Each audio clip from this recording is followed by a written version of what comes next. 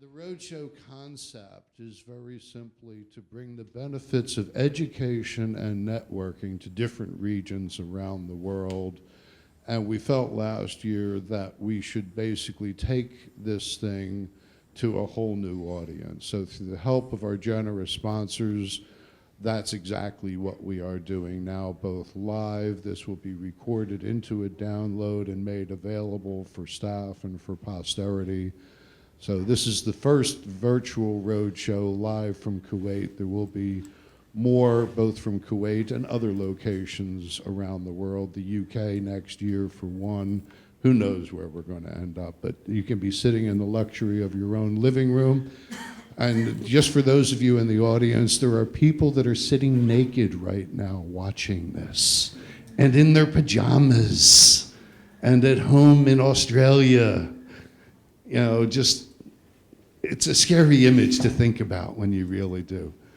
But anyway, the VirtualRoadShow.online live from Kuwait. Now, many people ask, why Kuwait? Well, we can blame a young man by the name of Gerard Oliver, commonly known as Jez, because many years ago at an URSA convention, he heard that we were doing the road shows in Scandinavia, and he said, can we do one in Kuwait? Now, he is British, so his sense of geography is somewhat limited. He didn't realize that Kuwait is not part of Scandinavia, which was my region at the time, but we brought it here, and again, 9 years later, we're still bringing in some wonderful presenters.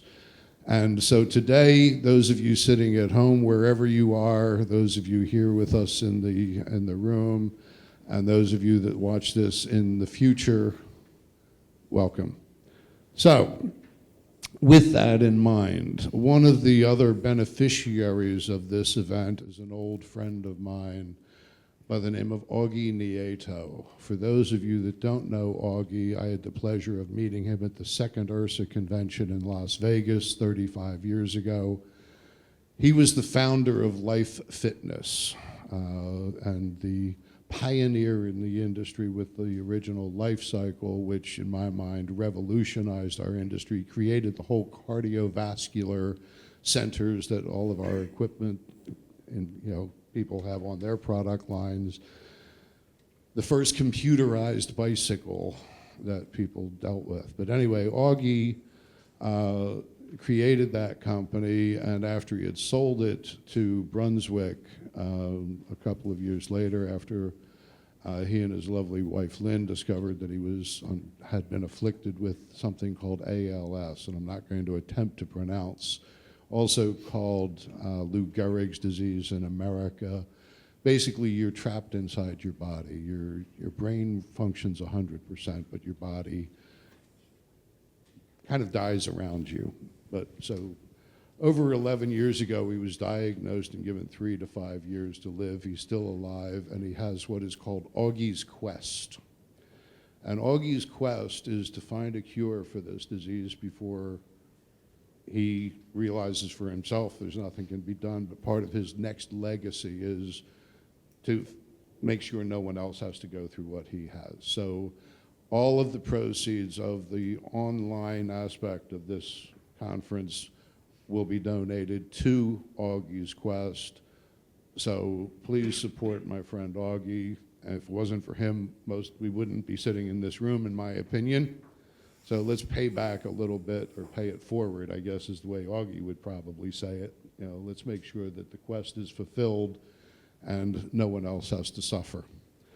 Although he says, his life began when he got the disease, because that gave him his next mission in life. So Augie, this one's for you, buddy. So you can donate online. Just click the link. If you go to URSA in LA, see you there. You can donate there as well. Okay, with that in mind, our lineup today is both live and virtual. Got a couple of American friends who are doing this via the benefit of technology. We've got Michael Scott Scudder from New Mexico, who has provided us with some insight as to what's going on in North America right now, especially amongst the independent clubs. And also from America, unfortunately, Mr. Brian O'Rourke couldn't be with us due to some issues, but he kindly has also pre-recorded his session. So recorded from New Orleans, we have Mr. Brian O'Rourke sharing with him technology and what the future may hold for us within the industry, because in 38 years, believe me, it's changed a little bit. When I get started, computers weren't invented yet. The internet, of course, did not exist. So it's amazing what's going on. And 30 years from now, those of you that are still in the industry looking at it, it will be completely, God only knows, the artificial intelligence that will be training your members in the gyms, or maybe in other places that we can't think about. On the moon, maybe. Mars, the new Martian aerobic class, you know, and you're jumping through hoops and you're jumping 40 feet into the air because of the gravity.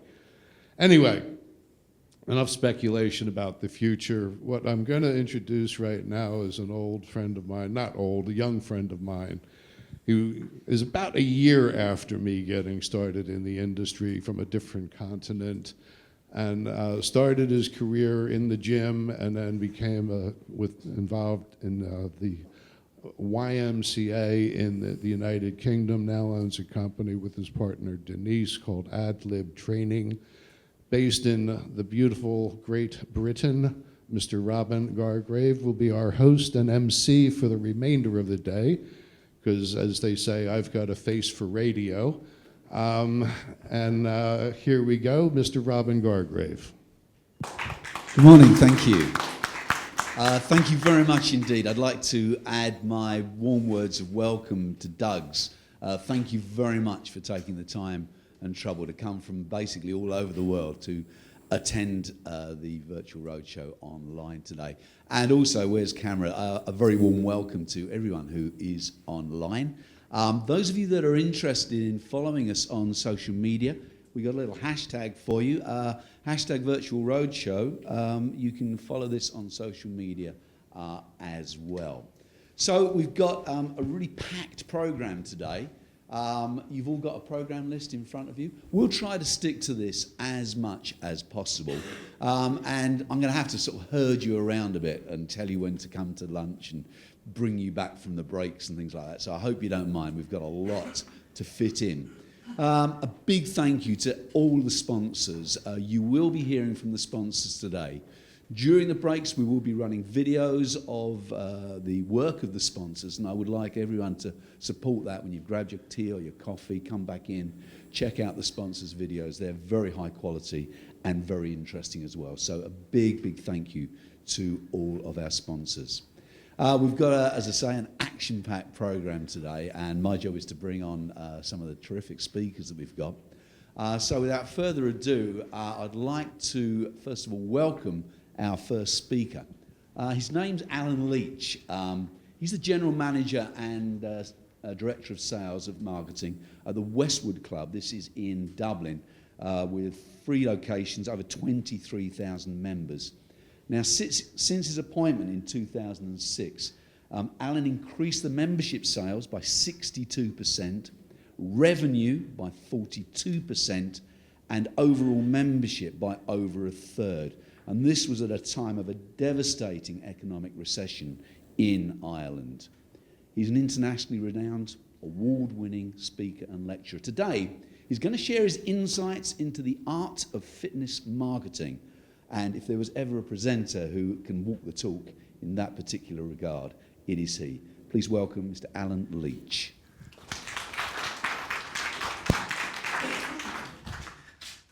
Thank you. That was a great introduction. I wrote it last night and emailed it to him about 2 o'clock in the morning. Thank you, Robin. Thank you, Doug. It's great to be here. I'll start this presentation with this. In January 2016, Westwood Club sold 2,007 memberships in 3 fitness clubs. That's 2,007 memberships in 3 fitness clubs. The value of those memberships was 4.1 million. Now, the reason I say that to you is that many people ask me, what did you do in January 2016 to sell 4.1 million worth of membership? And I always have the same answer. I did nothing in January 2016 to sell 4.1 million in membership. Absolutely nothing. But I can tell you what we did in the previous 10 years to create a situation where you can sell 4.1 million in membership in 1 month. And that's really the crux of marketing. It's not always about what you do today to achieve tomorrow. A lot of it is about creating situations and systems that down the road, selling memberships and marketing memberships is a lot easier.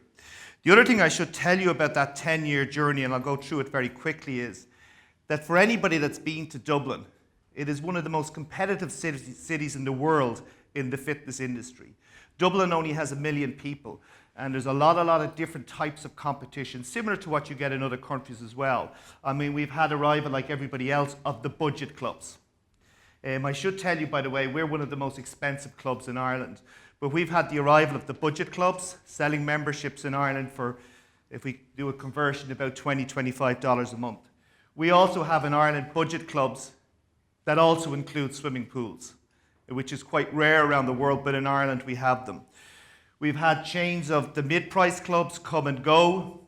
We've had the luxury end of the market. And again, as I say, this is in a small city with 1 million people and probably 100,000 people who go to health clubs. We also have the universities that have opened up fitness centres. This one that opened up very close was cost 61 million euros. These are the type of competition that we face in Dublin. And worst of all, and we're fighting this in the courts, the Irish government over that same 10-year period invested 350 million euros in public authority fitness clubs. And these are fitness clubs with the best of equipment that the public can simply go in and a pay-as-you-go session. The challenge for competing against these type of clubs is they can never go out of business. They can run their clubs where wages are 110% of turnover, and they just simply pay for it with taxpayers' money. So that's what we compete with. And again, just to show you the level of competition in Ireland, just to show you how aggressive it is, some of this type of advertising is actually illegal in many countries. But this is a chain of clubs that operates in Ireland. And I'll just give you an idea. This club is probably 5 to 6 minutes walking distance from our club. And he's got 2 of them, and this is the way they advertise. This will work. Why didn't that work? Have we got volume? No, we don't. For some reason. Okay, this is a club that operates beside Westwood, and they advertise on the radio non-stop. And all classes are completely free. Westwood Church. I'll play it again so that you can hear it from the start. Now here's good news for members of the Westwood Gym at Leopardstown. The new Ben Dunn Gym in Cherrywood opens in less than 12 weeks. 1 year's membership is less than €200 per year, no joining fee, and all classes are completely free. Westwood charge €75 per month, which is over €800 per year.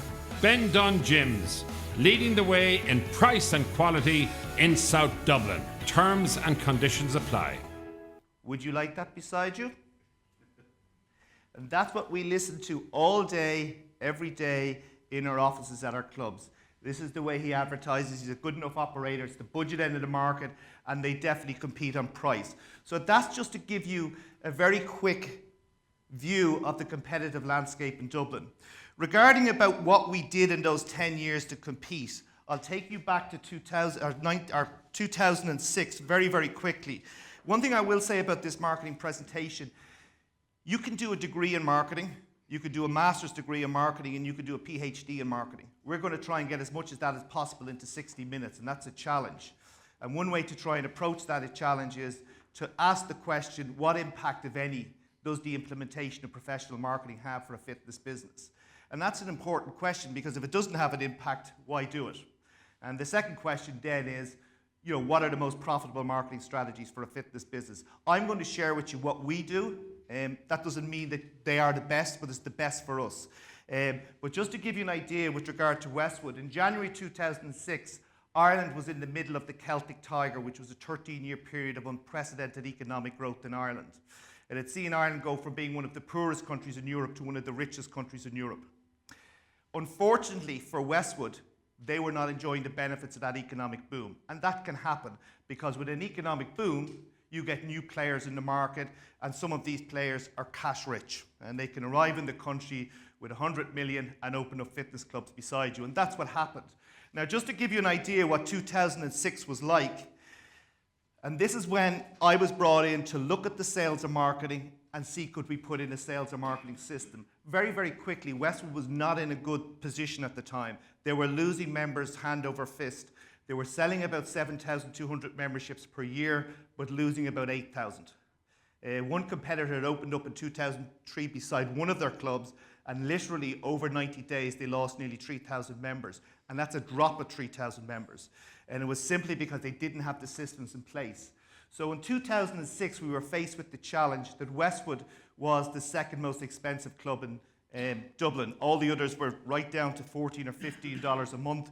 Westwood Club were charging $94 a month. And the other challenge for Westwood was that nearly all of these clubs had got rid of joining fees, where Westwood Club were still charging joining fees. And the joining fee at the time was about $278. So the challenges were huge amount of competition, new competition, and some of these players had lots and lots of money. Westwood Club were the most expensive. There wasn't much money to reinvest in the clubs, and we had this joining fee. And the question is, and the question for people out there in the virtual world is, what would you do? What would you do? Okay, against all recommendations, and when everybody thought I was mad, over the next 12 to 24 months, this is what we did. We increased our entrance fee up to $694. Okay, this is based on conversion rates, are probably slightly off. So what I say is we were $278 and we went to $694. We then took the monthly dues and increased that up to $104. And the question is, and this is the first thing with marketing, if you increase your prices, will you sell more or will you sell less? Will you sell more or will you sell less? To give you an idea what happened is, and I'll explain how this happened in a second, between 2003 and 2005, which was a 3-year period, Westwood was selling, in the middle of the biggest economic boom the country had ever seen, 7,100 memberships. When we implemented the sales and marketing systems I'm going to talk about now in a minute, we were able to increase the number of new member sales on average every year for the next 10 years by 48%. Sometimes it was 60%, sometimes it was 65%, but for the whole lot, it was 48% higher, 10,500 memberships we were selling there versus this. The other interesting point between 2006 and 2015 is this. For nearly 7 years of that 10 years, Ireland was in the worst economic recession it had ever seen. Unemployment went from 4% to 15%. There was a massive banking crisis that left every person who was working with an increase in their taxes of about $350 per month. So it had a huge impact. And also what happened is most of the clubs went out of business. But because of the sales and marketing systems that we used, and I will go through with you, is we are today between 3 clubs at 23,000 members, well, just over 23,000 members. Our biggest club has just hit 11,000 members. One other thing that I should tell you as well is that in January 2006, these are not new clubs. Westwood had been around for about 25 years.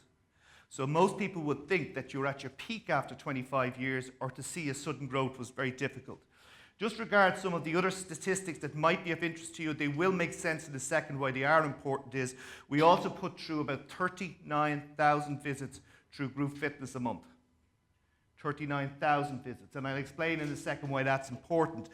The other thing too is, just for the sake of, we put through about 2,800 children per week through paid for swimming instruction, okay? And the last thing was, we bought our biggest competitor a few weeks ago, okay? But most of this presentation is going to be based on the 3 clubs that we originally have, because that'll give you a better idea of how we go about achieving that. So I have cut that case study fairly short because we have only 60 minutes, but the main thing is that we were increasing sales dramatically. There was one tool that made all the difference in the first 2 years, and it was just one marketing tool we used in the first 2 years, and I'll talk about that in a second. And we didn't really do any other marketing. other than that marketing tool in the first 2 years. So what hopefully this shows is, and again, I deal with people who work in the budget clubs, the medium price clubs, the high price clubs, and it's this. And it's one of marketing's best kept secrets. And I think people are starting to learn this now. At the premium price clubs are still doing very well. And this is it. It is not widely known that price is rarely a deciding factor in most buying decisions. And there's a lot of academic research that shows this. And most people that have studied marketing, particularly at a master's level or anything like that, or studied pricing, you will see that pricing is rarely the issue that you think it is when people come to buying products. Let me give you an example of a bit of research that was done. They interviewed people who bought high-priced products and asked them how important was the price in that buying decision. And about 14% of people said the price was the most important thing when buying it. They then went and interviewed the salespeople who sold that product separately and asked them how important was price in the buying decision. And those salespeople said about 86% of the time. So actually, price was a bigger issue for the people selling the product than it was for people buying the product. And that salespeople went into the sale with this idea that they were more afraid of the price than the person buying the product. If anybody wants to learn about pricing, there's a very, very good book, and it's called Priceless. And it's very, very good about pricing products, pricing services, and why so many people make mistakes in pricing products and services. But one of the quotes from the book, and I've just picked one, is this: that price consultants have learned that what consumers say and what they do are not the same thing. And I think all over the world, we've seen now in the polling that what people say is not the same as what they do. That a lot of times people say they will buy a cheaper product, but when it comes to it, they don't. So the other thing I will say to you just before I go through the marketing strategies that we use, according to IRSA, the average cost of recruiting a member in the fitness industry is about $118. The average cost of spend on marketing to recruit a new member is about $118. We spend about $35. So it's not like we spend a fortune on marketing. The thing that we do is we make sure that any money that we do spend on marketing works. So we measure every single thing. If we spend money on marketing and it doesn't work, we don't spend it again. The reason that I'm saying this to you is that some of the tools that we use, not many other people do use them these days, but they're very, very profitable for us. For so many marketing that we do consistently, we do it because it works, okay? Very quickly, our marketing strategy involves 15 components. These are the 15 components we look at over the last 10 years that we have tried to work on to make the company more profitable. Now, we certainly don't have the time to go through all those 15 today, but we'll do our best to get through as many as possible. And some I will skip over very quickly. But I do believe that any club owner, any club manager, if they look at those 15 things and say, can we manage them on a day-to-day basis going forward so that we can stay in business? And the secret with a lot of these, because I get asked, what about social media? What about blogs? What about content-managed websites? What about apps? The real secret of marketing is deciding there's no one great thing. It's about all of those things working together for maximum profit.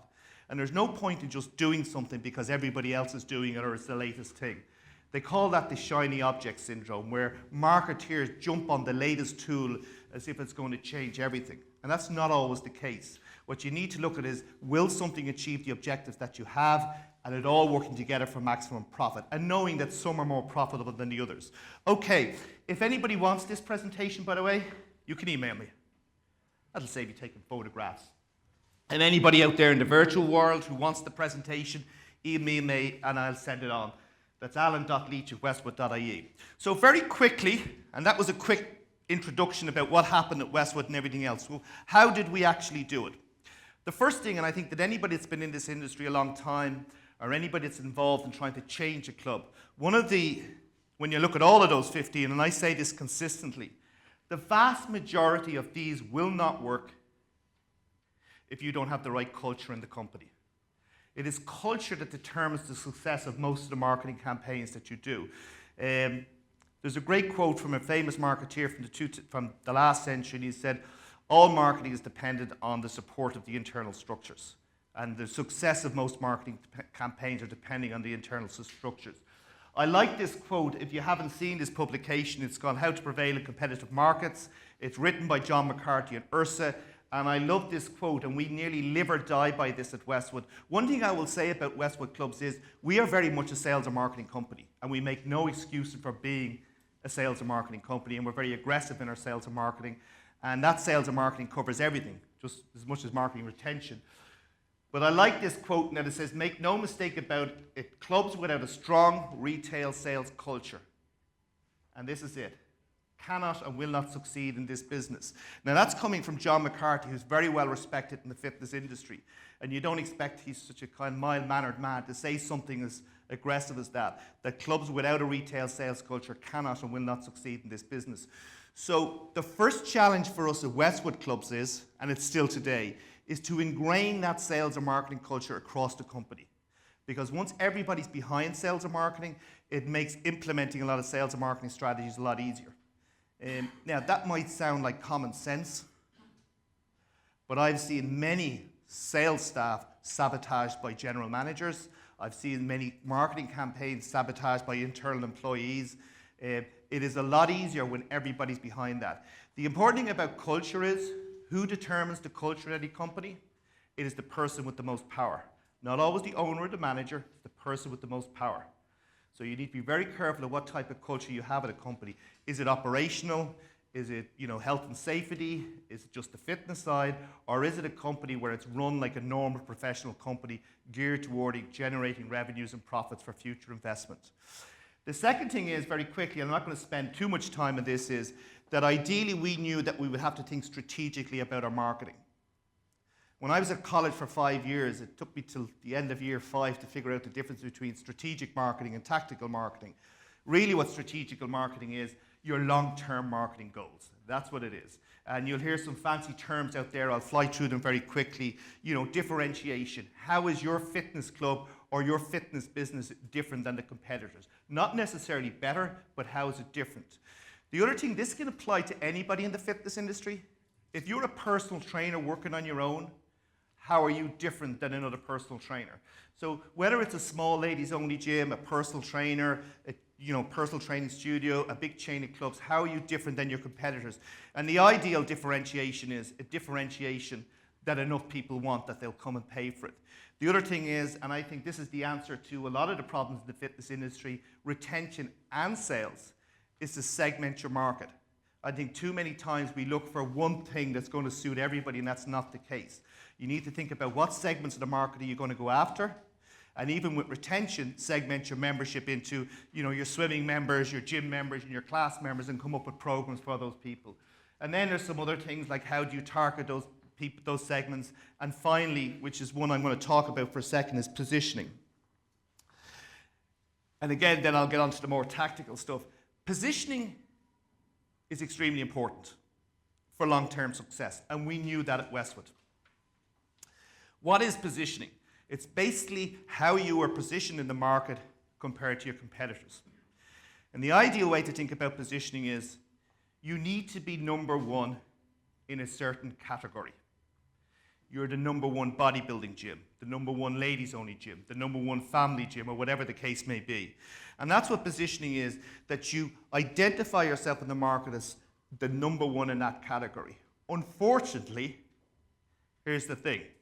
If you occupy a number one position in the market, it can be very profitable.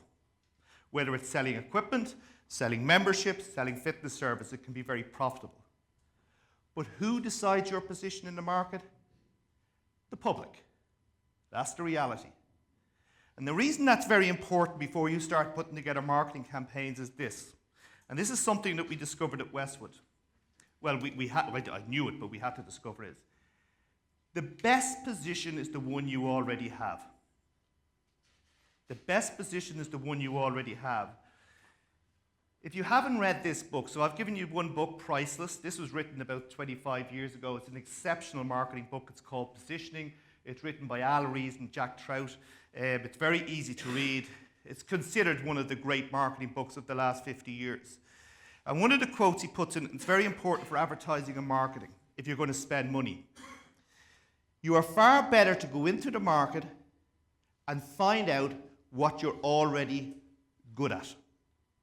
Because if you don't do that and you decide internally, we are an upmarket club, but the public consider you a family fitness club, you will spend all this money trying to convince them you're an upmarket club when they consider you a family club. And the quote that comes out of the book is, and it's very good, mind-changing is the road to advertising disaster. Mind-changing is the road to advertising disaster. Many companies have spent millions of dollars trying to change the public's mind, and generally they fail.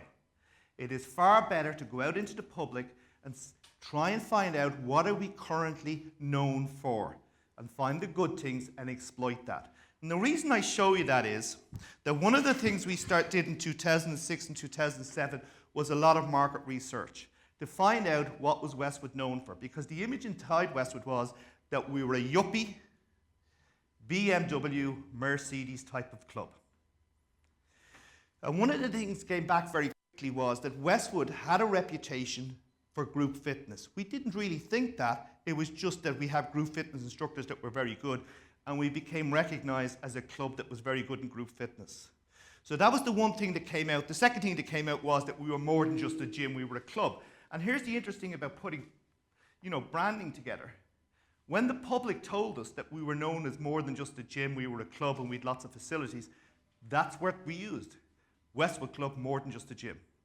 Now the reason I'm showing you that is, we decided then to exploit the group fitness end. It wasn't that we decided that's the way to go, we just decided that the public knew us for group fitness. The second thing I'm going to say to you is, this is when we started to use video. Initially, amateur video. So anytime we'd launch something, we'd start to use video, and we'd get it out there to everywhere, to the public, through email, through anything. Facebook wasn't even around then that much. But the reason I'm showing you video is that if you tried to use video 15 years ago to promote your business, you were into 15, 20 grand to try and hire a production company to put together a video. And then your chance of getting that out to the public was zero unless you pay a TV station. Now that's very easy. So this is the video I'm going to show you now. It's just a minute of it. It was a video that we made, and it completely changed the image in the market about reinforcing that this group fitness thing. Basically it was, we had decided to put in group fitness boxing. We built a studio, it wasn't that expensive, and we decided to launch it. A lot of it was done at the last minute. You're going to see a car drive up in a Mercedes with the staff. The car belonged to the hotel. The staff came in one door and came out the other door. You'll see what looks like paparazzi. One is the IT guy. We just gave a camera, told to keep flashing it. You'll see minders around the staff coming in. They were just two members we told put on black suits. So it was just staff messing about, but this was hugely popular. And it also started to send a message to the competition that Westwood were taking this serious. So just, again, it is very amateur, and the reason it's in low res, I downloaded off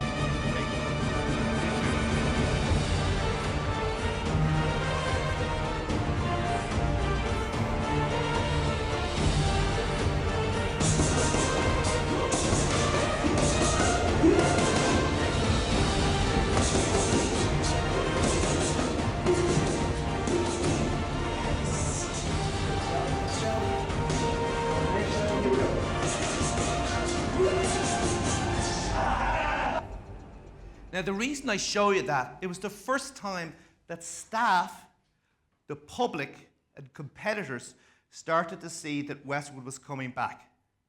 There was investment going into the clubs. This was the recession. The reason, by the way, we put the boxing in, the recession was very bad.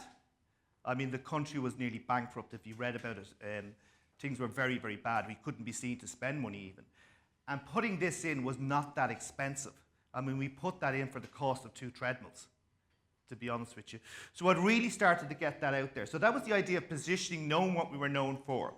The next thing on the more strategic level is the product, before I actually move into how to promote the product. There is no doubt that the product is as much a part of marketing as promoting and advertising that product. If you have marketing people, ideally they should be involved in the design of that product or that service or whatever it is you're deciding to provide. I'll quote very quickly, because I like to quote him, as Mr. Peter Drucker, and he would say that true marketing does not start with what do we want to sell. True marketing starts with what does the customer want to buy. It was because of that, one of the things we did around 2008, 2009, we started to divide up the management teams. Now, I would not recommend this in a small club, but when you have big clubs, you can do this. So what we actually did was, first of all, I should say, when we put in sales, we took it away from managers. And we actually created a team that would be solely responsible for creating a great product. The stress and pressure of getting members in or generate revenue will be taken away from them. So we were trying to copy a lot of the digital companies in saying, you just create a great product as best you can within budget. If you want more money, fight for it and put your case forward. And we gave them a lot of latitude. So it was because of that, these are three of them, okay? They started to, obviously invest in the club. This is our gym, new equipment. So a lot of stuff started to happen and they were given that. And again, with facilities are very important. But I should say, this is all the same whether you're a small club or a big club. It's just making sure you do your best to make the product as best as possible. Because I think the day of just surviving on a bad product are probably long gone. And then, of course, this is another thing we're doing now, is we're making all our clubs saltwater pool and everything else. Again, they were given a lot of freeway with the group fitness. Okay, they were very passionate about group fitness. Les Mills is a product that in 2008, I really started to question why were we even paying the money. But these people were adamant Les Mills had to stay. They were passionate about Les Mills. They were obsessed about Les Mills. So we built them studios and everything else. And that's what got us to 39,000 class visits. I'm going to show you again another video from YouTube, because this is before we started to use professional video. Interesting, we get more views on our amateur videos than we do on our professional videos. Okay? And again, we do it around launches. So we put in this new Les Mills studio, have a big launch, give them the budgets to do it, and this just let them do their thing, okay? And then I would come along and help them promote it. But this will just give you an idea, and you'll see very quickly the body pump. There's 100 people in classes, 100, okay? But again, it's just to show you very, very quickly how we launch these. We make up this stuff. No such thing as that bloody magazine.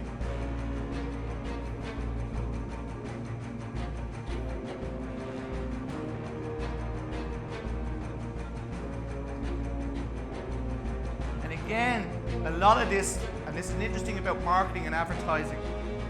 Marketing and advertising is just as much about frightening the living daylights out of your competition as it is about getting membership. If your competition is starting to worry, you're doing good advertising. A lot of this helped us get everybody on board to make it impossible for competition to compete with us.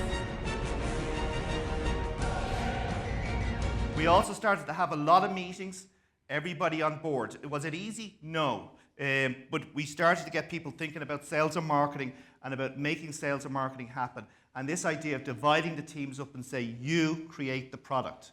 Another thing that we do is, this was another thing that came out of that, was all members who join get a 6-day personal training plan for free. That's free personal training for 6 sessions. Now, we are so obsessed about people taking advantage of this. It's advertised right throughout the club. I mean, constantly telling people to don't forget about your personal training. Dr. Paul Bedford will speak this afternoon about retention, and many people have asked me, you give free personal training, 6 sessions, to everybody? I say yes, and if they don't take it, we phone them to see why not, and we do everything in our power through email and phone and contact them to make sure they do it. And here's the reason why. When you have 23,000 members,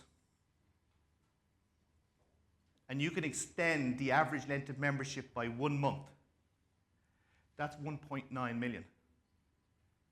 When you have 23,000 members, and anything you can do to extend the membership by 1 month, it's 1.9 million.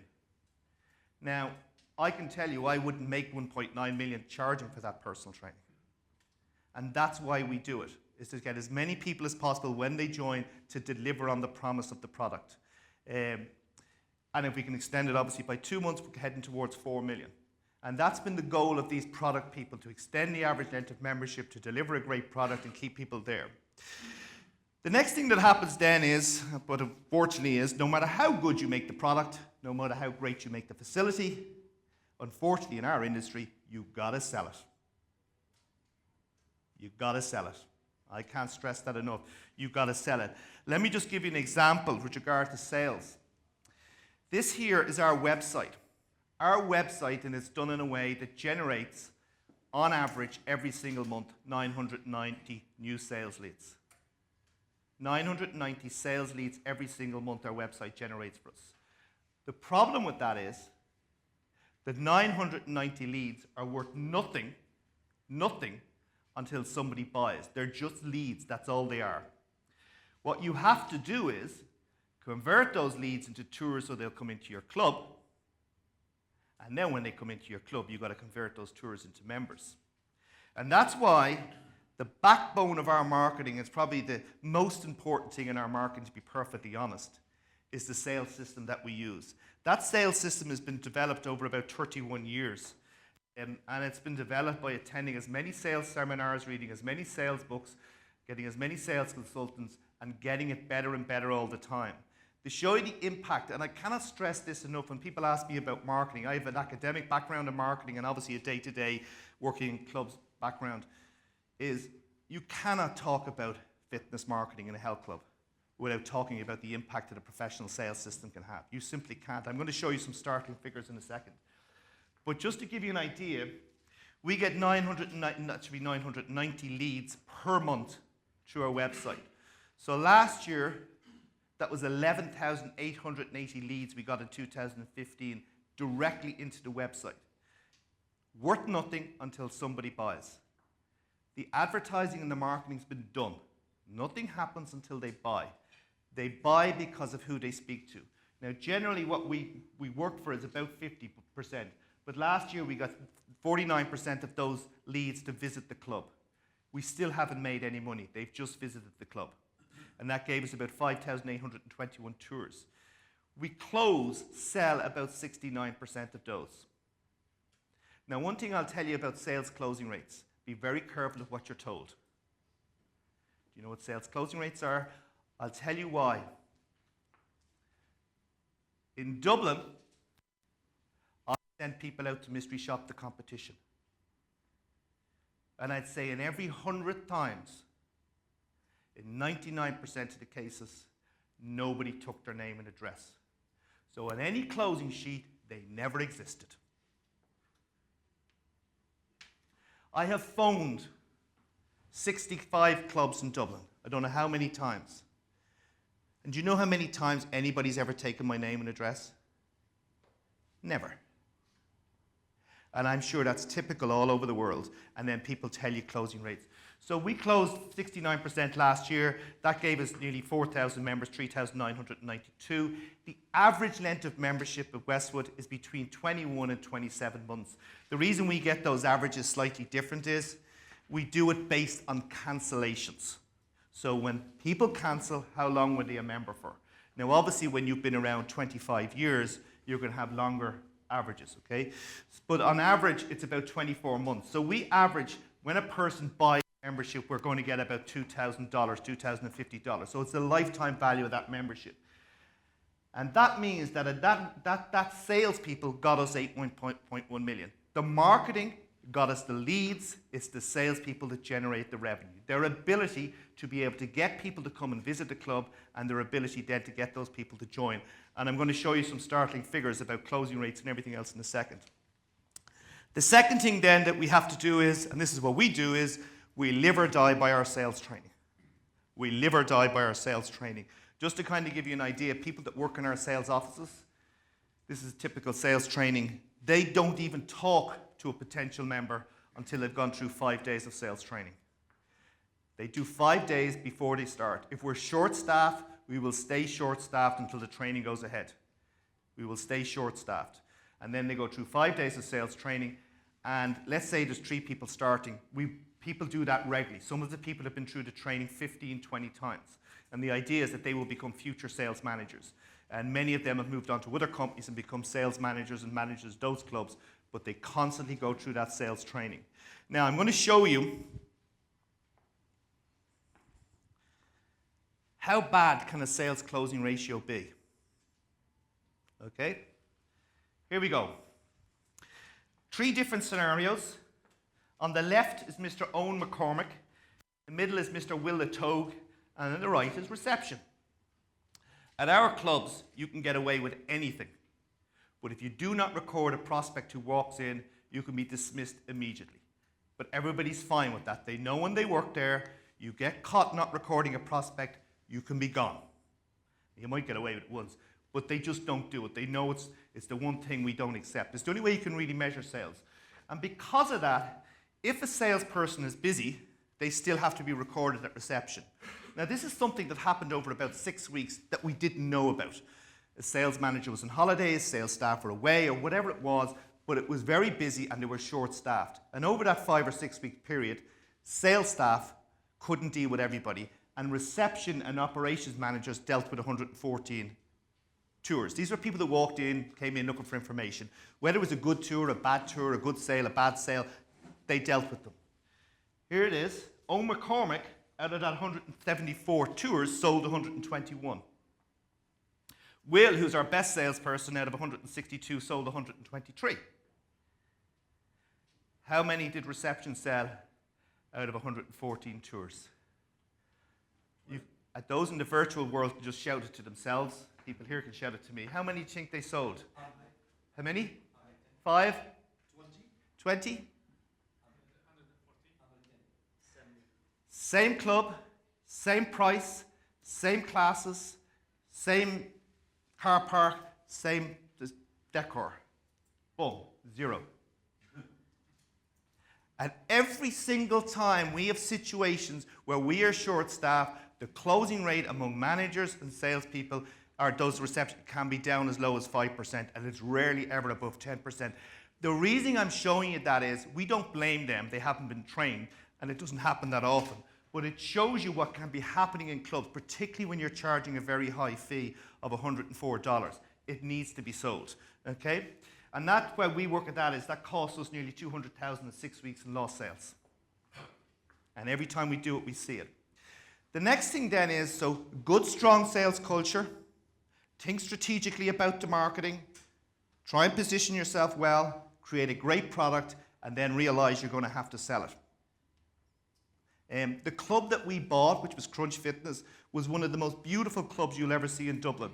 They spent €50,000 on a chandelier on the entrance. Very luxurious, and we were able to buy them for very little money. Why? Because they had a fabulous club but no sales and marketing system. Okay? What are the other individuals' jobs? Reception. These two here, very good. They're salespeople, trained salespeople. The first two are trained salespeople, but the situation that happened was they were busy, it was can't remember the time of the year, and for some reason, these other people were being dealt with by reception. But there's more and more situations I've seen, but I'm limited in time. We do the 12 days of fitness promotion. And again, closing rates are slightly lower because you get a lot of people that are just in, but we get average closing rates of 50, 52%. And last year, it was hugely successful. Doug invented the campaign, but we get so many people coming in, the salespeople aren't able to deal with them. We had 181 people dealt with by managers, and they sold 7 people. So it's just to show you when you're at that high end that sales skills are probably the most. If I was recommending to anybody that I work with, the number one thing to invest your money in is sales training. Sales training, I often use this quote. Great sales will make up for bad marketing or very little marketing. Okay? But great marketing and advertising will not make up for weak sales. It will not. Sales management, very, very quickly. This is what I'd say about sales management. You've got to manage it. Whether it's the general manager, whether it's the sales manager, whether it's the owner, it's a small club, somebody has to manage the sales process. So you've got a sales system, you've trained your staff on it, on a day-to-day, somebody's got to manage that. I was contacted recently by two consultants for a big chain, or a big club in Boston. Big club, very successful, but they've got so big, everything's all over the place, and their biggest problem is managing on a day-to-day basis. Do you know who this is? Well done, Jordan Belfort. Jordan Belfort went to prison for being such a good salesperson, but there you go. But there is one quote that I love by Jordan Belfort, and it's this, and I truly, truly believe this. Nobody should be managing a sales team who has not themselves been a top sales performer. Nobody should be managing a sales team who has not themselves been a top sales performer. If I look at our company, a lot of the problems that arise is non-salespeople who have moved into a management position getting involved in sales. It's a disaster. It's a disaster. In most of our clubs, because I run the company, nobody is allowed near the sales office, only people that are going to sell. If a new manager has an opinion, which they do, I say absolutely park that, put it in an envelope, seal it, go work in the sales office for 6 weeks, come back to me with your closing ratio, and then we'll talk what your recommendations are. But nobody, and that was Jordan Belfort. Let me tell you a very quick one. You should talk. Doug's an expert in sales training, by the way. Doug worked for our company a good few years ago and built it up. That's what happened. Doug left and it went down. Thankfully for me. Is this. I'm going to just tell you a quick story about sales management, and many people will talk to you about this particular sales end. This is a sales guy that came to me when he was about 20 years of age. He was interviewed by HR, and they told me that he wouldn't be suitable for sales. I knew he would. I hired him. He worked with me for about 8 or 9 years, and a couple of years later, he lost me nearly $600,000 in about 12 weeks. Do you know how he lost me $600,000 in 12 weeks? He left and went to a rival. That's the money we lost. And it was because somebody else was making the decision about his salary and they wouldn't pay it. He left. The biggest marketing mistake we've ever made. Silly, silly, silly beyond comprehension. He resigned. And what's worse is, you see this club here? That was a $61 million fitness club that opened up beside our mother club. And for a year and a half, they had no impact on us whatsoever. And people would ask me, were they a threat? And I said no, until he went and worked for them. He knew our sales system, he knew our market, he's still a very good friend of mine, and he was able to take that club from about 2,000 members to about 5,200 in about 18 months by simply implementing the sales system. So Doug talks about this a lot, and so do the others. If you've got a good sales manager, or a good salespeople, be very, very careful. Which moves us on to sales staff, and I can't stress this enough. In 2015, we had the best year ever. Our goal as a fitness club and as a sales or marketing organization is very simple. Break records.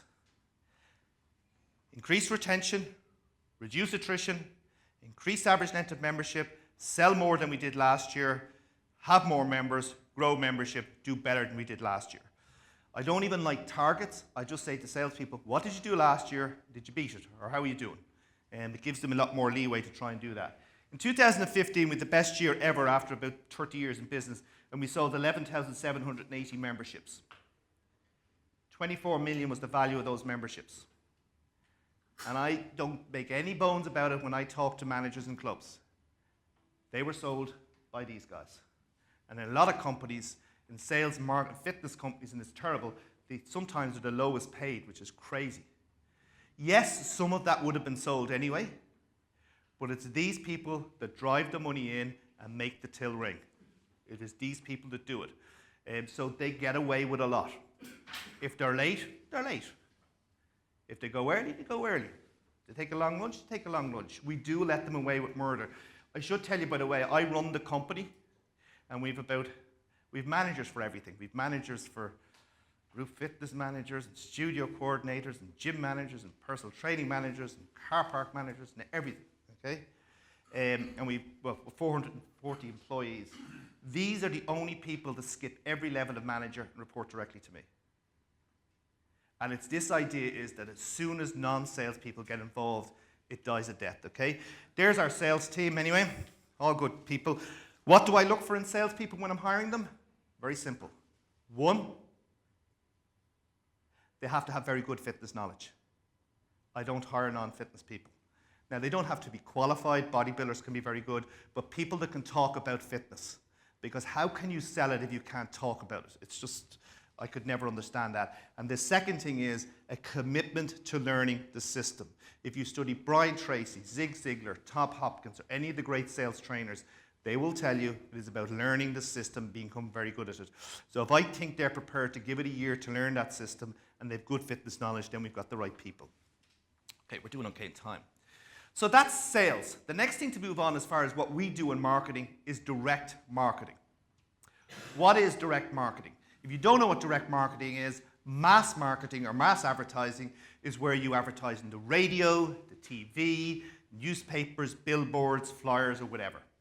Direct marketing is where you market to specific people. You have their name, their address, their telephone number, their email, and you can market to them in those channels. And the best way to think about direct marketing is you marketing to one person multiplied by however size your database is. That's the golden rule. You marketing to one person multiplied by the size of your database, 10,000, 100,000, or whatever. And you should always think like that. Now, with regard to direct marketing, you have a couple of different channels. You have direct mail marketing, email marketing, mobile marketing, SMS, and you have telemarketing. The one we don't use is telemarketing.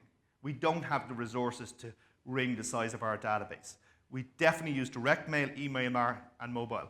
And there's no doubt they are hugely, hugely profitable for us. I cannot stress this enough, hugely profitable. Let me just give you an example. The 3 Westwood clubs, 2002, 3, 4, 5, for 5 years in January, would sell about 823 memberships, high-priced memberships. Between 2008 and 2016, that went to about 1,400 in January. In 2016, 2007. What allows a club increase new membership sales 1 month compared to the same month in previous years by 144%? Direct marketing. Now, we are very, very lucky at Westwood, and the reason is we have this lady here, and her name is Sharon Fitzpatrick. And Sharon Fitzpatrick works in the accounts department of Westwood. She absolutely detests, hates fitness clubs. She doesn't like treadmills. She has a problem with her weight. She's not bad fitness. Her husband has high blood pressure. She has high blood pressure, hates fitness clubs, has never been in them, and is afraid of them. But she is an exceptional copywriter and can write great copy to sell. I'm going to just show you one letter. So this would be typical of what she would write. Okay, that's just the title of the letter. Okay, and the way this would go is, this is our direct mail campaigns. We're limited in time to explain the reasoning behind them, but I'm going to show you what a typical campaign would look like.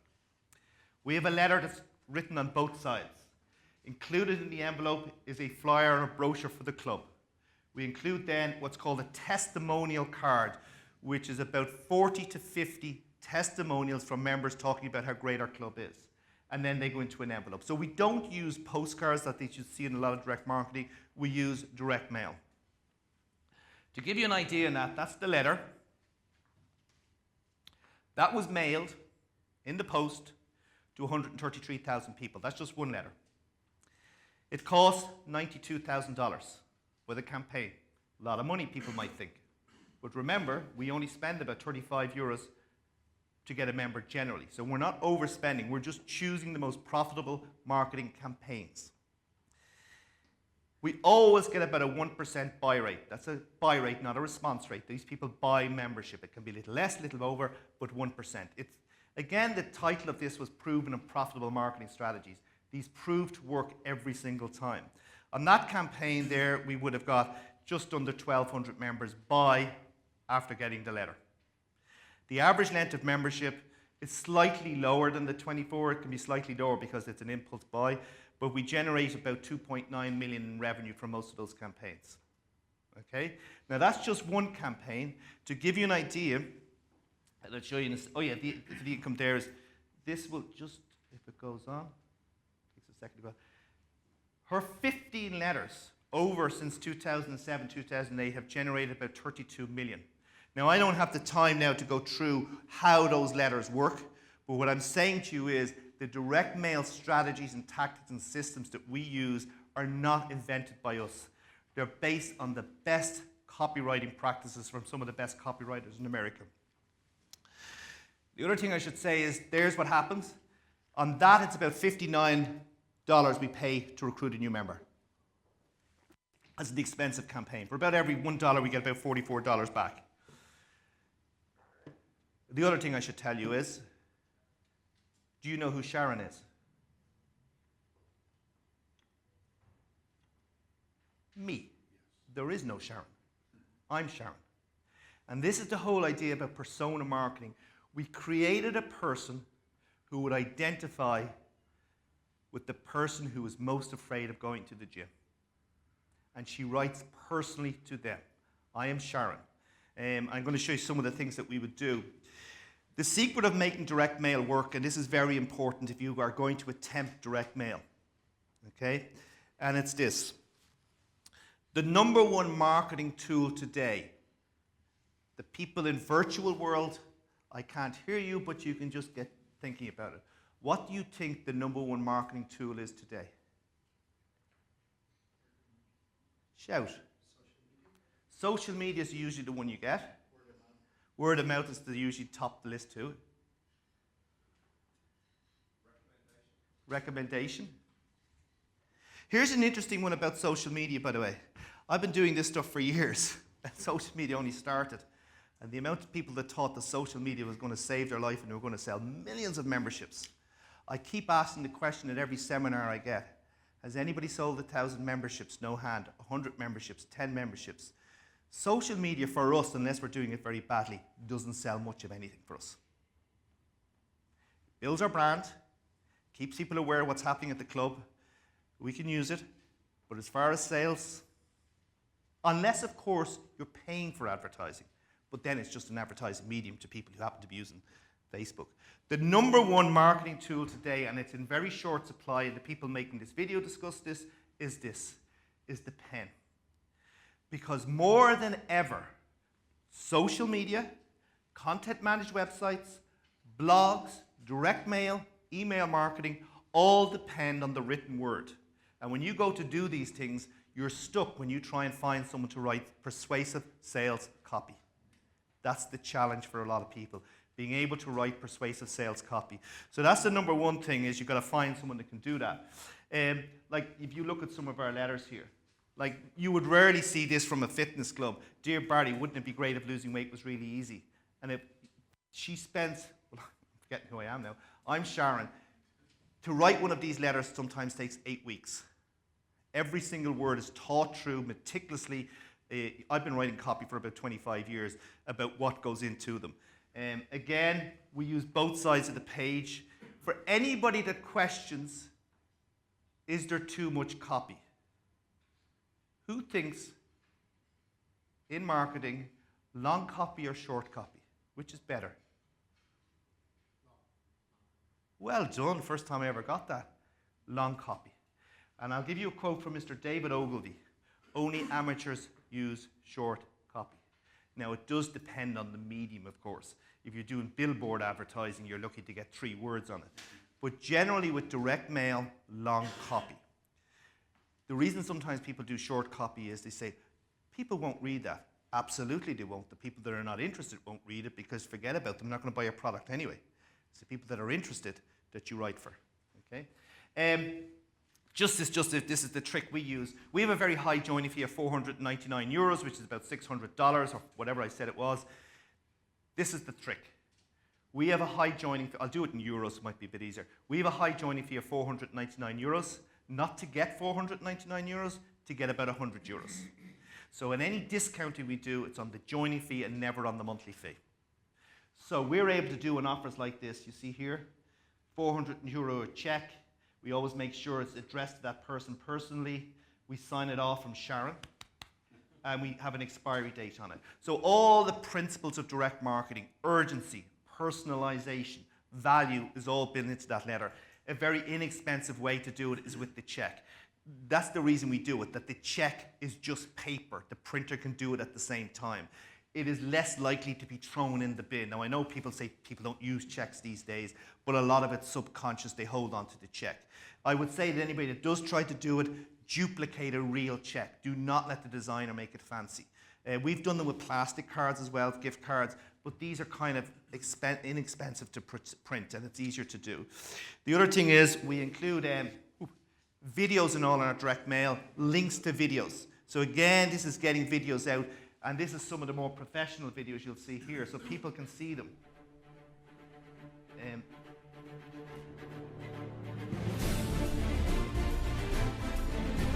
So again, what we're doing with the direct mail is saying you can read it, you can see the videos, and then in email marketing we churn out these videos as well, okay? And then all of that goes into an envelope. That's the important thing, goes into an envelope and is sent out. And as I say, hugely, hugely profitable, but there is a world of difference between making the decision to do direct mail and doing it right. It needs to be done properly. I do them from start to finish because that's what I've done for years, but if you don't, you really need to.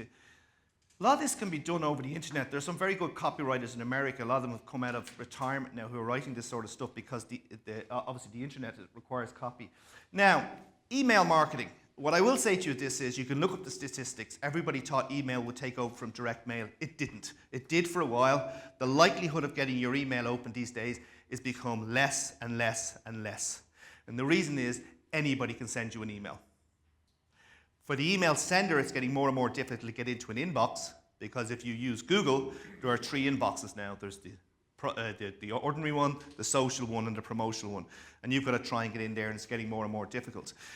We use it to support the direct mail campaigns, so throughout the campaign, we will send them. We know we're not going to get through to that many because people change their email addresses, but we do it because it's inexpensive. One of the things you need to be careful of is what's called bounce rates. And with bounce rates, what it basically means is this is, when I do direct mail, the postman does not read those letters and decide I'm not delivering them or I am delivering them. He just delivers them. The difference with email marketing is that Google or Yahoo or Hotmail can actually read your email through software and decide it's spam, we're not going to deliver it.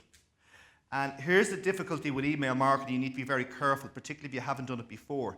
If you do end up as being spam, you may forget getting any more emails out of your email address. They will just block you forever, and you can try it. You know, it's very difficult. Like here, I'm just going to give you an idea. Here's an email campaign. We use a software that at a high bounce rate, that basically means very quickly 19 or 20% we're not getting through. That will be a signal to us, stop the campaign immediately, and we would stop it.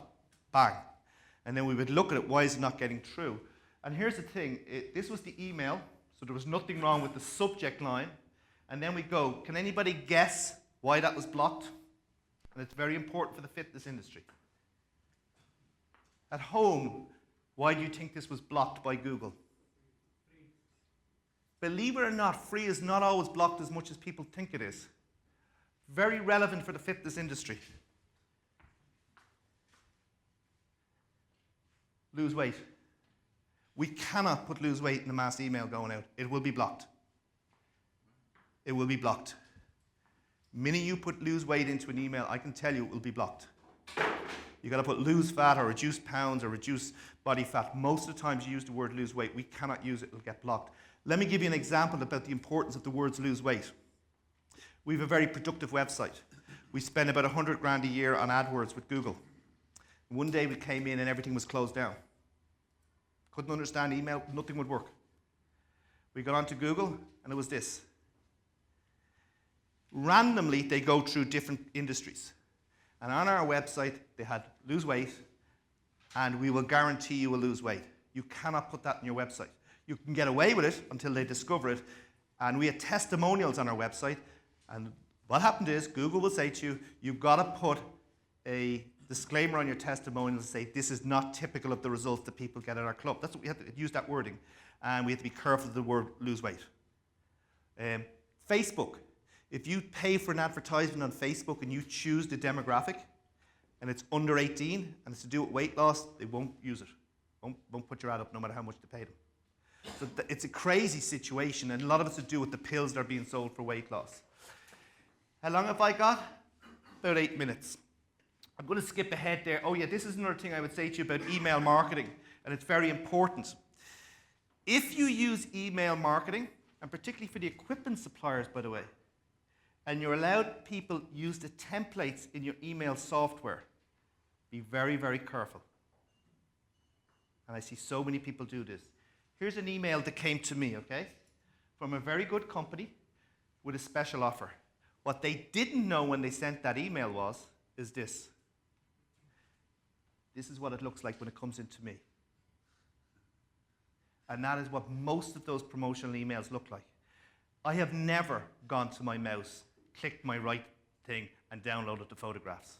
When you see that, it smacks of, this is advertisements and promotions, okay? When we do email, we do it in text, because text does not look an advertisement, and that's what it will look like when it lands in their box.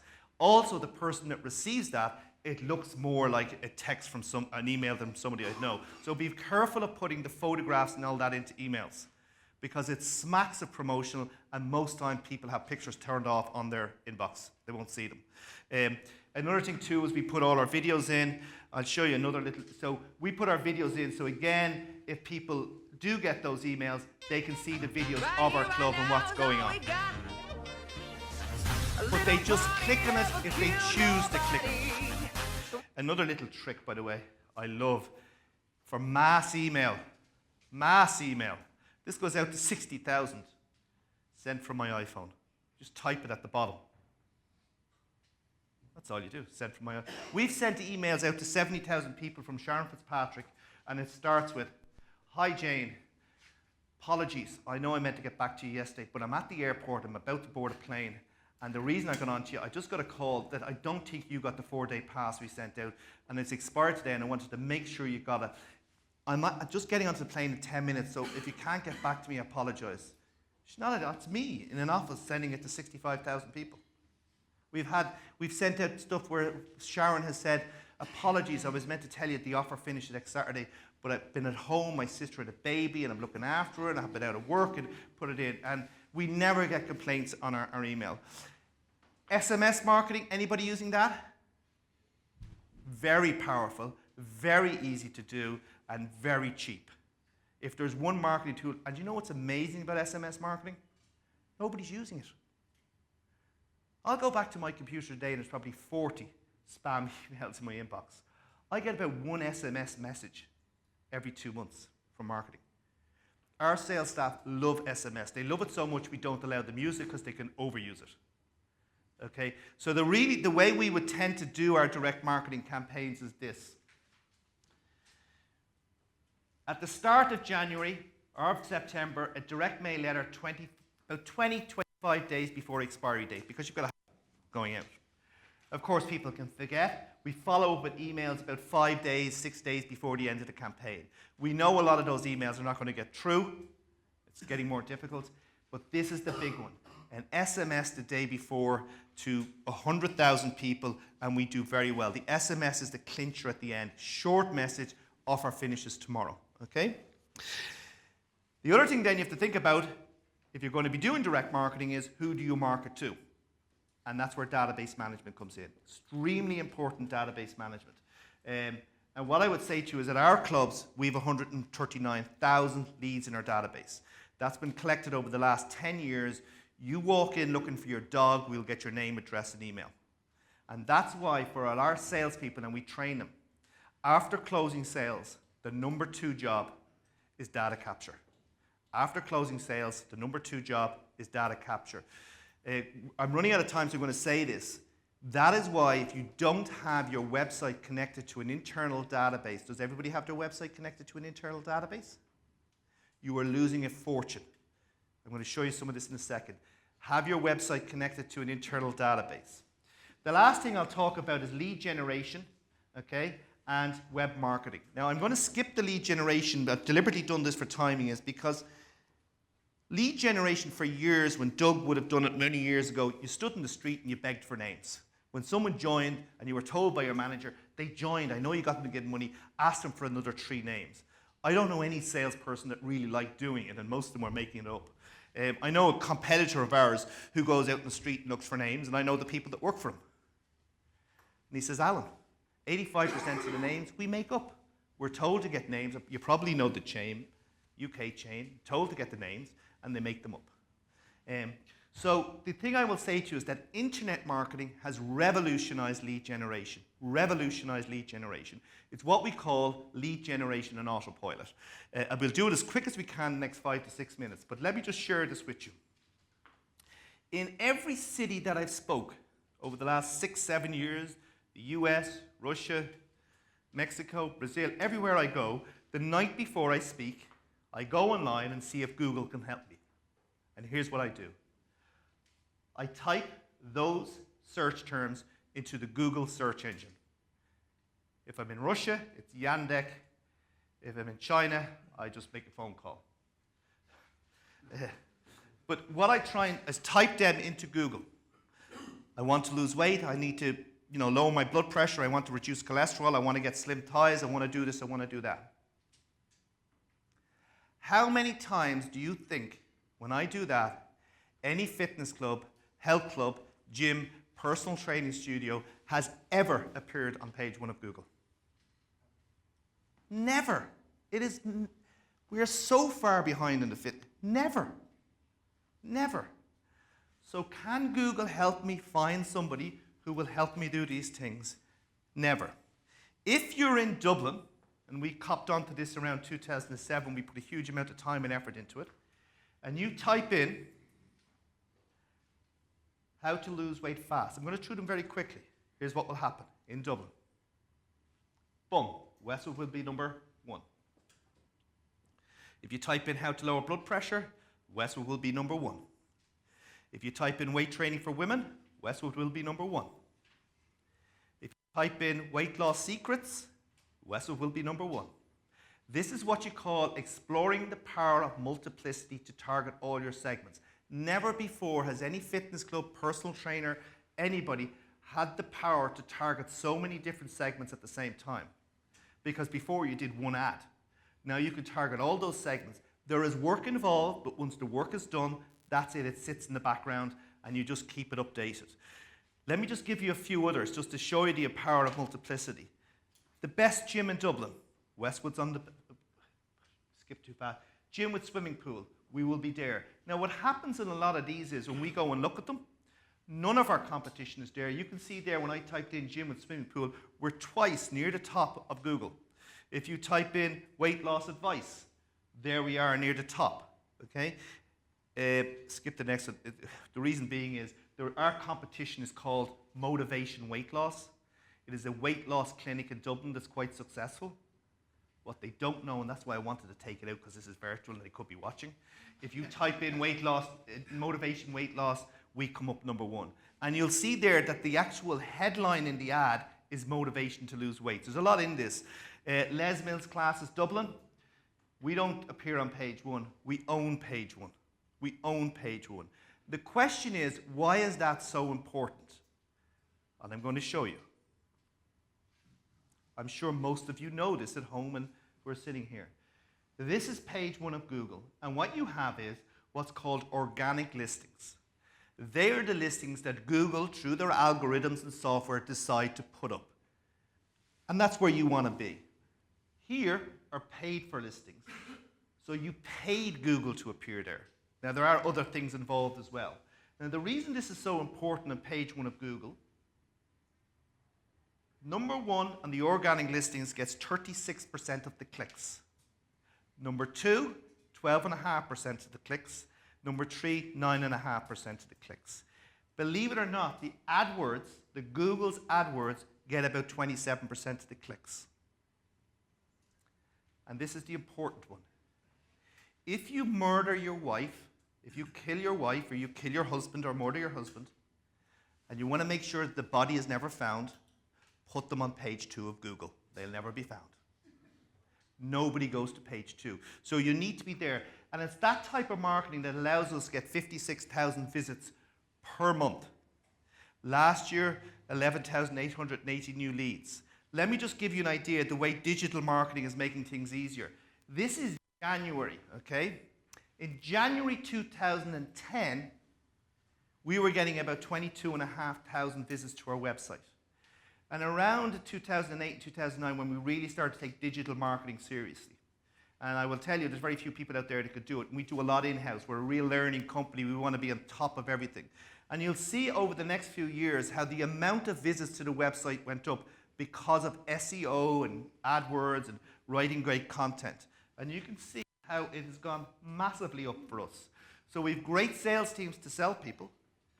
We're investing in the product. And we're generating these leads while we sleep. But look, just watch what happens. They're the visits, and look at the impact on the leads. Exactly the same growth. We're now getting, like that was January, 15,240 leads. Who uses Google Analytics? 2 people, 3, 4. It is an amazing tool. It can tell you so much about your business. It'll tell you so much about your website. It'll tell you so much about your product. Do you know how expensive it is? Free.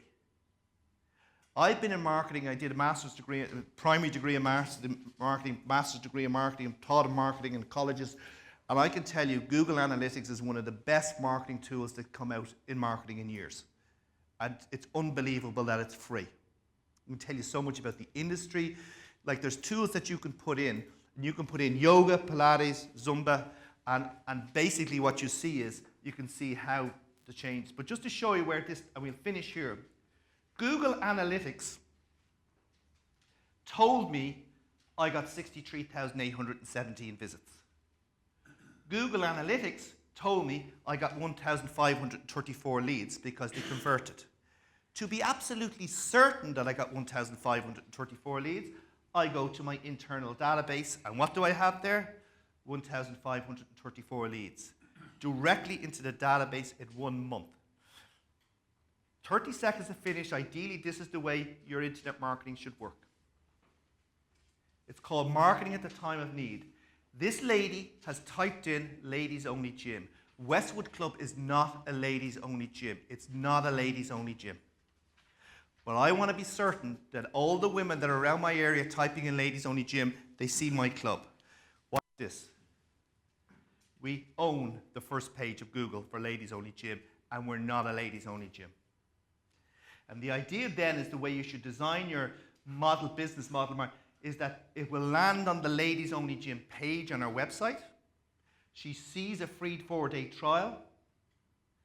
She reads about the ladies only gym at our club. She sees she can apply for a 4-day pass. She types in the details. It goes directly into our database. Our salespeople within about 3 minutes are phoning her, emailing her, getting her into the club. If she doesn't join, we can target her with direct mail, we can target her with SMS marketing. And that's the way internet marketing works. It's called search marketing. There are millions of people searching things at different times in the buying cycle. When they've just been diagnosed with blood pressure, when they just went onto medication, when somebody told them they should exercise, and that's it. So there you have it. I would say great sales team, great product, and retention is a very important thing, which Paul Bedford's going to talk about. So thank you very much, and thank you very much everybody at home. Thank you. Thank you. Great. Don't run away. Thank you very much, Alan. I don't know about you, but I could have listened to that all day. I'm dizzy from the number of top tips that we received. We've got a few minutes for some questions for Alan. So would anyone like to start us off? Yes, Alan, do you want to? I got a question for you, Alan. Yes. Sorry, Alan. You know, how many people do you have your sales team actually manage at any one time? Is there a maximum amount of people that they will manage in the database and that they work with? Here's the thing of the way I work at it. My salespeople's job is to sell people and get them into the database. When they go into the database, I manage that. Now, when I say manage it, if they went into the database last week or yesterday, well, obviously the salespeople are on top of that as quickly as possible. Get them into the sales cycle, get them into the club. As time goes on, if they have not toured and not joined, we kind of moving more into the mass marketing stage of following up with emails and following up direct marketing. One thing I will say with you when you have your internet marketing right is, and I know we would never have had this complaint a few years ago, we get so many leads from our internet. Our job is no longer lead generation. Our job is keeping up with those leads.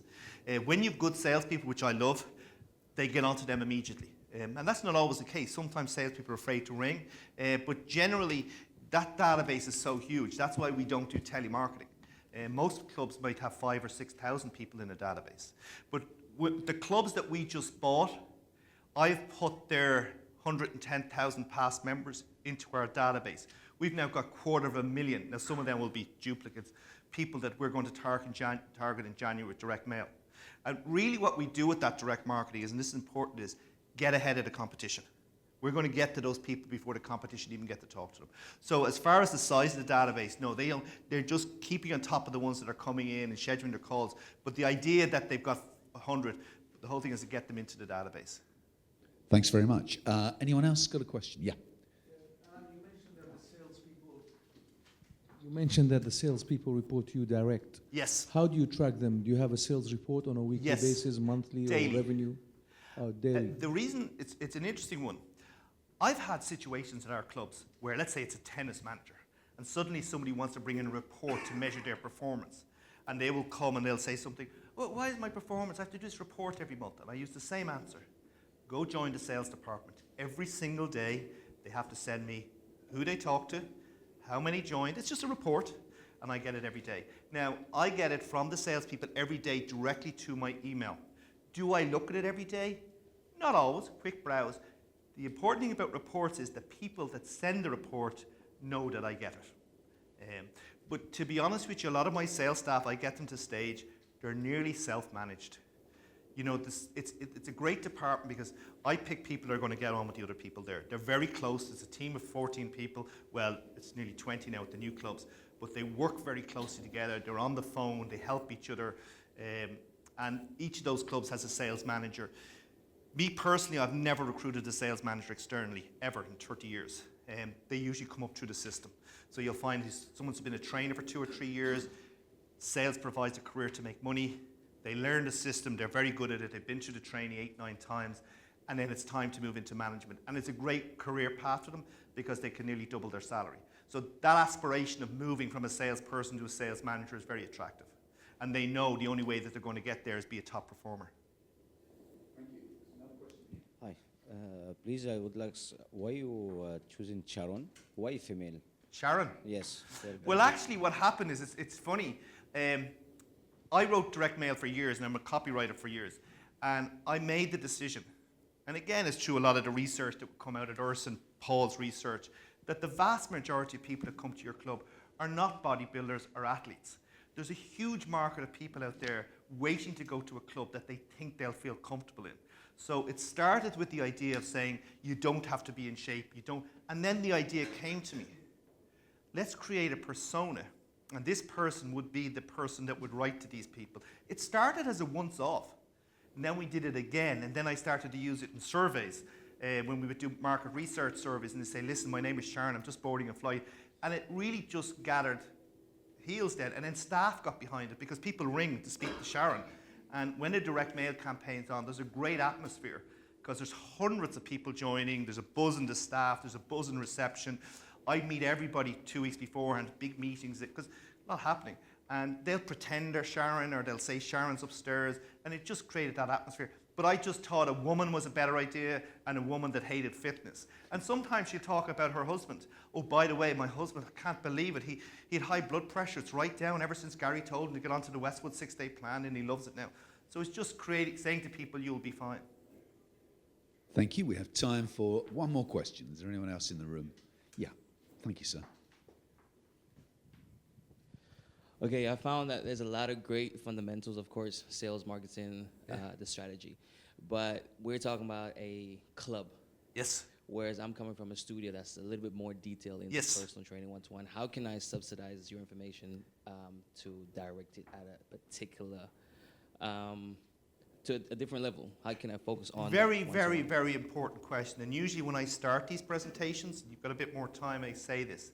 The marketing systems that I use can be used by an independent personal trainer working on their own. The only difference is they're going to be the salesperson, the sales manager, the service delivery person, the copywriter, coming up with the headlines, but the principles are basically the same. Yeah. If you own a ladies-only gym, the principles are the same. The only difference is that you're not going to 190,000 people. You might do a direct mail campaign to 10,000 people, or you might choose and say, direct mail is too expensive. I'll use email marketing or SMS marketing. What I will say to you is this with personal training. The sales that we use, believe it or not, is actually the sales that you would use for selling personal training. Because I teach our salespeople, and it's something that I've done for years. You sell the product like you're selling expensive personal training. So start with the premise that you're about to charge this person €1,000 for personal training. Start with that premise. And if you were to do that, what questions would you ask? How much value would you build? But then when it comes to the end, it's actually membership. So a lot of the systems that we use are used by very successful personal trainers. I think the difference with personal training, social media would probably work better. It is a great tool for that, because I think personal trainers, I know some personal trainers have built up huge followings on social media. We're a big company, so I'm not so sure unless you have a separate type of website providing a lot of content. But I know personal trainers in Dublin that someone have 140, 150,000 followers on social media. And I know one girl is doing really well. But in regards to, Go on, no, go ahead. so in regards to the culture, because of course we're in Kuwait, Middle East, Yes. the culture is a lot different to Dublin, UK, the States, that type of thing. That does not limit, but That does was an cause a lot excellent of- question, because I get asked that all the time. I answered this in an interview for a magazine recently, because I was speaking in Mexico. Because every time you go to a different country, they're going to say, the culture's different. And I say this, the reason we're successful in Ireland, Westwood, is that I don't do what they do in the Irish culture. Nobody else does it. Most of what I do in Dublin, I actually rob from the likes of Doug and what people did in America. It's American marketing we use. And most people in Ireland think that what they do in America would not work in Ireland, and it works a treat. Yeah. And generally marketing is marketing. You may have to change things, obviously, visuals, and you can make mistakes, but I've yet to, like, here, I'll give you an idea about culture. I've seen clubs, one here, one there, probably a mile away from each other. Okay? One is successful and one is not. Both those clubs in Dublin think they have a different culture than they have, and only a mile down the road. But you do have to change it in respect with the culture and the way people think. But again, it's this idea of starting with the premise, do we want to become a sales or marketing organization? And if we do, what should we do to achieve that? I do think that sales and professional sales can work anywhere. I mean, Fitness is big fitness. companies like equipment manufacturers use it. Yeah. Okay. Thank you. Just a quick comment on your social media. I agree with that.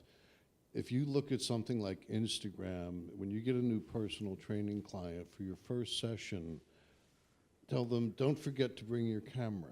And they're going to be, well, what do I need that for? Well, don't you want a before and after picture? Because by utilizing that type of imagery, and that's going to get you the referrals, and is also going to give them more motivation to go forward.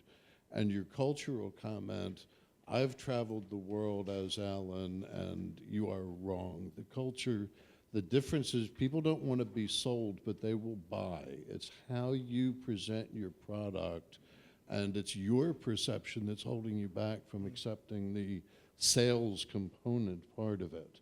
Just as that 84% had an issue with price, it's your issue, it's not your Sales. clients. Just one thing, I'll just finish. I know we're tied 30 seconds with regard to social media very quickly. One of the things to think about social media, it's what's happening on social media that you don't have control of.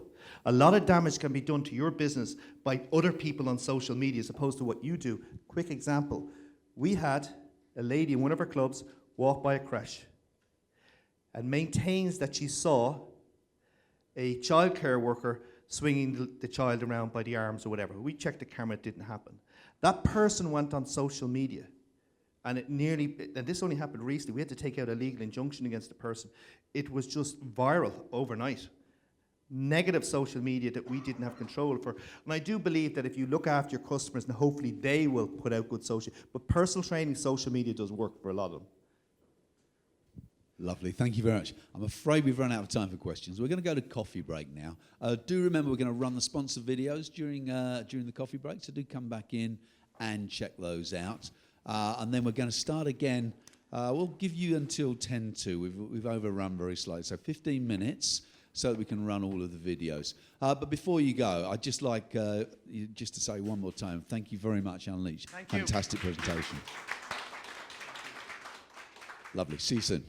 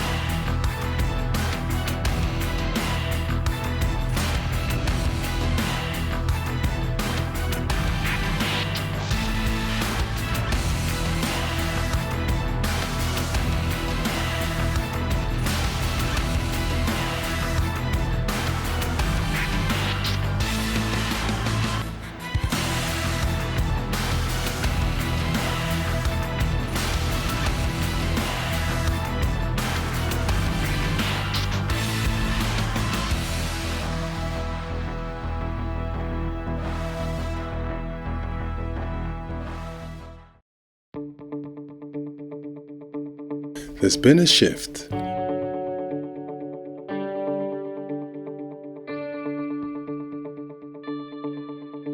Since 1957, Aleko has been setting the gold standard on the competition podium. A gold standard that has enriched the lives and fulfilled the dreams of professionals and champions all over the world.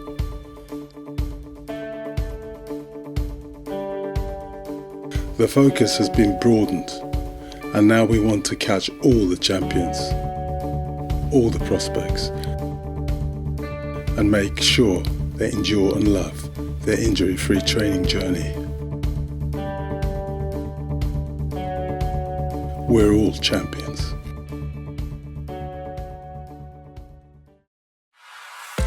Transformation. It takes dedication and intense focus. Whether the goal is to become stronger, more physically fit, or more at peace, we transform spaces that allow members to achieve goals so owners can achieve theirs. Fabiano has been at the forefront of commercial gym and spa design for over 25 years. What sets us apart is a unique methodology that takes into account brand culture, environment, trending programming, and design DNA to exceed customer experience and solidify membership retention. Our recent renovation of Nuyu, a fitness chain in Saudi Arabia, is a prime example.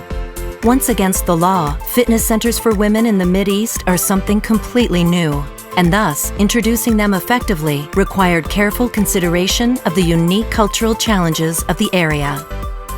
We started by identifying elements that served to disarm members who were totally unfamiliar with modern fitness spaces.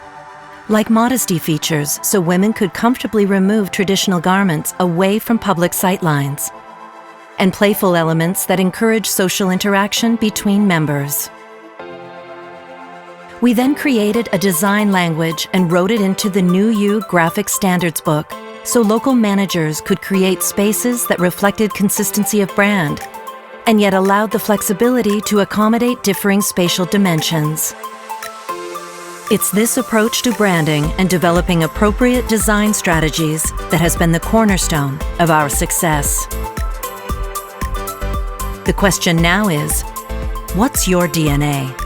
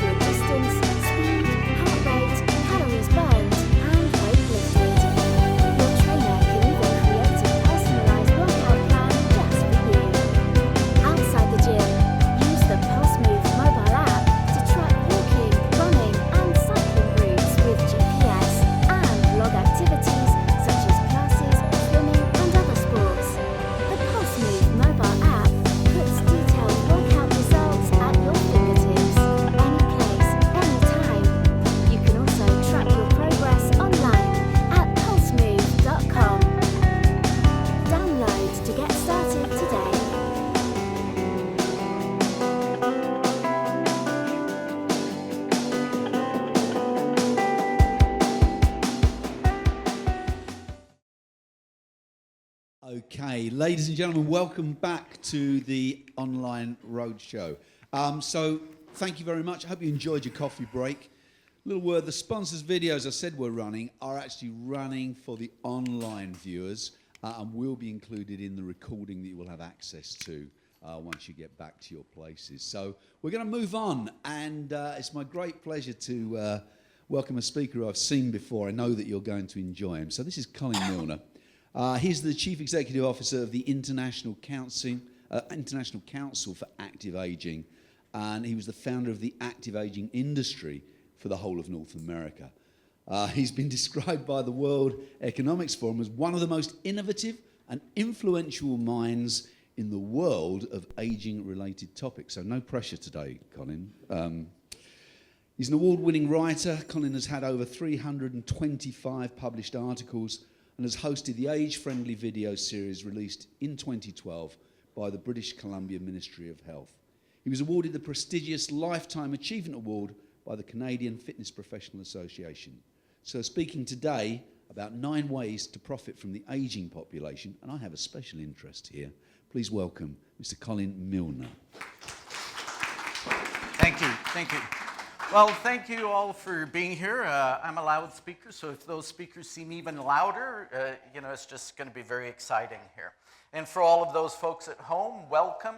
And we're going to have a lot of fun as well as a lot of information sharing as well. So what we're going to do today is we're going to look at 9 ways to profit from an aging population. And population aging versus aging is very different. Population aging is talking about the masses of people who are coming through the system today, aka also known as baby boomers, versus aging, which we have done for literally since the start of mankind. I started with this little image of a person in a drop of water dropping into a lake. And one of the reasons why I've used this image is this is basically what has been taking place, is that we've had drop. We've talked about aging for many, many years. And what we're going to do today is we're going to actually come to the realization that this dripping of the population now is actually creating this unprecedented opportunity, because it's no longer dripping, it's a mass of individuals that are now pouring into the system. The question is whether we embrace them or not. Now, Alan spoke eloquently about marketing and how to actually profit from doing that correctly, or utilizing many of the tools that he mentioned. And what I'm going to talk about today is a disruption, a disruptive force that is actually changing the world around us. And it doesn't really matter where you live, whether you're in Kuwait, whether you are in Jamaica, where I grew up, whether you are in Peru, or anywhere else. The US, for those of you out there that are there, welcome, and also in the UK and other countries. So, population aging, what's the big deal? Why should you care? I mean, after all, the backbone of the fitness industry for many years has been the younger population.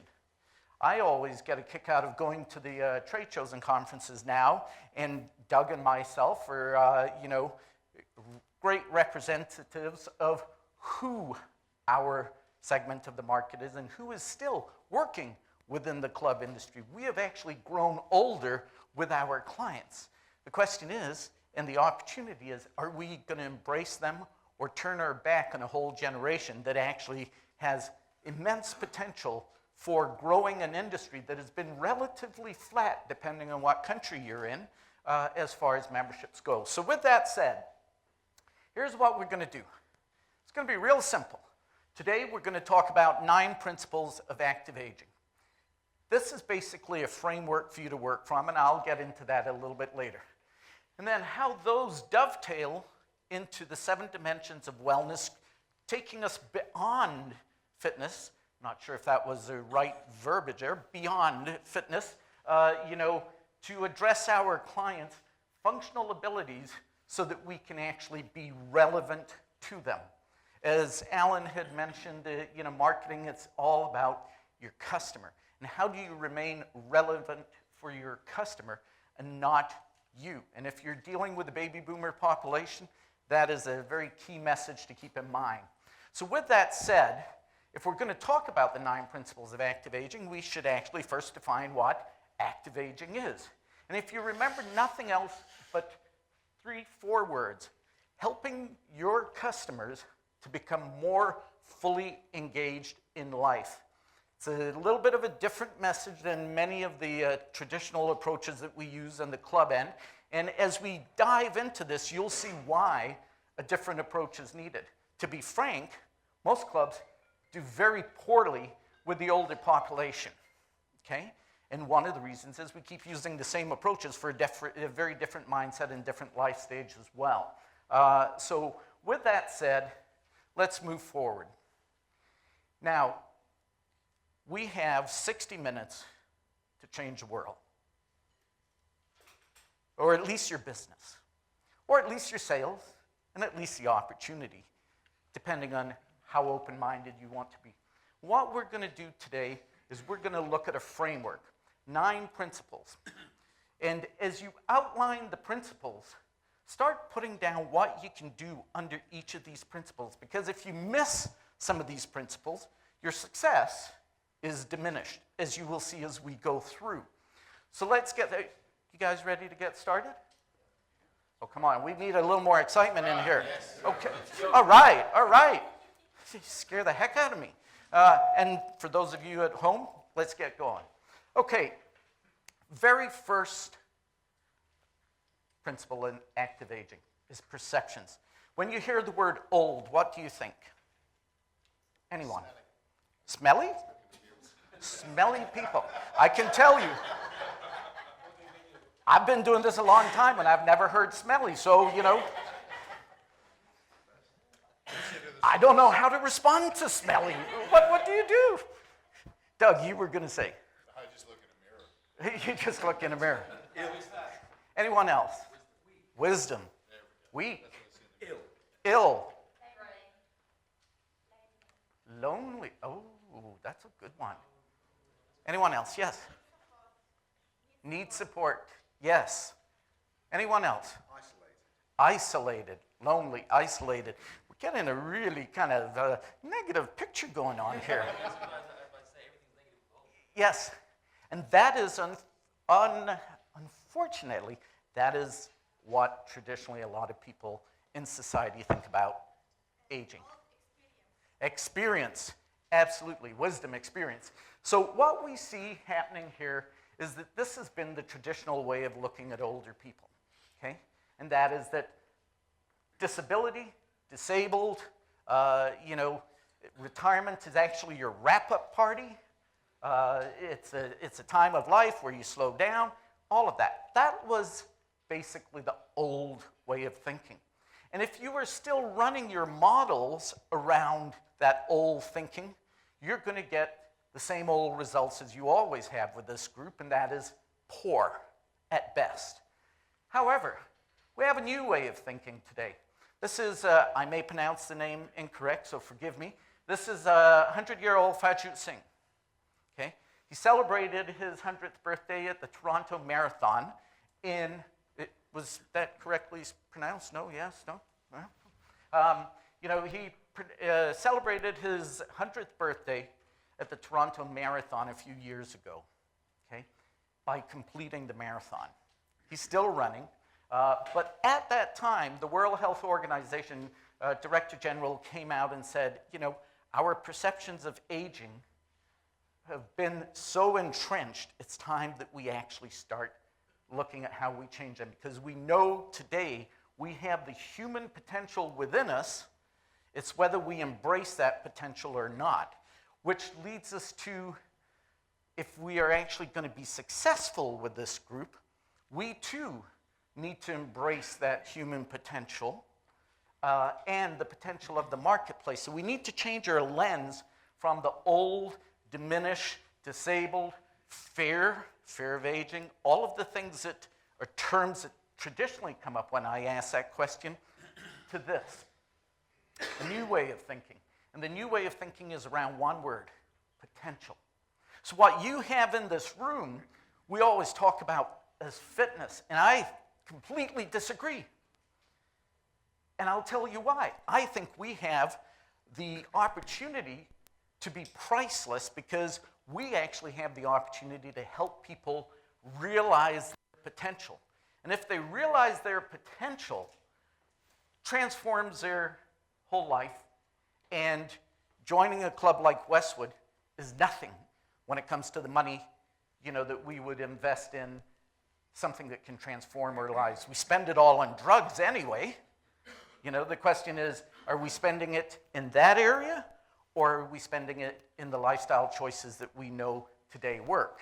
But what does potential really mean? Potential is very simply unrealized abilities. So what is it that your customers and your potential customers have not realized? For many of us, it's our fitness. We have diminished our physical being, and I'll show you that as we look at the programming section of all of this, but it is not realizing our abilities. So how do we realize that abilities, whether it's painting, whether it is going on a trip, and as we will see, the backbone of a lot of this is their functional level and fitness abilities. So the message is very different than your traditional message. And why? You have a group of customers who've been there, done that, heard everything before. Okay? Now, yes, you're going to get a whole group of them that have grown up with the fitness industry that will keep coming in. You'll get some that will come in that embrace the message. But the reality is we have a mass of them that are not coming in. And to me, the question is always, why? And we'll look at that as we go through. But as you see, the world is changing. As people embrace their potential, we see more people that are older in the covers, in the movies, in the advertising. The fashion industry is ripe right now with its it girls are people that are older as well. And part of what's driving all of this is that today, we don't think we're old anymore. My parents at 50 were old. I remember looking at them when I was about 13, 14 going, man, they're old. I'm 55 and I sure as heck don't feel old. And if you call me old, you insult me. And that's not good. Okay? So the reality is 85% of us don't see ourselves as old yet. My grandmother at 104, going to be 105, talks about those old people. Okay? So if you are offering senior programs, you're offering aging programs, you're offering anything around age, the terminology, you may want to rethink that because you're turning me off right off the bat. Okay? So with that said, what we are is we are now at a time of high expectations. We expect that we're going to be able to age well. We expect that we're going to be able to do the things we want to do. Now, our expectation and reality sometimes don't match up. So our job is to fulfill the high expectations and enable people to grasp their potential and change perceptions. Alan had a great quote, and that was, and it was one of a few, by the way. I was quite impressed. The Al Rise one about to try and change people's minds. Marketing at the time of need and trying to change people's minds.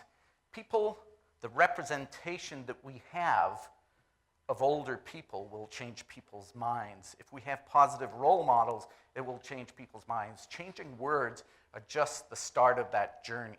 And so the quickest way that we can change society's perceptions and our own perceptions of the older population is actually to help people fulfill their potential. So with that said, here's what happens when we as an industry, continue to perpetuate, if we do, that aging is a negative thing. You've all heard the term anti-aging, okay? What you may not think about is just the negative thinkers about aging, anti-aging and all of that, will live, generally speaking, 7.6 years less. So keeping not only someone focused on where they want to go and what they want to do, but also on a positive vision for themselves and the organizations that they participate with, is not only crucial to our health and well-being, which are all of these things that positive attitudes impact, but to our own longevity. Okay? Now, if we're looking to keep our members longer, it's probably a good thing to keep them alive too. So with that said, we'll leave you on principle number one, and that is, how will you respond to the opportunity presented by this new model in thinking? How will your team respond? Once again, if your team has an old way of thinking, no matter what you do, as Alan said, the person who is the most powerful is the one that changes the culture. So we need to shift the culture by shifting our thinking to the new model. What does that mean? You may need to rethink your services. You may need to rebrand some of your services. You may need to rebuild a section of your facility. Now you may be saying to yourself, why the heck do I want to go to all this trouble? Let me ask you, how many of you have a cycling studio? Okay, a few of you have cycling studios. How many of you have group fitness studios? How many of you have a studio? Okay, so at some stage we put an effort into making that successful. We actually put in the right equipment, we did the right marketing, we hired the right staff to teach it. This is absolutely no different, okay? Now, I will also show you the financial aspect behind this, why you want to do this. You may need to rebuild your team with different expertise as well. Why? Because generally speaking, currently, the models that we have in the fitness industry is no different, but the healthcare models, the retirement models, the age of retirement, all of these things are outdated, as is the club model. So to actually remain relevant as things move forward, we need to change our models. Now, you may be going, well, I kind of like what I'm doing. I ran clubs for 10 years, and a lot has changed, and a lot's still the same from 35 years ago. The average lifespan of a Fortune 500 company has gone from 75 years to I think it's now about 30 years. So even the largest companies who fail to adapt do change, or do change in different ways. So these are some of the areas that we are experiencing change because of population aging. Whether it is that people are now working later. If people are working later, how's that going to impact the transportation systems? How's that going to impact drawdowns on pensions? How's it going to impact the tax base? How's it going to impact the spending abilities? Then you relate that to health and wellness, which is what we're going to come back to. And there's a lot of change happening. That's why, as I said at the very start, we're really talking about disruption. And whenever things get disrupted, a lot of our laws or our rules go back to zero. And we have to rethink the way we actually do business. So here's one of the things that's driving all of this. In the 1800s, late 1800s, this was an average life course. You're born, thank goodness. You worked a very young age. You would then go into family business, the fields, factories, whatever it may have been. You work, retire, and die. It's really that simple. Now, of course, companies were very smart, and the age of retirement was well beyond what the average life expectancy was. So the average life expectancy was 47 years of age, but you couldn't collect your retirement till 60. It's a great system. Today, this has changed significantly. Life is no longer short and predictable, it's long and unpredictable. And it's that unpredictability and all of the areas that are changing within that unpredictability that is creating opportunities for us. And I will outline those opportunities as we go forth. But this is what is driving the desire and need for new models, because it's no longer this. It's this. Now, what does that mean? Well, these are just 12 of the industries highlighted that will profit significantly from the aging population or population aging. wellness, health, or this isn't in order of 1 to 12, this is just all 12. But if you look at it, older people, delayed dreams, what do you want to do when you retire? Everybody says what? Travel, tourism. You see right now in the cosmetics, the anti-aging industry going through the roof. You see fashion, as I mentioned, the it girls, wellness, all of these things. So what we're going to do is we're going to focus on those two at the very top. Wellness and health and fitness plays into all of that, okay? But the reason I keep coming back to the term wellness is it needs to go beyond fitness. So, why do all of this? My goodness, it's a pain in the butt. It's a struggle. I can do what I do. It's easy. I can just keep doing what I do. Well, here's why. Here's the economic facts behind the 50 plus. Now, I'm going to share with you, from the US and from Canada because, those are the statistics I had. I was trying to gain some statistics for Kuwait, but I couldn't find them. So, please forgive me for that. And for the places that you are, wherever you may be. So, 1 out of every 2 people that are adults are over the age of 50. Okay? So, if you are not geared to a young market, that's 1 out of every 2 people walking through your front door. Okay? 4 generations now. So, Gen X. How many of you are now 50, 51, around that age? Well, welcome to the party. Okay? Okay? It was always about me and the baby boomers and our parents, but now it's about you too. Okay?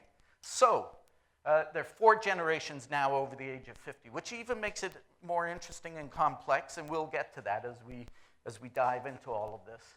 There are 1.6 billion people. Now remember the second image I showed you with the water splashing? Imagine the amount of splash you're going to get with 1.6 billion people all diving into the same pool. Is that North America? That's worldwide. That's global. 1.6 billion people around the world. Normally I would ask, well, let me ask. Might as well. What do you call 1.6 billion people? A lot? What else? Oh, come now. An opportunity. Okay? That's what it is. It's a massive opportunity. Now, 1 out of every $2 in the US, in Canada, in I think the UK as well, is spent by individuals over the age of 50. 70% and 79% in the UK. I do know that number because I was just in the UK and I was able to find it. 70% of disposable income, that's cash in your pocket, is in the hands of people 50 plus. Yet many of us keep going after that 30%. The kids that have, their hands in their parents' wallet, not their own. 83% of all household wealth, 47 times more wealth than the younger population, and the amount of jobs that it creates, it's incredible. Now, what the heck does all of that really mean? Well, I want you to think about this one slide. If you remember nothing else and you like thinking about money, anyone here, doesn't like thinking about money? The reason you don't like thinking about money? I like to earn money. A man after my own heart. Alan, you're next man. Okay, so here's what's happened over the last 10 plus years. Okay, it used to be that adults over the age of 50 control 50% of the disposable income. Now, what has happened is they now control 70%. So that's gone up 20%, and the younger population went from 50 to 30, so it's gone down 20%. So we now have a 40% shift in who controls the money. And I don't know about you, but if you are a logical thinker, and when it comes to what we do, logic rarely plays into it. But if you are a logical thinker, one would go, that's a big change. And that there's an awful lot of opportunity here. The challenge is whether we want to embrace it or not, and sometimes it's based on our perceptions and our vision. So, I'm going to give you a couple real quick stats, then we're going to go on to the part for those who don't like thinking about money that is beyond money. Adults 55 to 64 outspend the younger population and the older population in every single category. Okay? Now, I don't know about you, but that sounds kind of appealing. 52% are actually looking at spending more in the coming year than when they were younger. So let me see if I got this. They got the numbers, they got the money, and they want to spend more. The question is, with who? Right now, they're spending more money on non-pharmaceutical drugs and services to help them age well than on prescribed drugs. Why? Because they're not happy with what they're getting out of their physicians, and they're looking for alternatives. The alternative is in this room. Okay? So, with that said, here's an eye-opening thought, and that is, if we were to look at the longevity, the silver, the age, whatever you want to call it, economy, it basically is equivalent to the third largest economy in the world, after the US and China. So, if you look at that, it's worth it. That's basically what all those slides were. For those of you who got to put the money behind the effort, it's worth it. So, new thinking and financial power equals opportunity. But opportunity is only there if you embrace it. Okay, for those of you at home, embrace it. Okay, so with that said, we're going to look at the next principle. So underneath those principles, by the way, you can keep adding and adding and adding. I don't know how many more things you want to add underneath that as far as the dollars go. I mean, we could be here all day and just add that they buy more in luxury cars than any population that over the age of 70 they buy more cars than the population under the age of 50. It's really kind of phenomenal when you look at it. So populations, can anyone tell me why I put S at the end of this? At the end of populations. Sorry? Pools of them. Very good. I'm liking you. I'm liking you. Well, give me money. No. It works the other way around. Some people give me money to like them. No. One word, diversity. As we get older, we become more and more diverse. Okay? And what I'm going to do is I'm going to show you some of the things that make us diverse and why offering one-size-fits-all programs and one-size-fits-all approaches really fail desperately with this market. Okay? First off, no two people age the exact same way. Have you ever had or been at a function where you will have 4 or 5 people and they're all around the same age and you're going, man, that person looks different than that person and that person certainly couldn't be that age, and what is that age? We all age differently based on our lifestyles, based on our history, based on our aspirations, based on medical interventions, environmental factors, i.e. the cities we live in, and so forth. Not only do we age differently, but we also age at different rates. So, a lot of times we use, if you do this, you will look just like this. But the thing is, we won't, because we're different, okay? Biologically, we're different than everybody else, and that's why so many people get frustrated. They do the programs, and they don't get the results that their friend who came in with them, who is supposed to get the same results, and the reason is because biologically and physiologically, they're different. Their lifestyle is different. Their habits are different. Their upbringing is different. So, this will all lead to one very simple solution as we move forward. Now, behind all of this is our health. And given the fact that by the time you get to 65, almost everyone has some form of health issue, whether it is diabetes or high blood pressure or any of these different things, once again, that is also what's driving our differentiation. And normally, if you have one health condition, a lot of times you have two, because maybe you're obese and your obesity leads to diabetes, and that diabetes has you getting depressed, and that depression, you're now taking a pill for that actually now can lead towards dementia. So there's many different factors that come into play. So health issues are not always singular, and they're also very individual. So as we get older, that's the one word to think of, individual. Individualized programs, and we're going to see that it's well beyond personal training, okay? But this is also key when you're dealing with populations, especially an older population, and that is one of the things that makes us very diverse is our functional abilities as well.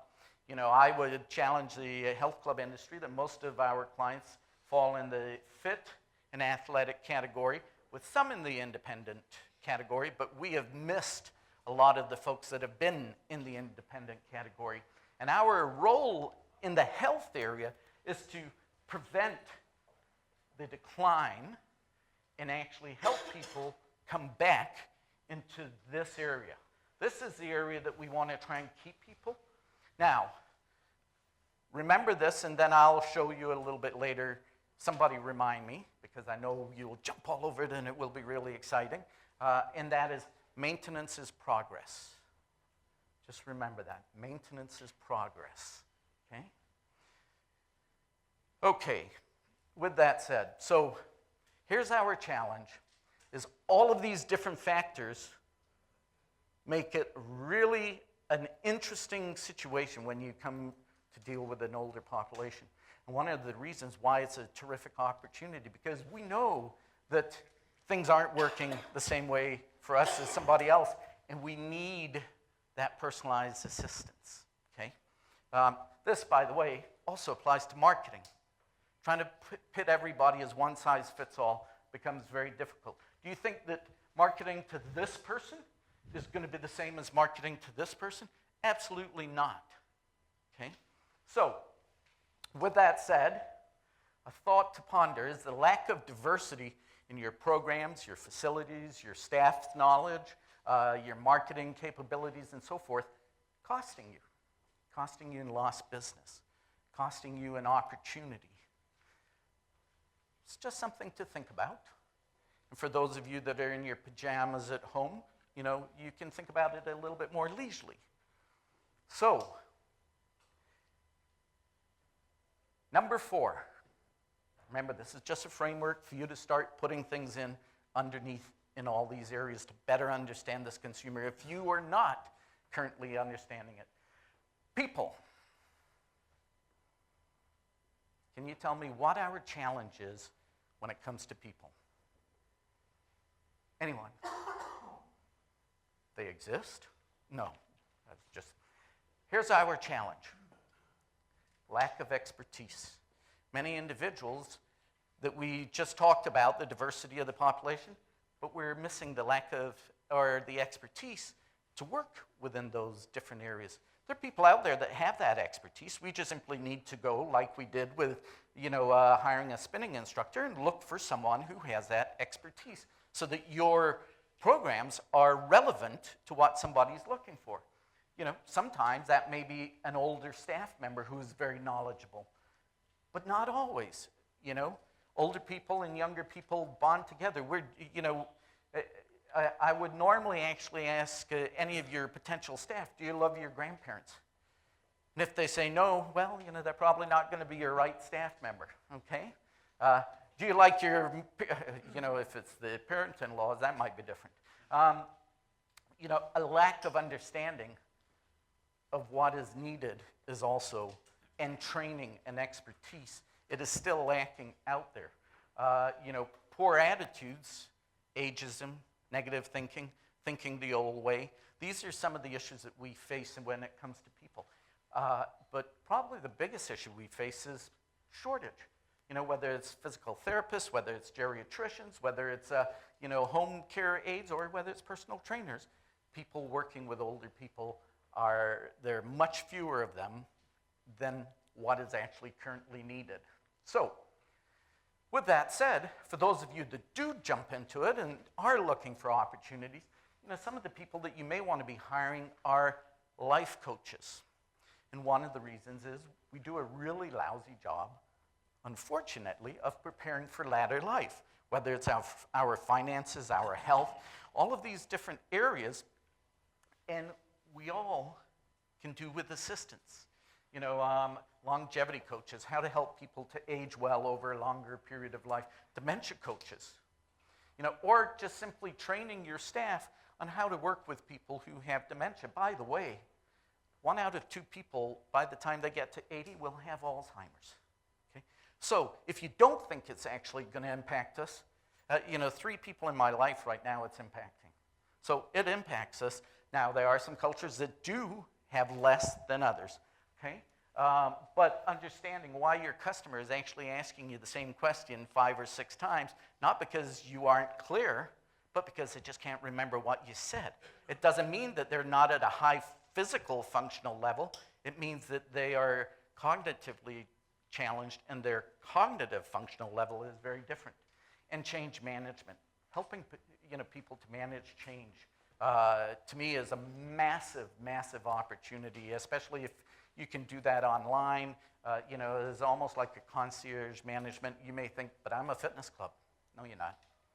Not moving forward, not for this group, you're not. Okay? So just think a little bit different, and you can go a long way in regards to that. Here's one individual, Charles Euxter, just came out with a book. Over the age of 90, Charles is speaker worldwide. He's also I don't know if he still is, I think it's Germany and Joy. He was a spokesperson for them. Nice job, okay? So, how can you use your older members to also perpetuate a positive spin on aging? Now, I'm not talking about an unrealistic view of aging. I'm talking about a realistic view of aging. So with that said, a lot of this comes back to the next few slides, and that is the program, because the facilities that we build really thrive in the programs that we deliver within them. People will come in and they'll join because it looks pretty, but once it looks pretty, if they're not getting the programming, everything else goes out the window. So when we look at programming for a population over 50, and by the way, you may be thinking 50-year-olds don't need to think about some of this. It's about maintaining our abilities and independence and quality of life more so than anything else. Yes, vanity is always there, but if you can't stand up, it doesn't matter how good you look. Okay? So, just think about that. Our goal to turn this dial that is from here back up to here. And what we have is priceless when it comes to that. So, look at what you actually charge for these programs as well. Think about how much money the drug companies charge for drugs that aren't even as efficient as what we do in some instances. So, as I had mentioned, most people by the time they get to 65 have at least one chronic health condition. And because of that, for many, many years, the health club industry has talked about an older population as special population. Anyone ever heard that term? The older population is a special population, You're darn right they're a special population. They got the money, they got the desire, and the question is whether you want their business or not.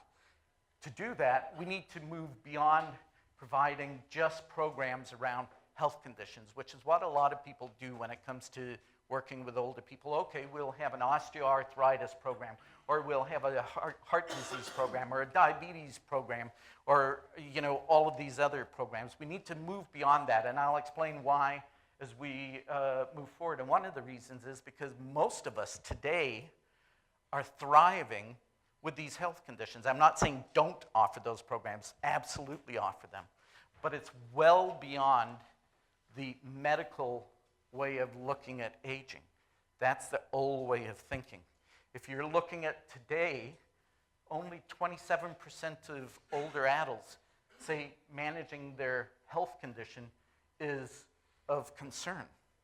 You know, why? They have drugs, they have doctors, they have physical therapists, they have all these other people who are helping them to manage these issues.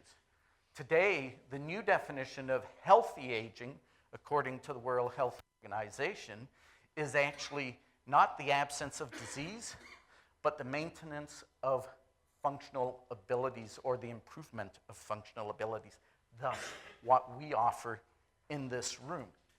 However, functional training is a little bit different when you're talking about, I want to be able to function day to day, as opposed to, you know, some of the other training options that we call functional training. You know, that's why the World Health Organization pictures or positions this as a new concept. You know, our organization, the ICAA, has been focused on that for 15 years. But what is great about this is now actually then embraced in different countries throughout the world by at least a governmental group that then floats down, and maybe the different definition of healthy aging may also change. Do we now have functional testing throughout our lifespan and all of this so that we can catch the small changes that happen ahead of time? But here's why function is so crucial. As I mentioned, you can work today with diabetes. Most people do. You know, you can work with high blood pressure. You can work with after a heart attack. But it becomes very difficult to work if you can't do one very simple thing. Can I get you to all stand up for a second? Oh, come now. We're in the fitness business. Okay. Sit down. Stand up. Sit down. Stand up. Sit down. Stand up. I see these guys in the back. You're cheating there. Sit down. Okay. All right. If you can't do that, you have a problem. Okay? And with an older population, what we're talking about is our foundation is right here, our legs. Okay? If we cannot do that, we have a major problem. If we lose our functional abilities, which, by the way, function is not just physical, function is cognitive and social. So what ends up happening is we build our reserves in younger life, or at least we have in the past. Some of that is going out the window now with the younger population. And then all of a sudden we get to here, midlife. Many of us become really inactive because we get married, we're working, you know, we're not doing all the things we used to do, and then, you know, if we remain inactive throughout our lifespan, we lose about 50% of our strength and 75% of our power. Now, can anyone tell me why losing 75% of my power is crucial to my life? Come on, you guys are doing these programs day in, day out. Yes, please, thank you.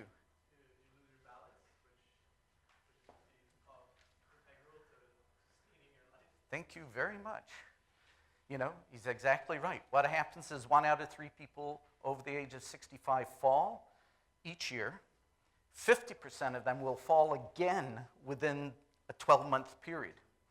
A basic balance program, balance training program, can reduce that by 40%. Now, a key part of a balance training program is power.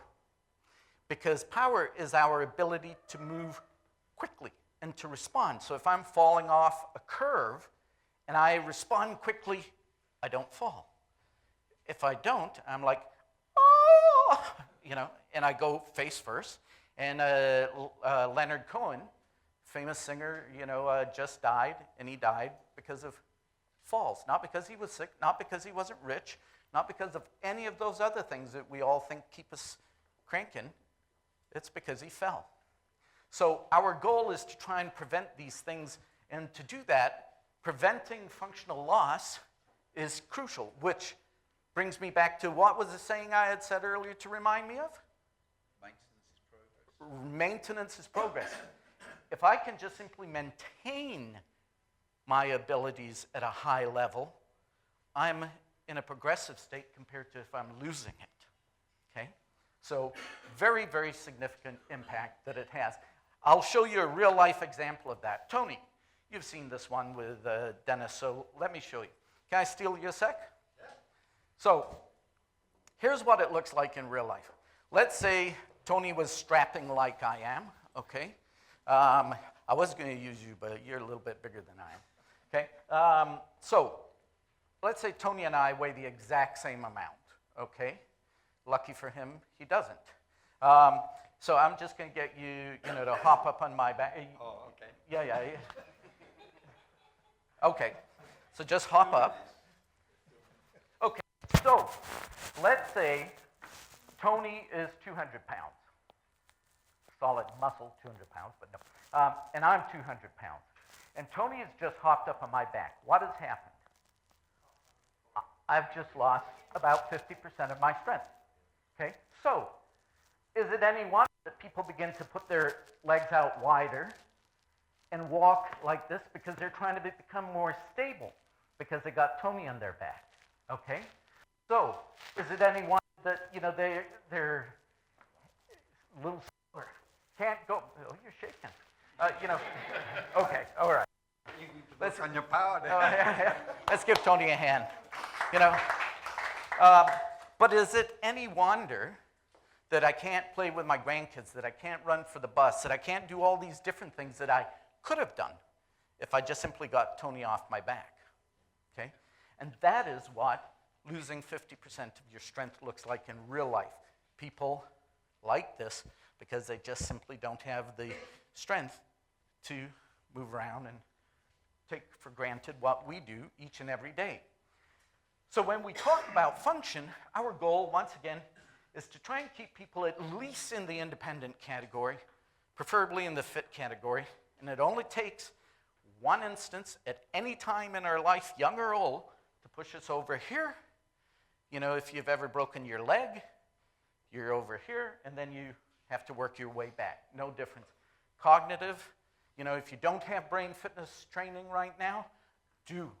I mean, it is such a hot area because, the world is waking up to the issue around Alzheimer's and dementia. Exercise, by the way, is the number one thing for reducing the risk or delaying the disease. There's nothing that eradicates it, okay? But we do have something that is highly valuable. $19.99. That's what we charge for that in some places, for that highly valuable tool. So let me ask you a question. What percentage of the population do you think actually can't lift this bowling ball? 10 pounds. By the time you actually get to 80, okay? 46%. Why is that important? Well, if we're running out and we're, looking at the programs we develop, the kind of equipment we buy, all the other things that we do around this, but also not lifting 10 pounds is a precursor to going into a nursing home, long-term care, according to Dr. Walter Bortz. How many people cannot go around a 4-meter track without getting tired? About the same amount, 49%. So if we're building these massive facilities and we are asking people to go to the very far end of it for their fitness program, and you are attracting an older market, you may want to think twice about how you build it and where you position it. And then lastly, what percentage of people can't do this? 66% have a hard time simply getting up and down off the ground. But yet, what is one of the favorite things that most people do? Gardening. So how many of you are offering gardening programs? Spring comes around, how to actually get ready for gardening. What are you doing? You're doing a lunge. People say, oh, lunges for older people. They can't do that. You can push them as hard as you can, a younger person. It's just simply their hard is a little bit different because they're not as strong. But you're still working them at high intensity as you would a younger market. At the end of the day, all the stuff that we offer, I'm not going to go into all the, how many reps and all this. At the end of the day, what we offer actually is what they need. And they're spending a fortune with other services to get what they think they need. Okay? So we can transform people's lives just simply by making them stronger, helping them to actually have the capacity to enjoy their potential, maintain their balance and flexibility so that they can actually function much longer and at a higher level. By the way, what's one of the things that is very difficult for a lot of older people? Or I should say, one of the things that's very difficult for an older population is actually losing your keys, your independence. So by doing so and working on your flexibility so you can actually see behind you, you can actually help minimize that from that. So anyway, let's move forward. So in the US, as an example, depending on your healthcare models, depending where in the world you are, you can reduce your healthcare costs by $2,500 a week, or a year, sorry, just simply by walking 5 days a week, 30 minutes. Okay? So if somebody says, I can't afford it, well, they can. Question is, who's going to pay that? Is it they're paying that directly and that you can help them understand that? Or is it that their health system or their insurance company and so forth is actually paying it? So when we look at where the opportunity is here, personalized aging is really a key category. Okay? So with the boomers, it's all about me. So what can I actually do to help them age well? Well, here's where technology may or may not come in. Alan and I were talking about wearables. Will they be accepted in the health club industry or not? I think it's going to be an interesting thing to see, because I got to put on a watch. I got to put on all these things. But when it actually is now in the clothes I wear and I don't have to think about it, and it's to help manage my health, I think it changes there. And the difference between the young and old, as far as their acceptance of that, is about the exact same. The challenge is, the reality, and that is only 17% of people that are younger or older are actually utilizing wearables, and only 20% that are younger are utilizing wearables. So, technology is going to be an interesting thing, especially when it comes to artificial intelligence. And we start to become very, very prescriptive in the services that we offer versus generalized assumptions. You're in front of me, you've done a body comp test, you look like this is the program I'm going to set up for you, as opposed to artificial intelligence that tells me exactly what to do because I've just taken a DNA swab, and you have ongoing management with your wearable devices. So it's going to be a really interesting thing, but personalization is where the opportunity is with this group. So with that said, how long do we have? About 8-9 minutes. That's exciting. Okay, products. What can you say? We just need to think about delivering the right kinds of products for the different functional levels. It really is no great secret. The challenge is that most of us aren't, getting that. We need to work with the product providers to actually offer that. Why are most people not actually delivering? And I'm not speaking about product providers. I'm speaking about you and, Abbott and all these other companies. Why are we not delivering, the right kind of products? A lot of times it really comes down to we just simply haven't thought about it. We've been so focused on what we're doing that we just simply haven't thought about what is actually needed. So, with that said, the opportunity, of course, is to be the one who actually does it. As Alan said about Google and Google Analytics and all of this, to be the one at the top, be the one who delivers the products and services. Places.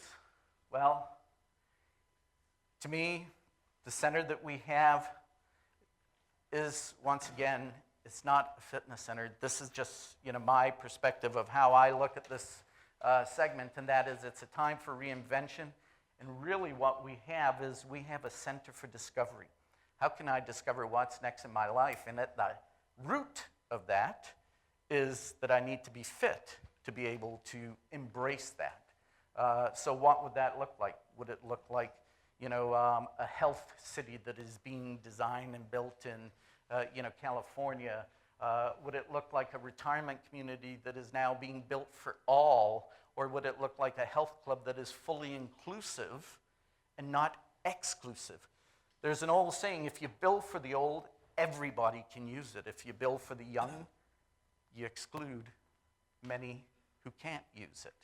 So remembering the word inclusive, and if you're going to deliver inclusive, utilizing more of a wellness model that looks at all the various areas of health and well-being, and the fitness part is just one, becomes the key to doing that. Many of you will be asking yourself, why? Well, it's a $2 trillion opportunity in the wellness area compared to the billions that you have in the fitness area. Can anyone tell me what this opportunity here is?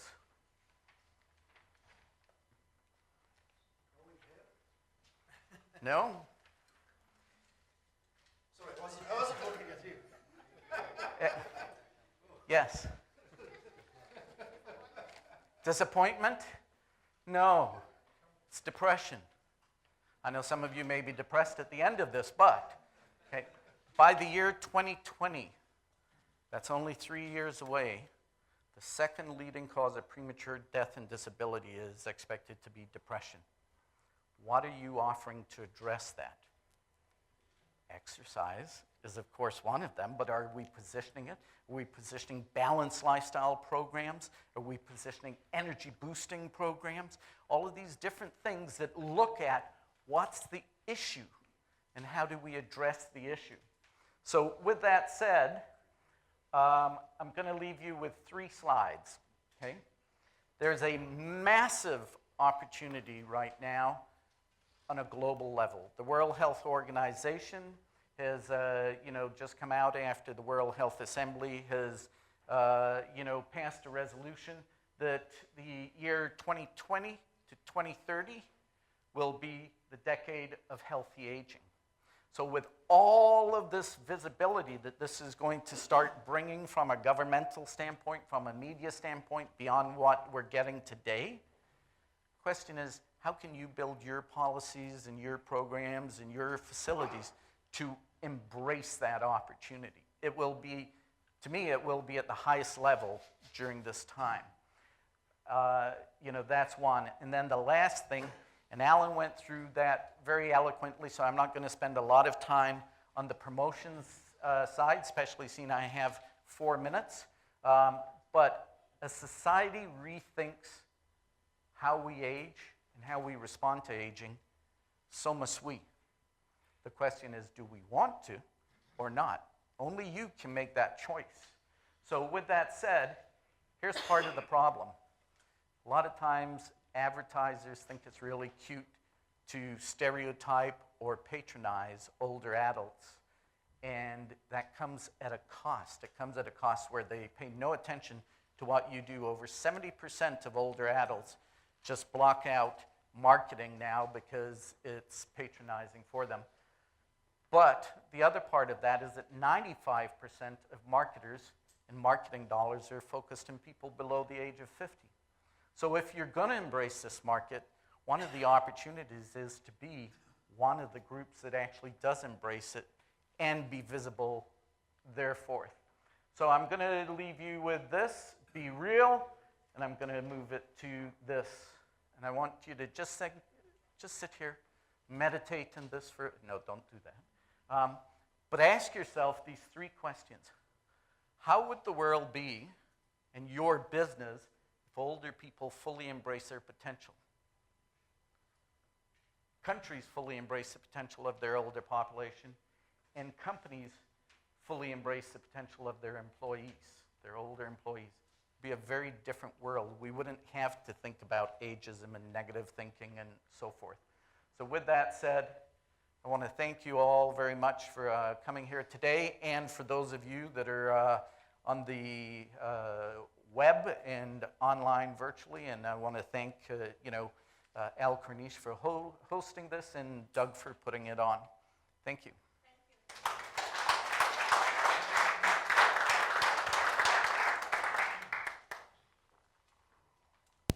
Colin, thank you so much. Fascinating and insightful presentation. We've got a couple of minutes just for some questions. Can anyone start us off? Any questions for Colin? Yeah, at the back. Thank you. I feel like a lounge act here right now.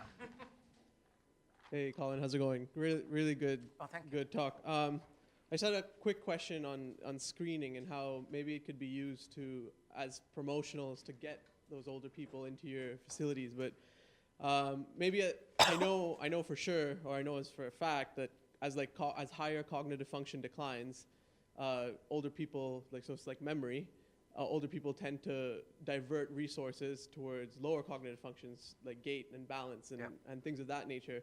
Would it be beneficial to implement promotional like ECGs or gait tests to show people this sort of decline and then get them into a program on how to fix it? I think there are a lot of tests out there. You can go with a real basic test without even going to that extreme with a test called the Jones-Rickley test. And, it compares them against 7,000 people. But remember, what we were saying about each individual ages independently. So, what you could do is say, this is where you stack up compared to everybody else, but you are an individual, and this is where we see you are and how you were feeling about things. Let's set up something that is working for just you. The other part of all of that is that a lot of times we tend to look at the medical screenings. The other thing I would do is I don't know why I'm doing this. I feel like I'm playing the piano. You're going to have the little bouncing ball underneath me. I would actually look at trying to find out people's aspirations. Just because I'm cognitively declining doesn't mean I don't still have aspirations. So as an example, one of our members has an aspiration finder. And when they are first enrolling someone in their center, they actually find out what they want to do, where do they want to go, how do they want to get there, and what are they willing to do to get there, because that aspiration drives people even more. I want to dance at my granddaughter's wedding. Big driver. I want to, go up. A lot of people say travel. Okay, great. I can tell you, I've been to 33 countries. You got to be fit. If you're going to go up the Great Wall of China, you got to be really fit. You go up or walk the Cinque Terre in Italy, you got to be fit. So a lot of people don't realize that until they actually. That was, plug from Doug to you. But a lot of times we don't think about what's needed until we get there. Thank you. Another one here. Hi.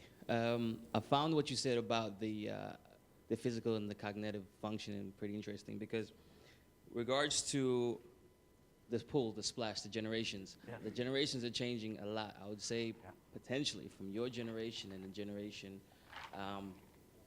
before you, after you, will be a lot more cognitively inclined because of how the what do you call it? The internet is changing. There's a lot more information. There's a lot more apps to do to train your mind, to train your body. I feel like, especially for my generation and the generation after me, it's going to be so much more. They're going to understand a lot more because there's a lot more information out there. And I think we won't need to rely so much on older people, which haven't got the balance or so on and so forth. Because people understand more, so they're more prepared, if you understand what I mean. For me, your competition isn't the person sitting beside you. Your competition is technology. Yeah. Your competition is something like an exoskeleton that somebody who doesn't have the motivation to come into a health club, now it goes into Levi's tight jeans, and I can actually walk around, and be independent, and it's giving me the strength and the ability. When I take it off, things change, but I think that it's a technology that is going to be our challenge. Yeah. I think with cognition, it's like everything. There's one of the biggest cognitive training companies that just got sued for false claims. Yeah. So there's a lot of false claims in the cognitive area, even though everything's on the internet.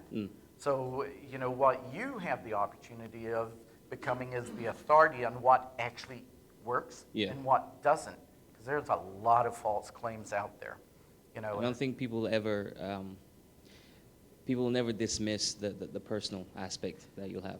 No. So. No. I mean, you know, the touch, the interaction, Yeah. all of that. To me, that's what we have that even artificial intelligence, unless, you know, at some stage, you know, you got a trainer who their texture feels just like skin and they talk just like we do, which isn't that far off, by the way. True. So. Thank you.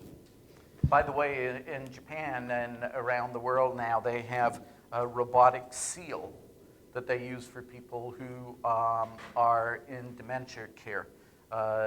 And the robot is literally embraced by the older person for a social aspect.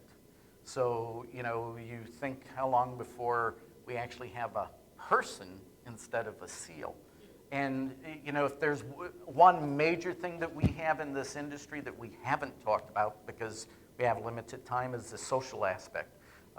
You know, our keynote at our conference, Dr. Rady, one of the top brain fitness guys in the world, you know, is working with a healthcare company, and they will give you, I think it's 15 points if you are, you know, fit, if you manage your health issues and so forth. They'll give you 60 points if you are socially connected, because the socialization has such a huge impact on your health and well-being. So back to people. Great, thank you very much. I've just had a vision of a robotic Colin Milner, and I'm sure you'd all like to give him a big cuddle. Thank you very much, Colin. Okay, so what's happening now is lunch. We've got a beautiful, and thanks to El Corniche for putting on a lovely buffet lunch, so that's going to be out there for you. We're going to take an hour. If anyone's interested, I'll be doing some live interviews, which will be streamed with 3 of our sponsors today, and that'll take place in here at 1:45. So if you're interested, come and have a look. Also going out during this lunch break, but only on the live stream, but not in here, will be a presentation by Michael Scott Studder on business and programming trends. And again, if you're picking up the recording of this, you will get that as part of your package as well. So I hope you enjoyed this morning. Thank you very much for your interest. Go and enjoy your lunch, and we'll see you 1:45 or 2 o'clock. Thank you. Hello, everyone. This is Michael Scott Scudder from the United States, and I greet you from the U.S. I hope you're having a wonderful conference, and I hope you enjoy this presentation. Thank you very much to Doug Miller for inviting me to do this, and I certainly hope that it's going to be beneficial to you. This is a presentation about the U.S. independent fitness facilities, business and programming trends. I want to distinguish independent facilities for you. I work only with clubs that are independent from either franchising or corporately owned businesses, and this particular sector represents over half of the United States fitness facilities, or possibly known more as fitness centers or health clubs. So let's get right into it, and I'll try to explain as we go along. I recognize that where you are in your part of the world, you're a growing industry, and some of this may not directly apply, but it will at some future point in time as your businesses grow and as your industry gets bigger and goes through what our industry is going through in the United States, and that is called a maturity or a consolidation phase. I'll talk a bit more about that in the middle of this program. This information comes from my own MSS surveys, which I have been conducting independently with the independent fitness facilities for nearly a decade. Every quarter, I do an independent business results survey, and every year, I do an end-of-the-year survey. The most recent is our 9-month 2016 report. of 934 clubs. 12 benchmarks will be included for you, 7 to 9 year comparisons, best and worst categorically in some cases, and a summary. So first of all, our first benchmark is the percentage of clubs reporting to me that are showing membership sales growth. And you will see a chart with every one of these slides about the benchmarks, and you can see that there are low points. Here it happened in 2009. Only 28% of clubs were growing membership sales. Right now, we're at 44%. So less than half of the clubs in the United States independently are growing membership sales. The best in the category are those clubs that are serving the millennial group, or 18 to 34. And frankly, that group has yet to show any great penetration in the marketplace. Our next benchmark is the percentage of clubs reporting membership retention growth. That is the number of members that they are retaining on an annual basis. And again, in 2009, when we were in the depths of our recession, only 21% of clubs were growing their membership retention. And you can see that it's kind of gone up and down. And right now, 40% of clubs, or 4 in every 10 clubs, are growing their membership retention. The best in the category are 2, what we might call the mini or micro club, 5,000 to 9,999 foot square. I'm going to leave it to Doug to convert that into metric system for you. And again, the age group of 18 to 34, they're showing the most significant growth. Our third benchmark is the average annualized member retention percent. Now, this is interesting because I just showed you that there's been around 40 to 45% of clubs reporting member retention growth. However, the membership retention percentage has gone down from a high of 2011, where the annual general average of member retention was 66% for clubs. It reached a low in 2013 of 61%, and you can see that right now it is again approaching that number at 62%. So we have seen a decline in the number of members that are keeping their memberships, or in reverse, we have seen an increase in the attrition of memberships. The best in the category for membership retention are age group 50 to 59,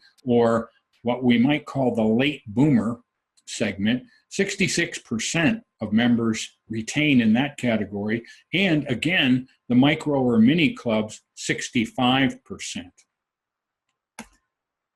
Our fourth benchmark are the percentage of clubs that are reporting net membership increase. The best in category, again, being the mini clubs or micro clubs. You can see that, again, in 2009, we reached a low at only 1 in 3 clubs reporting net membership increase. We went up to as high as 52% by 2012, when our industry was recovering somewhat from our recession. And we are now at 40%. So on a short-term basis, we're seeing less clubs reporting net membership increase. And part of that factor is much, much, much more competition in most of our markets here in the United States, indeed in North America. The next benchmark is the clubs that have unbundled memberships. Let me explain bundling and unbundling to you. For decades, the American fitness industry sold at memberships that were what we call one price fits all. In other words, you charge a monthly rate, you put it on electronic funds transfer, you bill it electronically, and all services of the club are included in that one monthly rate. That's called bundling.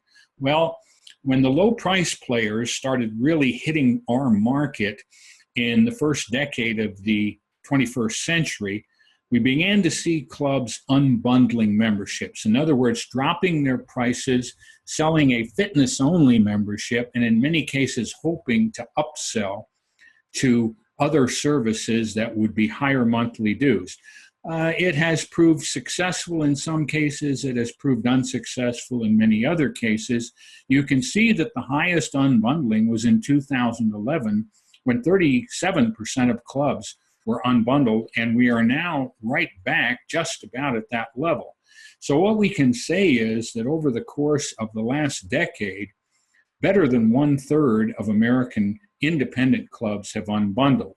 The least unbundled, the clubs that have felt no great need to unbundle their memberships, are the age group 60 plus, that would be the early boomers, and what we would call athletic clubs, large facilities with multi-services, usually food and beverage, and a lot of programming, membership layers, management layers that were really good, the 35,000 plus foot square clubs. Our next group of benchmarks are the percentage of clubs reporting growth in one-to-one personal training sales. This is probably the most outstanding downtrend that we have in the American industry, and that is the growth or lack thereof of income in personal training sales one-to-one. You can see that we reached a high of 51% of clubs, 1 in every 2 clubs reporting increases in personal training sales in 2012, but that has since dropped to an all-time recorded low of 38% of clubs now in 2016. The reason, very simple, the growth of studios and boutiques in this industry. It's been really outstanding growth in that area, and it has taken sales away from the larger club segment, the membership club segment. Small group training sales growth, our next benchmark. This is training that is offered by an instructor or a trainer of groups anywhere from 1 to 2 people, usually to 1 to 6 people. It has had a kind of a up and down growth rate.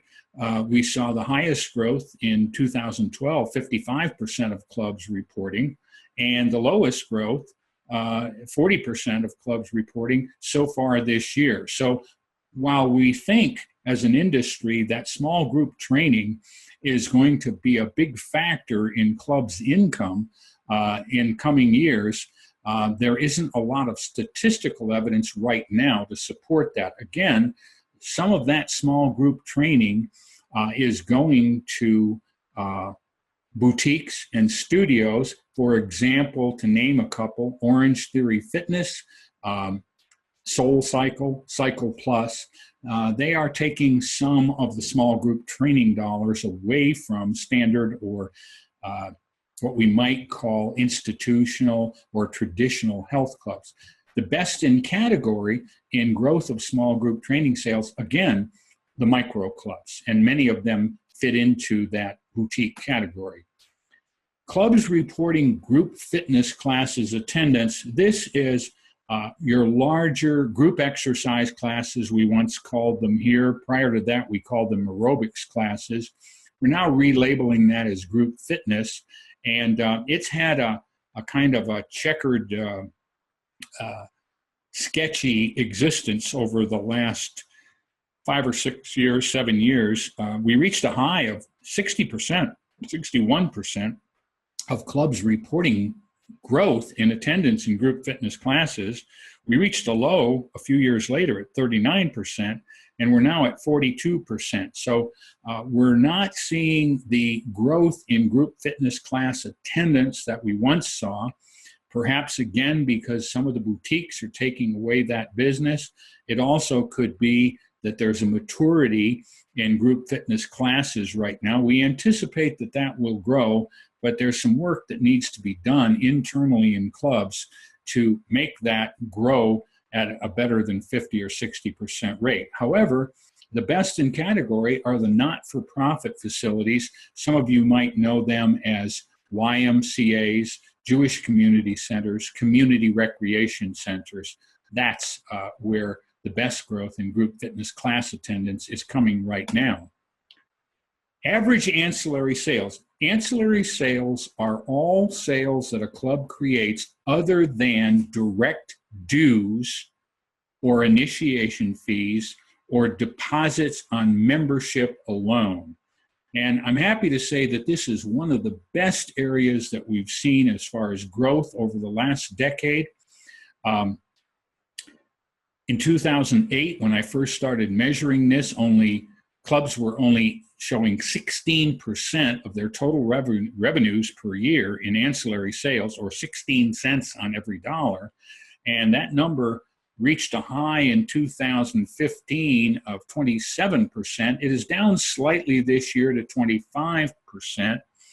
But on average, we are seeing that there's been good growth in ancillary sales. Clubs are realizing that they can sell programs, they can sell specialty items, specialty training, specialty classes, things of that nature at much greater rate than they once thought that they could. The best in category, again, the 60-plus age group, they are experiencing those clubs that have dominant membership in the older boomer group are experiencing 29% average annual ancillary sales, and athletic clubs, the larger clubs, multi-purpose clubs, are reporting 28%.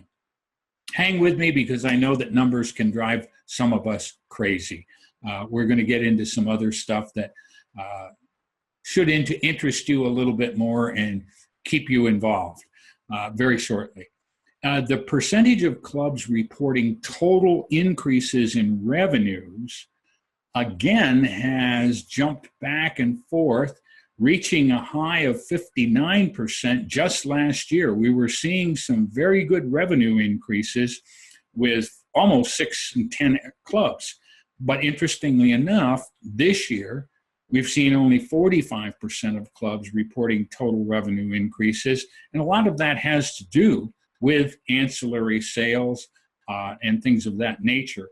So the best in category, again, with total revenue increases has been the not-for-profit facilities. Although I must say, they, when we talk about not-for-profit, it doesn't mean they can't make a profit on their fitness operations.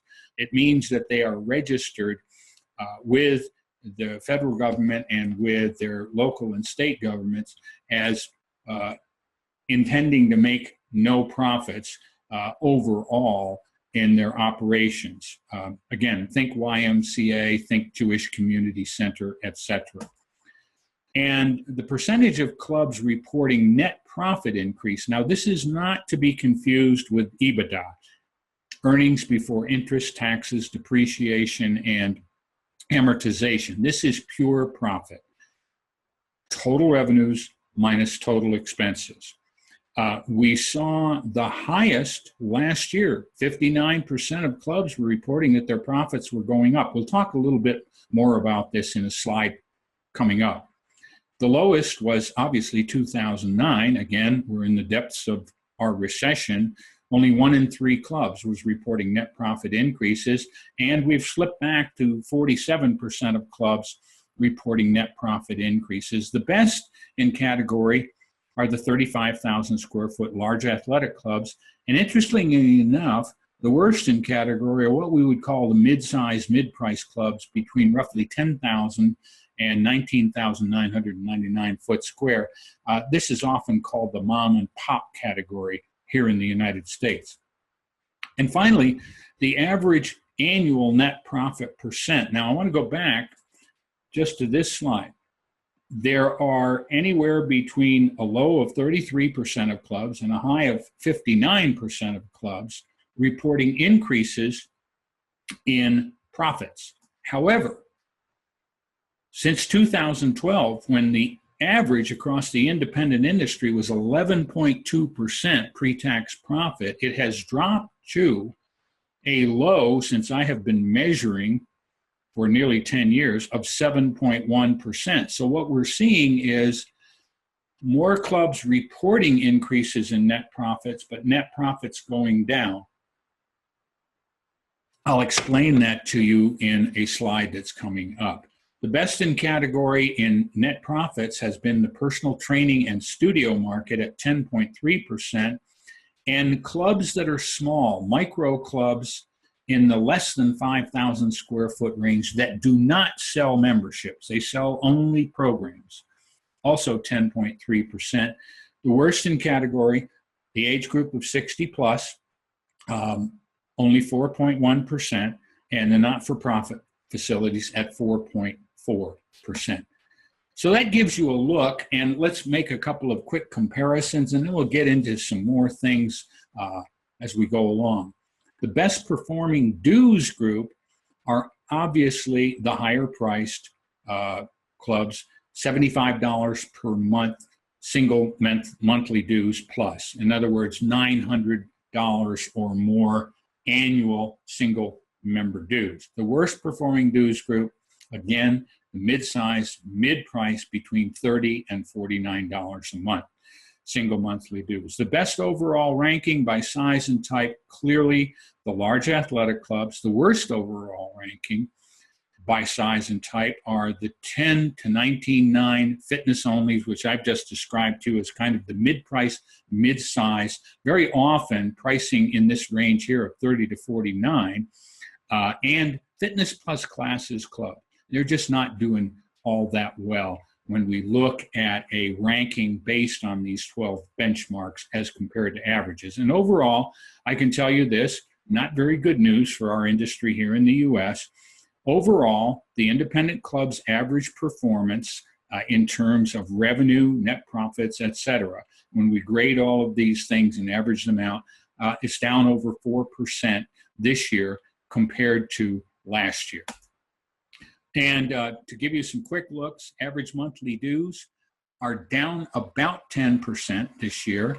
Average initiation fees continue to drop, down 13%. Clubs that are unbundling, up 9%. No significant change in clubs growing new member sales, member retention, or the retention percent, which right now is at 62% average. However, here's where it gets a little bit shaky.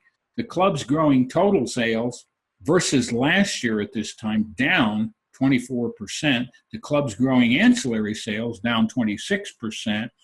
And the average annualized ancillary sales are down 7% from a high, as I said before, at 27% last year, now 25%. Clubs growing one-to-one training, down 7%. Clubs growing small group training, down 29%. Clubs growing group fitness class attendance, down 11%. Clubs growing net profits, down 22%. And the average annualized net profit percent is down 8 percentage points from last year, where it was standing at about 7.7%. Now it's 7.1%. So that gives you an overall look. So in summary, the traditional fitness facilities industry in 2016 continues a slow performance decline, which began in 2011. Compounded by a facility increase in the decade of more than 200% without significant accompanying customer growth. What am I saying here? We have seen a 200% increase in the number of available alternative fitness facilities in our market in just this decade alone, but we have not seen a significant growth in customers.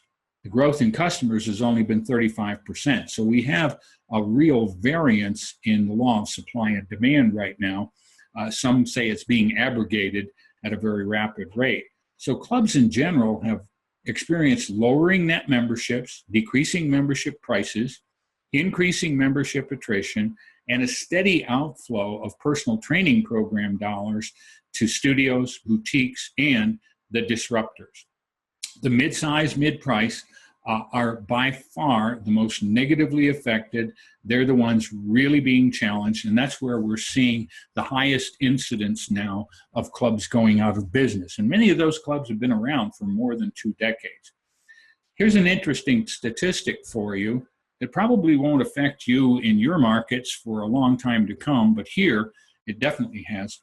16 large corporately owned companies now own 32% of all recognized U.S. membership-based clubs. Over 11,400 facilities owned by 16 large players of the recognized IRSA 36,200 clubs. And they control 46% of all U.S. health club members, 25.6 million of the 55.3 million that we know of. So we're seeing a consolidation of our industry. We're seeing an industry that's maturing. We're going to talk about that in just a minute. And we're seeing the bigs taking over more and more market share of the fitness business. In summary, the ancillary revenue production, which I call AR2TR, ancillary revenues as a percentage of total revenues, has increased dramatically, and that's good news for a lot of facilities, with a majority of clubs having grown ancillary sales by better than 50% in less than 10 years. In the growth in net profits, which I mentioned to you before, more clubs are growing profits, but the averaged annualized profit margin is dropping, now at 7.1. Here's what's apparent about that. Once highly profitable clubs are experiencing lowered margins, while many clubs that operated at a loss or break even are now slightly profitable. And I remind our audience that when an industry enters its maturity phase, or its consolidation phase, as it's called by many, as the U.S. health club business is now experiencing, the greatest competition occurs. Prices have a tendency to erode. We've got more and more facilities available for consumers to choose from, and profit margins shrink. Certainly, this is occurring in our industry right now. The immediate challenges ahead of the traditional fitness facilities industry in the U.S. are obvious.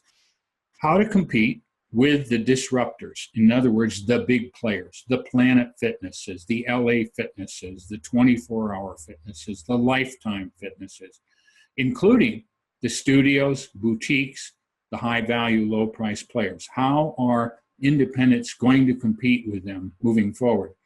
How do independents reestablish a once dominant market position, or indeed, how do they establish new positions in the market? Can they establish them? And how do we grow the fitness consumer base in the United States in an era where joining is not of paramount importance or appeal to several of the consumer demographic and sociographic and age group sensitive markets? So that's a summary for you. Now I thought what I would do would be to show you some predictions from various sources about how the club industry is going to look in the next couple of years and what programming may look like. And it may be helpful to you as you're planning your programming and what you're going to do with your businesses. And this source is from Club Intel's Enlightened Prophecy Report. Number 10, franchise is becoming the preferred pathway to entrepreneurship in our industry. Franchising is growing very, very rapidly. The era of the salesperson, Doug probably won't like this too much, and it may not be too indicative of what's going on in Middle Eastern markets, and some European markets, Asian markets. But here, the era of the salesperson is giving way to the cloud and to experience concierge. In other words, we are seeing a changing role of the traditional tour and pitch a sale in the club market. Number 8, clubs that offer everything to everyone will begin evolving from being the norm to one of the many niche offerings in the industry. We will see less clubs that try to offer everything to everyone.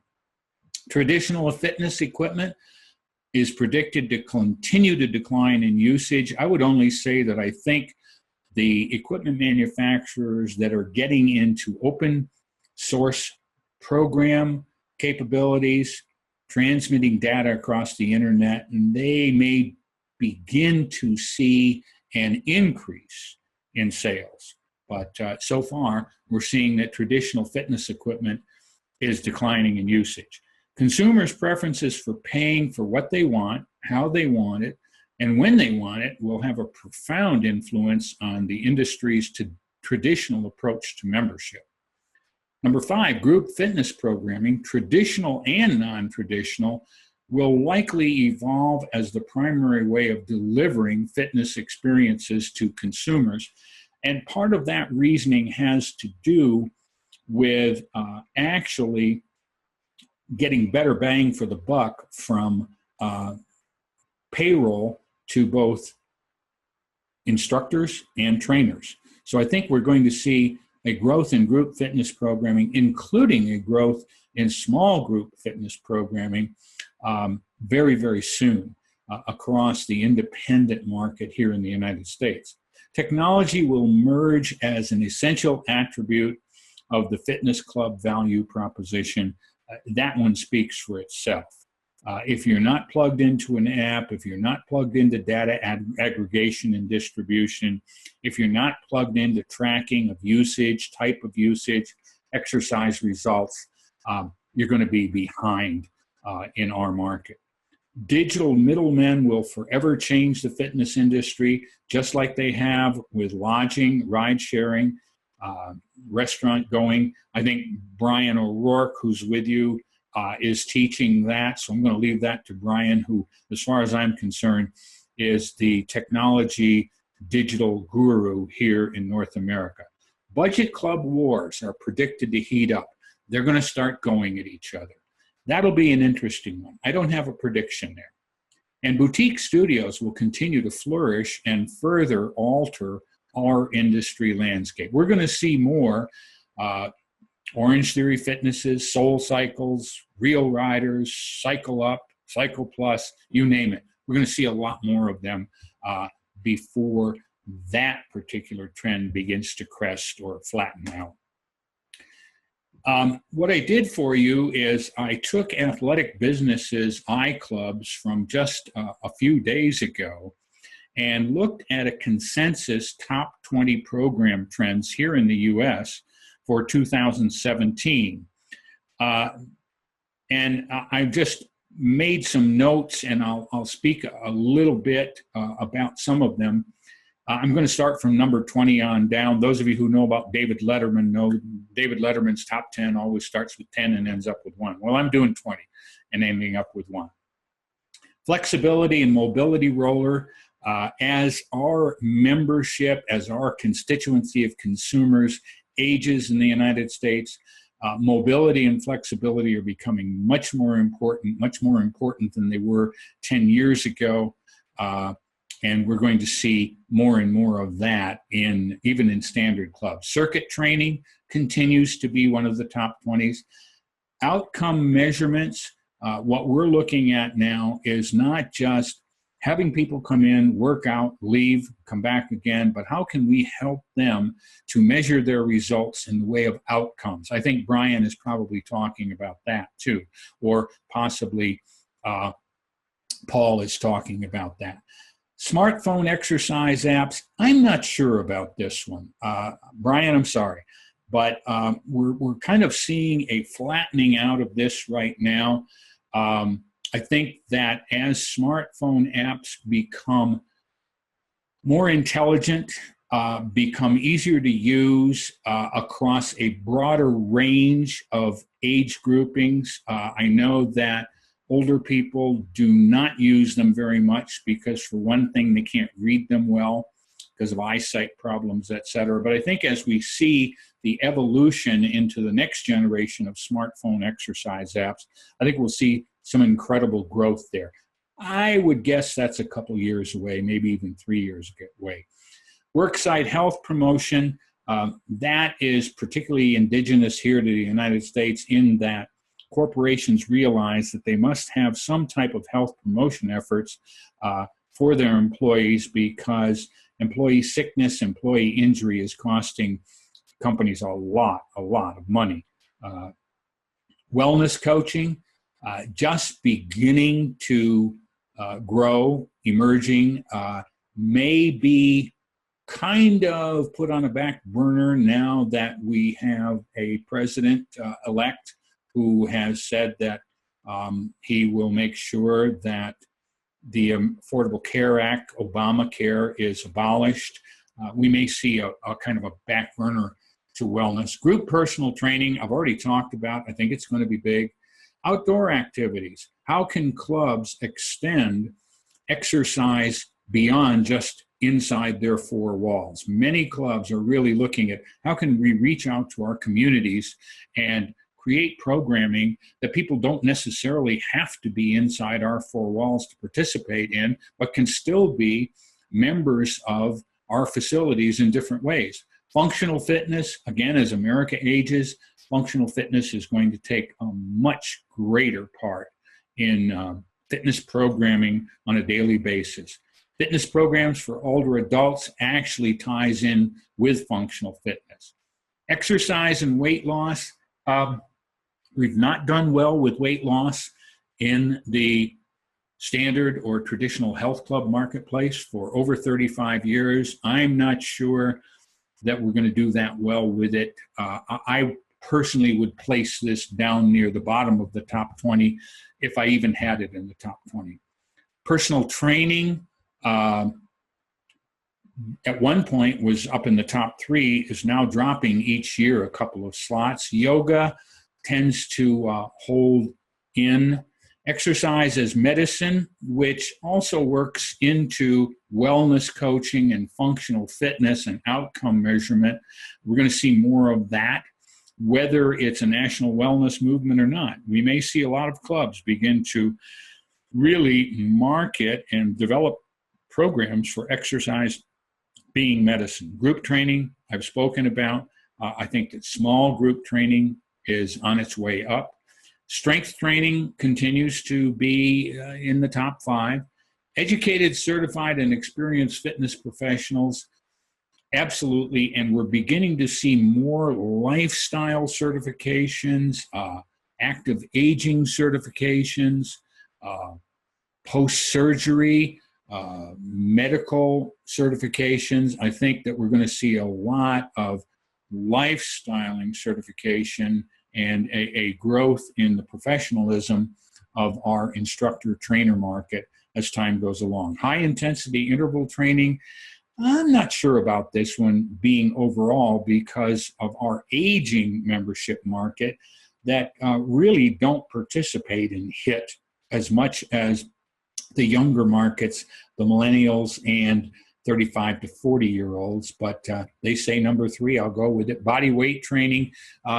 This would be suspension type training, using bands and secured bands in different types of apparatus. I think we're going to see a lot more of this, especially appealing to the 50 to 59-year-old age groups and the 60 plus. And wearable technology, they have as number 1. I'm going to agree with that with kind of an asterisk, and that is that right now there's a real slowdown in wearable technology sales, in part because of some of the issues about Fitbit, in part because of some of the issues about the apps.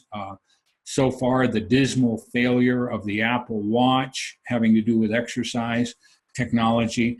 But I think that wearables like smartphone apps will become a big part of the everyday experience of exerciser as time goes along. So I hope that gives you some idea of top 20 program trends. I think there are 5 great opportunities using trends here in the United States and maybe in your markets as well. Number 1, ancillary sales growth, selling different types of programs, all different varieties of exercise programs where you're getting additional fees above and beyond membership dues to do that. I think we're going to continue to see growth there, and I'm very hopeful that very soon we'll see a national average of over 30% of all revenues in ancillary sales.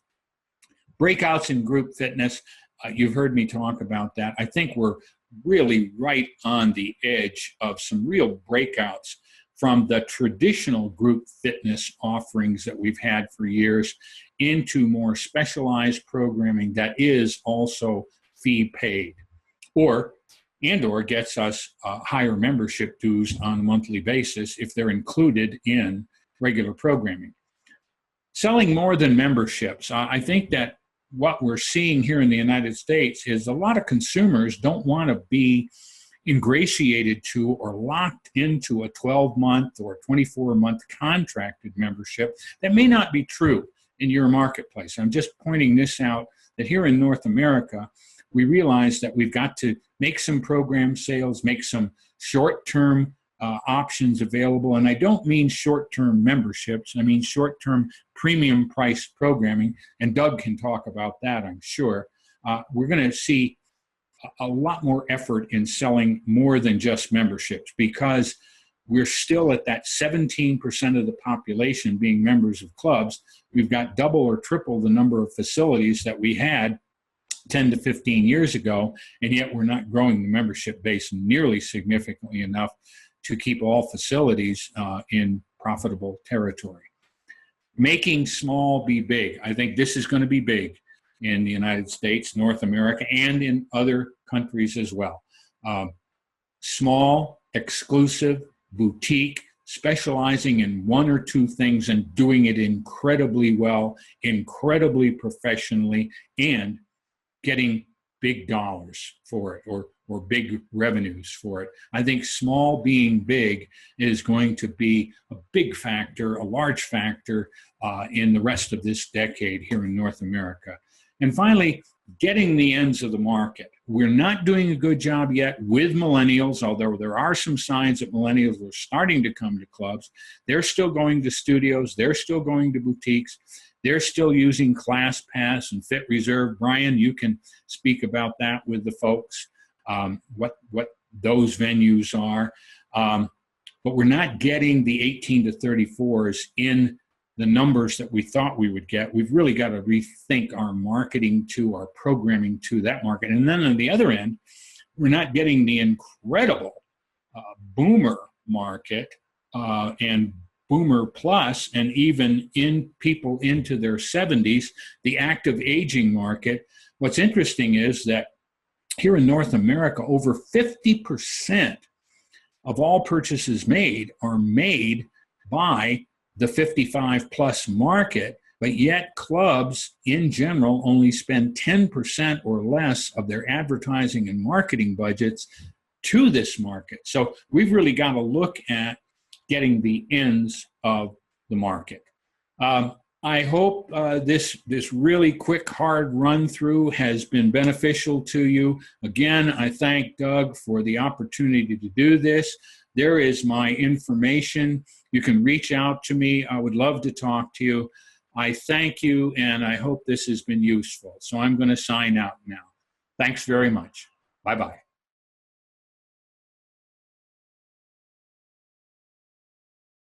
Okay, so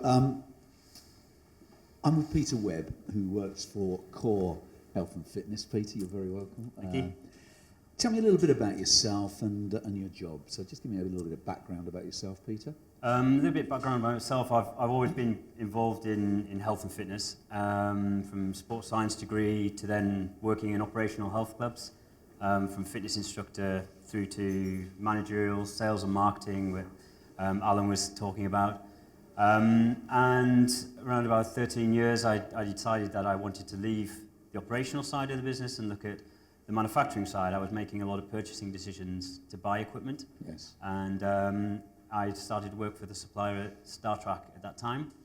And then over the last 13 years, I've been involved in developing their sales and marketing for our export division. So distributors around Europe, Middle East and Africa, managing their business and helping them to support their own customers on a day-to-day basis.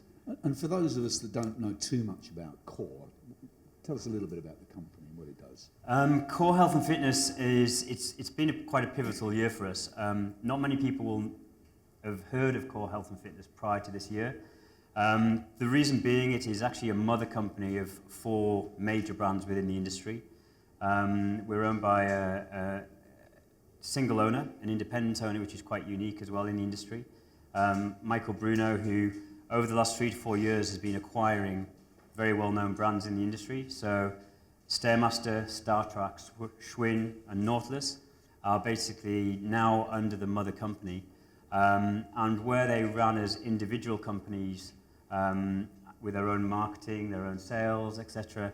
in each individual market. We've now decided the best option with a huge product portfolio is to put that all under one roof, under core health and fitness, but concentrate on what those 4 particular brands were best known for in the industry.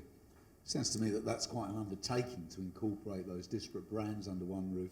How's it gone, and how's that been received? There's always challenges with organisational structures, sales networks, working with different distribution partners. I think the key thing is that the 4 brands have had pivotal development points in the industry. Stairmaster created the first ever step mill. Nautilus pretty much invented strength training as it is today. Star Trek with the first ever commercial cardio treadmill piece. So what we've focused on with those individual brands is let's focus on what we're best known for within those brands, develop those brands to focus on cardio for Star Trek, Nautilus for strength. They created the industry in the very beginning. Where can we take with them with investment in manufacturing processes and research and development? Where can we actually take the future of the industry with these brands that started it in the first place? Thank you very much indeed. And just to take us out, Peter, I mean, you've come all the way to this event. Impressions so far at lunchtime? First of all, a great lunch. Very good. I think it's great to come into markets like Kuwait. First of all, just to see how different markets operate. There are different cultural aspects, there are different operational aspects, but the bottom line is that everyone within the room are all after the same aims of helping their members, developing their business. So it doesn't matter which market you play in, with all the people globally attending as well. Someone's going to be taking at least 1, 2 or 3 points that they can take away into their businesses going forward, and that's the main benefit of having roadshows and education seminars like this. Peter Webb, thank you very much indeed. Thank you. Thank you. Next up we have Richard Consalves, who I'd like to invite up and join me here. Richard is the International Sales Manager from Eleco. And hello, Richard. How are you? I'm good, yeah. So just introduce yourself and just tell the audience a little bit about Eleco. My name is Richard, and I work for Eleco in Sweden. We're a Swedish-based company, but we're a global company. We have head offices all over the world, from Chicago in the US to Germany, now in Norway, and these are all daughter companies that we have going, and our goal is to expand and keep going internationally. Next year will be 60 years for us in the industry, and we actually started with a waffle iron, believe it or not. The original product was a waffle iron, and the way that we went to a bar, one of the engineers, he was very into Olympic weightlifting. He asked the owner, can we make an Olympic bar? Owner said, go for it. Ended up lasting the full weightlifting competition, and it was the first bar to do that. Well, I understand you got a little prop with you? Oh, do I have props? Come on. Of course I have props. What do you got here? The same way we go, yeah, the same way we go from a waffle maker to a bar. In the same fashion, we continue to innovate in the industry. So we don't just make bars. What we do is we keep pushing the envelope, throwing 10 things up, and then 2 will revolutionize how we train. This is something that we've created where the bars still are a Eleco bar and it's still this high quality bar, but what we've done with the collars, we've made it so that the collars can lock into the sleeves. And what you can do with that is that if a gym facility is unsupervised, or if you're doing very high rep work, or if you're doing a personal training client where you don't want the weights to move, this kind of bar will really help you in that scenario. You don't have to have supervision to have a locked bar there, and then you can change the weights as much as you want in the same scenario. Wow, that looks really good. Can I just take you back to this 60-year anniversary, Richard? Yeah. That's some going. Have you got any plans at Eleco to mark that 60th anniversary? What sort of stuff will you be doing? Absolutely. We're going to be launching our new International Training Center in August. We're going to be hosting World Masters and European Masters weightlifting event with over 900 athletes from around the world. As a kickoff as well, we'll be inviting all our customers down. You guys are all welcome to come if you'd like.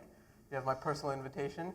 And what it's going to have an international caliber training center where you'll have all the sections of fitness that we offer. you have our soul, which is weightlifting, but you also have the gym and fitness, you have the functional fitness, you have everything else that we cater to in one building with all the people that work there. So it's going to be a really good tie of commercial and professional all in one roof. It sounds amazing. Where will that be? Halmstad, Sweden. In Halmstad in Sweden. Yes. Okay, fantastic. August 2017. Want to come? Okay. Yeah. Won't hold you to it. So just as a closeout for you, Richard, where do you see the future of Elico going? I see us moving more into the commercial gyms, but not just in the traditional fashion. Like I said, our soul is in the professional sphere. What we do is we go to the Olympics, and the reason they like us is not so much for our product. Yeah, we have a really, really good product, but what it is the people. Before you buy the product, we help you with telling you what product you want. When you buy the product, we help you with the logistics. We label the boxes. Little things like that not many people think of. The logistics that goes into setting up an Olympic Games is the same sort of logistics we can bring into revolutionizing a commercial gym setup. Thank you very much, Richard. Thank you. Oh, there goes the pen. That must weigh a ton. Thank you. He's been carrying that all day. Last but by no means least, I'd like to bring up Nahum Tadisi, who, he's a nice guy, but I found out this morning he's an Arsenal supporter, but he can't win them all. So he's the general manager for the Arena Group in Saudi Arabia.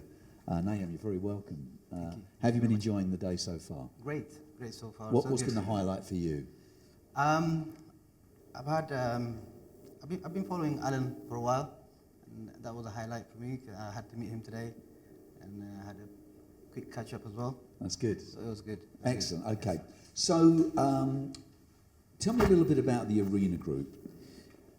Arena, we're based in Saudi Arabia. It's a Saudi company, Saudi investors.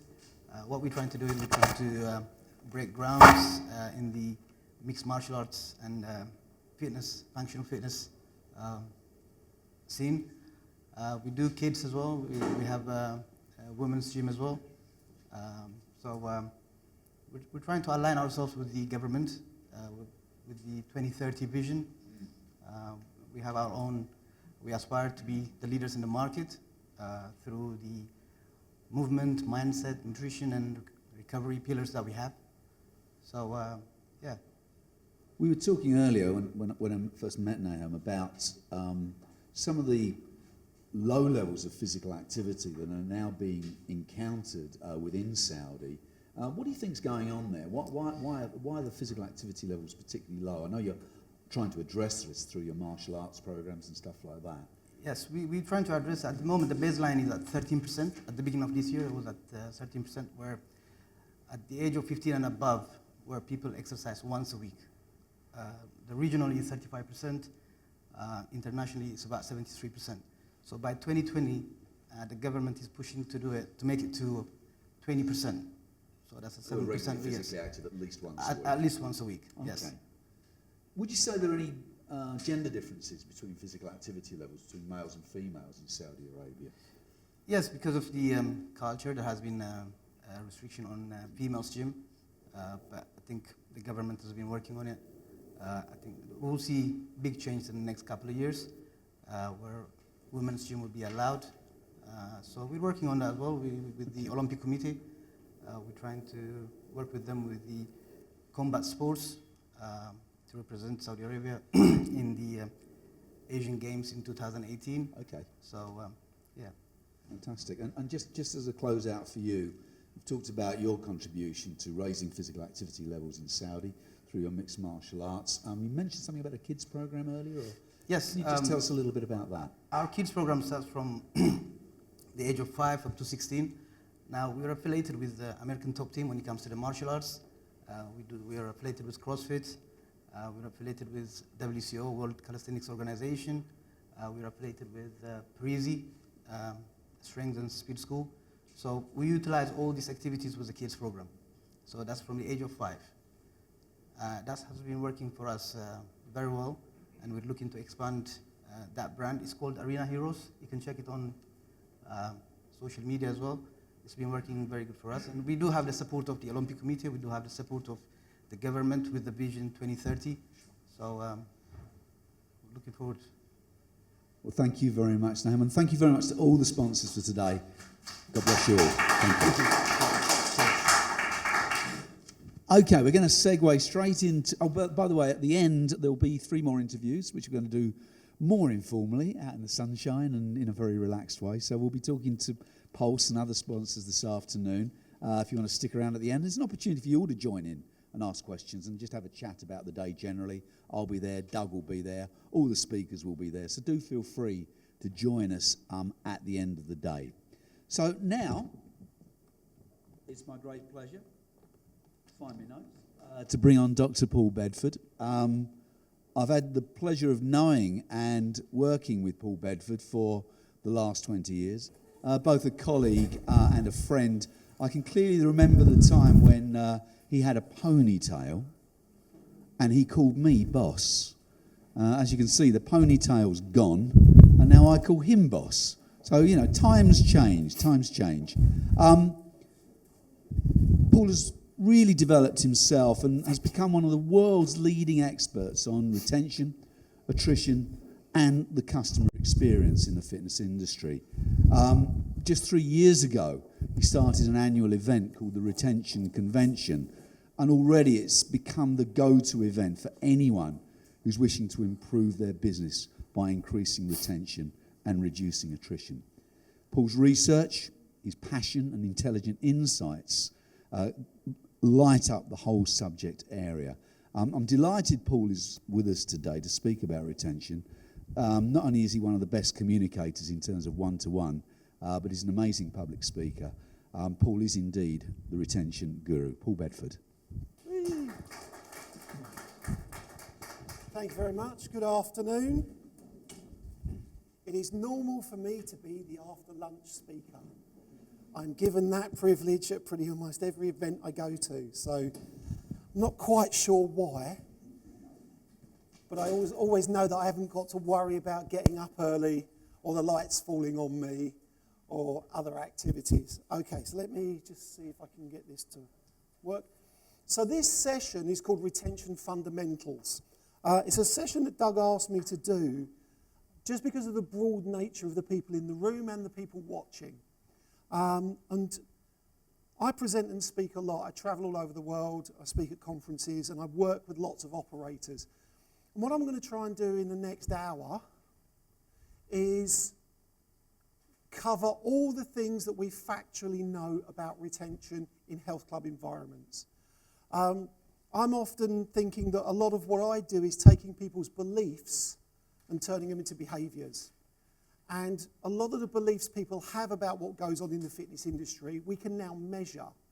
And I'm fortunate enough, I have a PhD in psychology, but in studying for a PhD in psychology, you have to understand statistics and measuring things. So I've been out measuring lots of things to see if they actually work. And some of the things we've always believed, we've now been able to show, yeah, that has an impact. And I'm going to share some of those with you. So let's go to the first. Oh, that wasn't meant to happen.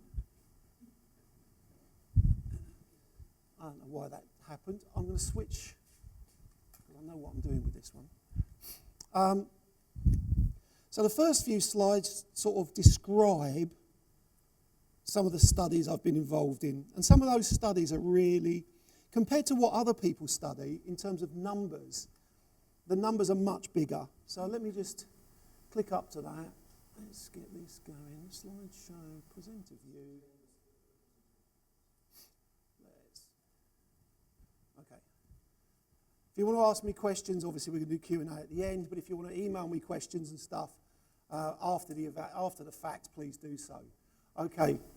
Now this presentation was built out of a conversation I had with an operator who said to me just last year, we don't really know what affects retention in clubs, which was a little bit upsetting considering I've spent the last 16 years studying it and presenting at over 150 international presentations in now 27 countries.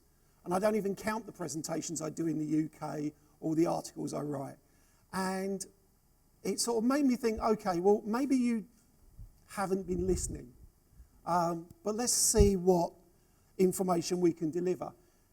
Now, there's a guy called Edwards Deming. He's I don't know if you'd call him a business professor, or he's certainly very well respected in Japan, because he was the guy that the Americans sent to Japan after the Second World War to get them back on their feet. And pretty much every Japanese business uses Edward Deming's processes to run their businesses. And they've certainly evolved in terms of the way they develop, the scaling of things, and how they deliver things. But one of the things he's always said is, without data, you're just a person with an opinion. And when I started doing my studies, I didn't want to be an academic that was always quoting other people's research. I'm happy to do that where it's in the right place. I wanted to do my own research, and I wanted to talk about what we knew about the fitness industry. Because in fairness, in lots of universities, particularly where they do sports and exercise science, they're not interested in the fitness industry. They're not interested in health club operators. They're interested in the actual practicalities of how you deliver physical activity, exercise, sport, or measure it. And I was like, okay, yeah, we need more information about the benefits of physical activity, and we've seen that with Colin's presentation on aging. But actually, we need more studies on how you keep people exercising and keep them in our businesses and you doing activity once they've started. So back in 2001, 2002, my colleague Dr. Melvin Hilsden did a whole series of articles called Winning the Retention Battle. Together, I did a report with him in 2008, but then we did this one, 342,000 members over a 4-year period. That's a big study. We looked at member behaviour and what kept people in the UK market across all the different sectors. We've done similar reports. That was the one I did with Melvin. It was slightly smaller. These are slightly out of scale, but let's get on. This report where we spoke to 1,000 members who'd been members of more than 2 clubs. And we asked them these basic questions. How did you choose your first club? Why did you join? Why did you stay? Why did you quit Club 1? How did you choose Club 2? Why did you join? Why did you stay? And why did you quit? Between them, those 1,000 people have 6,500 years of health club experience. And we videoed that and interviewed that, and most of the interviews are 15 to 20 minutes long. It took over a year to complete the project in batches. But it really gave us some qualitative insight in what's going on. And we've replicated some of those studies in different countries like Madrid, or cities like Madrid, London, Copenhagen and Paris. We did the New Zealand Fitness Industry Association, and perhaps the biggest one to date has been the IRSA report of North America, where we studied the behaviour of 1.47 million members over 3 years. We called it the Million Strong study, mainly because 1.47 million strong doesn't quite have the ring to it that a million strong has. But let me tell you this, we started with over 3 million members worth of data and had to throw half of it away just because the data capture and the quality of that data was so poor. There was a club in Hoboken, New Jersey, that according to their data, everybody in the club was 114 years of age. Everybody. And when you look at it, and I understand why that is, and it's nothing to do with New Jersey or the club, if you have an Excel-based data system in the back of your membership system and you don't put an age in, Excel automatically puts in 01/01/1900 as the default date if it's a missing cell. So sometimes when you're measuring your membership age, you could scroll down all the cells and you wouldn't know, there wouldn't be any empty cells because the ones that you didn't fill in have actually been auto-filled, and it can really skew the age of your club. So you have to check for stuff like that. And that's boring, and people don't like doing it, and that's data science, and I get really excited by that. I don't publish academically, I publish in trade magazines so that people get to read it and work on it. And I wrote a book, and let's get on with the presentation. For me, retention is not the opposite of attrition. Retention is a specific thing that happens in your clubs. Attrition is something that happens in your clubs. There's 3 points that I would describe as within a membership. There's the join phase, the period where they're a member, and the period where they quit, or the time when they quit. And my focus in my business is how do you extend the gap between when they join and when they quit? And that's what I'm interested in. If I thought attrition was the main thing to focus on, my business would be called Attrition Guru. Attrition is affected by retention, and I'll describe some things in just a second. Attrition is how many people quit. I would measure it statistically as a rate of loss. And I would measure per 1,000 members per month, which is quite an academic way of measuring it. It's quite boring for me to talk about, but it's a very accurate way of comparing clubs of different sizes, different sectors within your clubs, and so on. Now, this is the bit where people take a sharp intake of breath. Anyone who's measuring attrition as a percentage, either monthly or yearly, has no idea of what's going on in their business. Yet some of you will be measuring and some of you will be reporting attrition as a percentage. And the reason I make such a bold statement like this is, as your club grows and shrinks monthly, it goes up and down in number of members, a percentage is only a percentage of what it is this month, and that might be different from last month and the month before and the month before. So 4% this month isn't the same as 4% next month or 10% at the end of the year. It's flexing all the time. So you measure it as a rate. Retention is how long people stay, measured in months since joining. Now, as I travel the world, what I notice is that there's what I refer to generally as mature markets and emerging markets. Mature markets, as in examples from countries, would be places like the UK, the Netherlands, Germany, the US, Canada. Long-established health club traditions, long-established behaviours, and the market's evolved over time. So it always started with premium, then it sort of went to a mid-market was the next expansion, then it probably went to a value proposition, then a budget, and things have grown slowly. In emerging markets, what you see is all of those things are happening at the same time. So I'm recently back from Mexico, and in Mexico, what I noticed was there are premium clubs opening, there are mid-market clubs opening, there's low-cost clubs opening, there's PT studios. All of that's happening at the same time. In mature markets, that happened as a sequence, one thing after another. And that makes the markets very different and challenging in terms of what you need to do. But this is always what I'm interested in. How many extra months of membership can I add to someone's business? Yeah.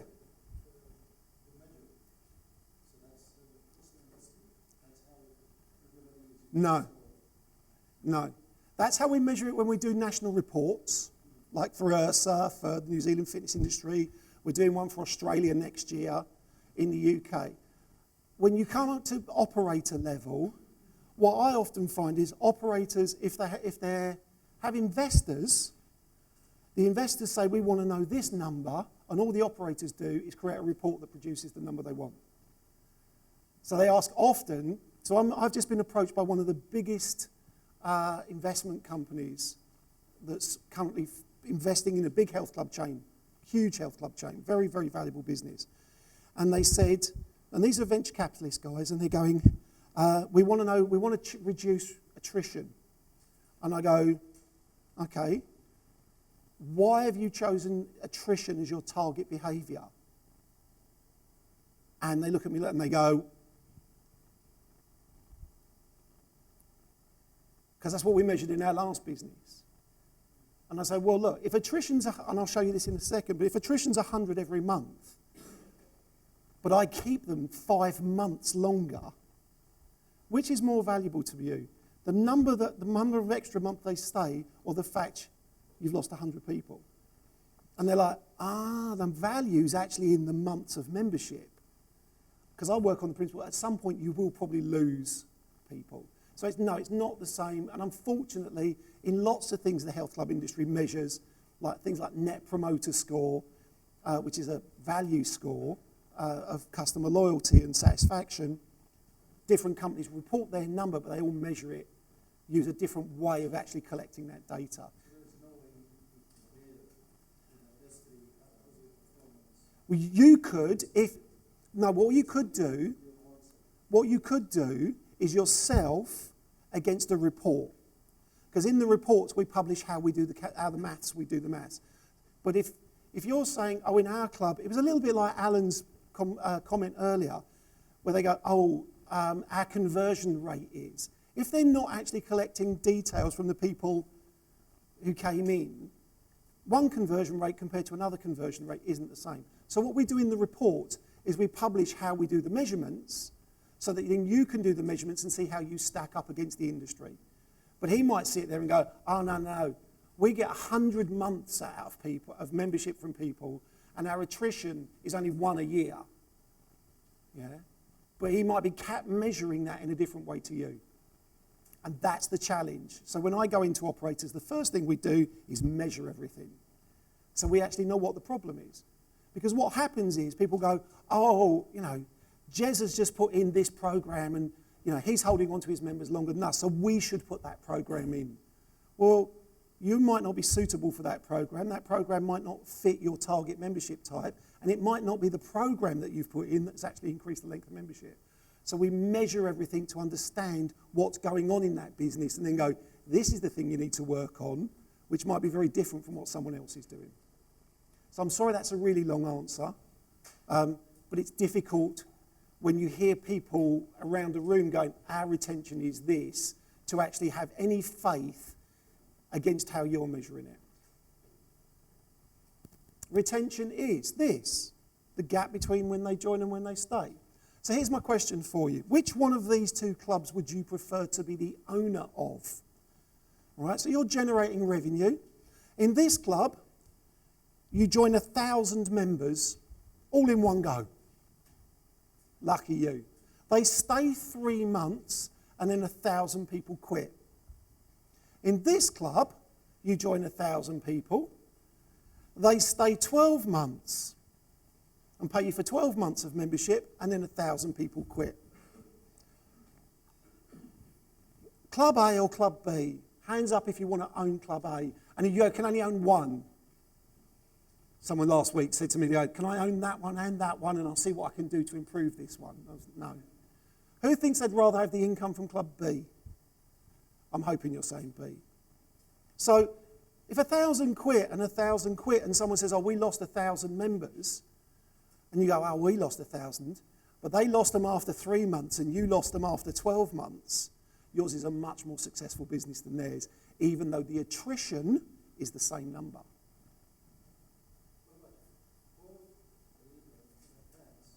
That's slightly different. That's a slide coming up in a second. That's a slide coming up in a second. Good question.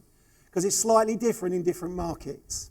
So, where is it? This is the one you're talking about. So what we have across the bottom, and I'm sorry it's faded slightly, is 38 months of membership. What we have up this side is all the people that joined. That's 100% of members. 100% of members. Okay. In markets where people pay up front for a 12-month period, what you have is this orange line, dead straight line to 12 months, and then a cliff. And then what I would, and you could say that is your retention, but actually, you're not giving them a chance to quit, so they have to keep paying because they've already paid, or they've made their payment, and there's nothing you can do about that. Then is the renewal rate. What level of renewals do you get compared to either yourself or someone else? But what you'll often see is underlying that as they paid and then their payment ran out, basically, is the white line, which is the visits, when they actually stopped coming. So underneath, you might have, they've paid for 12 months, but if they stop coming after 3 months, your chance of renewing them at 12 months is almost non-existent.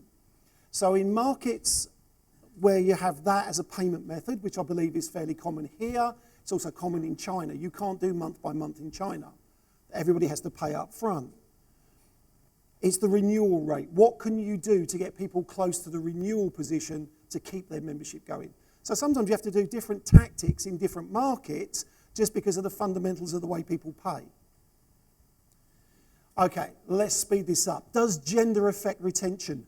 The answer to that is no. Men and women quit at the same rate. They stay roughly the same length of time. They often do different activities in your clubs.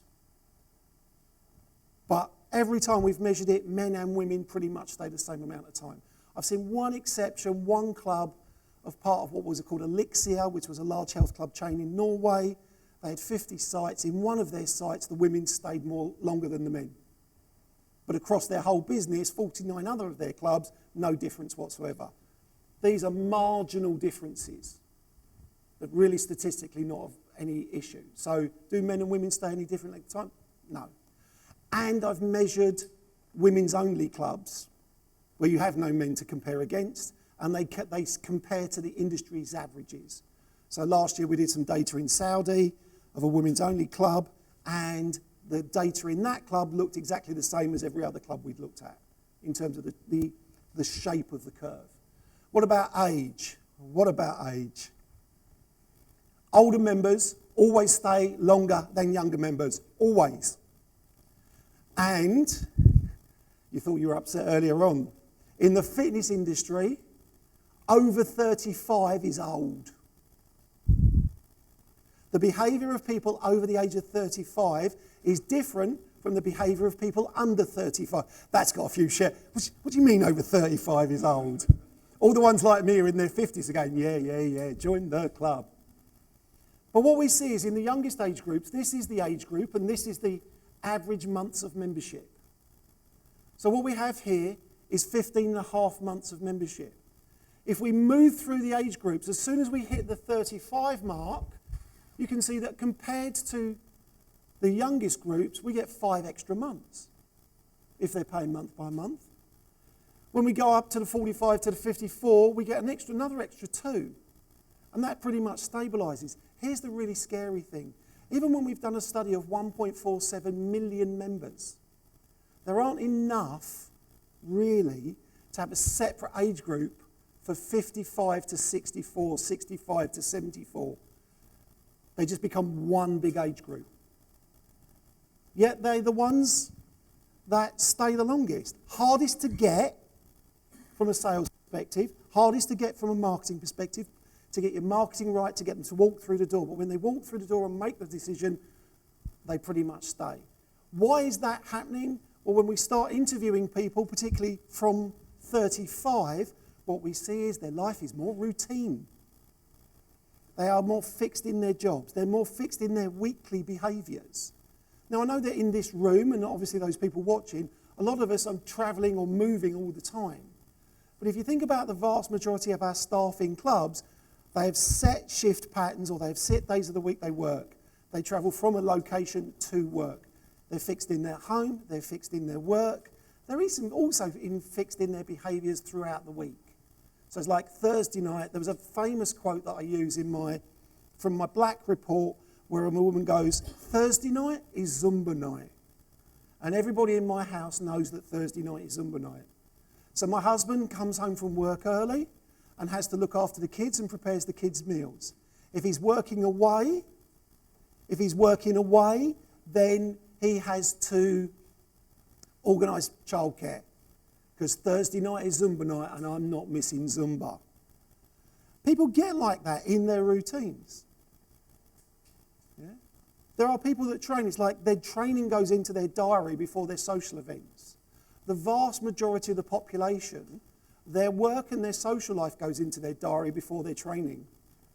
And then sometimes as an industry, we come at them and go, well, you need to train 3 times a week. They open their diary and there isn't 3 gaps in it in a week. So sometimes we have to be a little bit more flexible than that. And I would suggest we say to people, you need to train somewhere between 4 and 12 times a month. Try and fit that in so they've got a range. You'll understand why 4's in there later on. But they've got a range and they're more likely to be successful. But age, over 35, much more loyal. So if you have a product or a service that's attractive to this age group,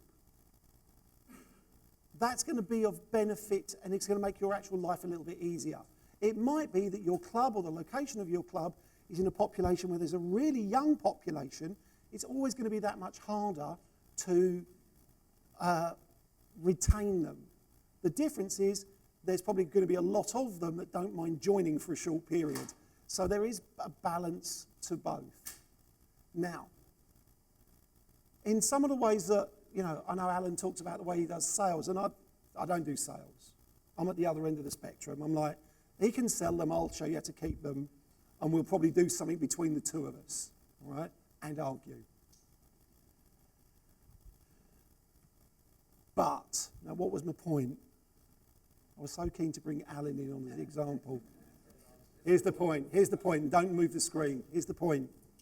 I've worked with clubs where we've changed the sales commission so the salesperson gets more commission for people over the age of 35 than under the age of 35. And what happens with the sales guys, who are really good sales guys, is they go to marketing, we need some more materials that are more appropriate for that age range, because this isn't it. Because suddenly they go, what do I need to do to get more money for the same piece of work? If all members were aged at least 35 years of age, 30% of all cancellations would be avoided. That'd be a fairly straightforward way of improving your business income. But it's not, it sounds simple. I'll just get them all older ones. You've got to do a lot more work to get those people to come in and to join. Now, in mature markets, that's becoming less of an issue because more people have been members of health clubs. So they're more likely to come back and rejoin if it's not the same club. There is a thing called mosaic profile. I've left it in just to show that it has no value. Sometimes we do segmentation by people's affluence and their social grouping and things like that. So far, we've seen no impact on that. This is UK data, where we can track every person in the UK by where they live, how much they earn, the type of person they are in their house, everything. We can do all of that. We've not seen it have an effect on retention. We have seen it have an effect on the types of people that join clubs. Now, there is a group, now what are they? They're urban intelligence, that group over here, represented by a yellow line. 80% of the UK market are people from an urban intelligence demographic. So even in the high cost, low cost, actually the same types of people are joining different price point styles of clubs. But in terms of retention, it doesn't do anything. Someone asked me that this week, so I left it in. Location, really important. There's nothing I can do about your location, but access to your location, either close to someone where someone lives or close to where someone works, really important. In fact, we've seen drive times, sometimes if it's less than 5 minutes, retention goes up just because it's less than 5 minutes. And the way do we test that? We look for the operators who have multi-sites, and where their members are further out, we can test, or if it takes longer to get there. Your competition by location may not be who's the next club down the road. It might be close to where someone lives as opposed to where someone works. So my choice is, do I go where I live or where I work? Now, in smaller communities, that's probably the same place. They're all within a small catchment area. But location really matters. Okay, pre-joining. If you're building or opening new clubs, it is really important to get your pre-sales right. I understand that, having been an operator. I couldn't tell you how to do that, but it's really important. But what is also really important is people who join before the club even is open stay longer than people who join once the club is open. How's that for a fact? It's like, why is that? Oh, I've missed the slide. Where's the slide? The slide's gone. I had a graph, but it shows you the same things I just said.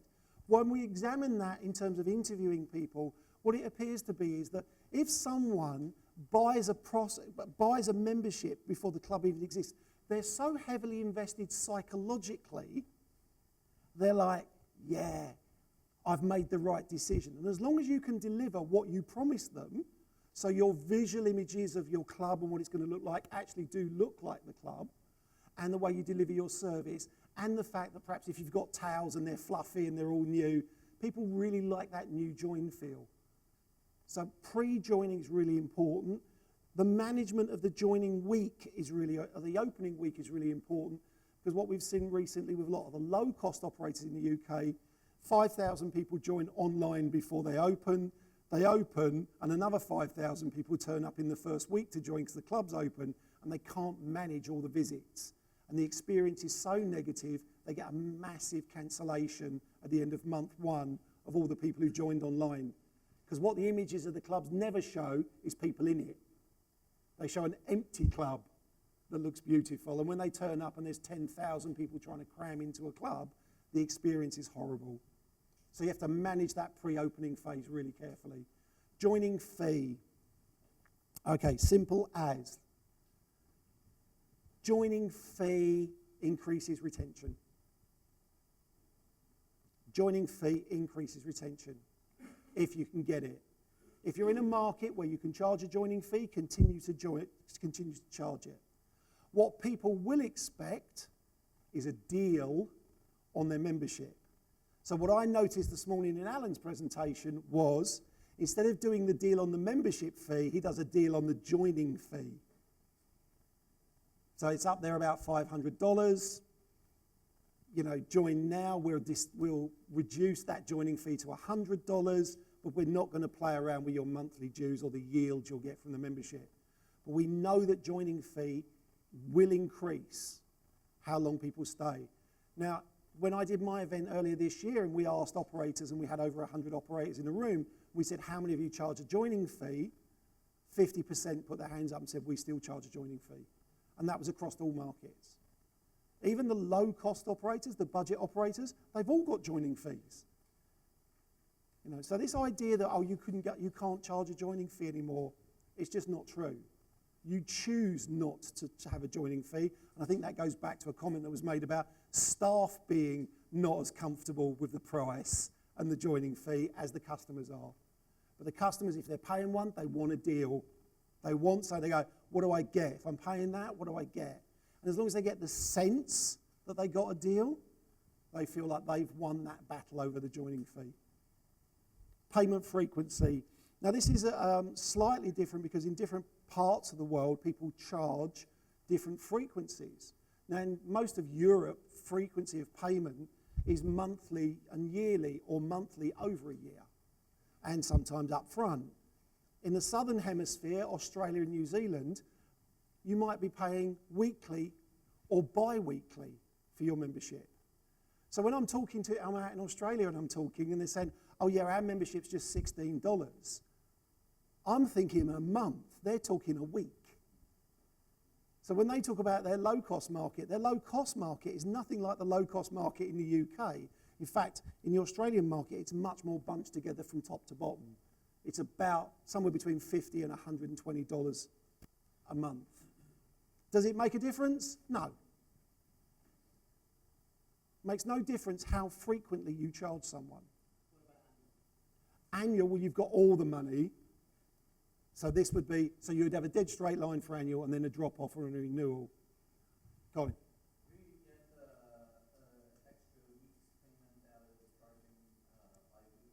It depends on how they split it up. So there was one operator, his name I will leave out for this presentation, started saying to people, we will charge you, and he came from Australia but was operating in the US, we'll charge you bi-weekly.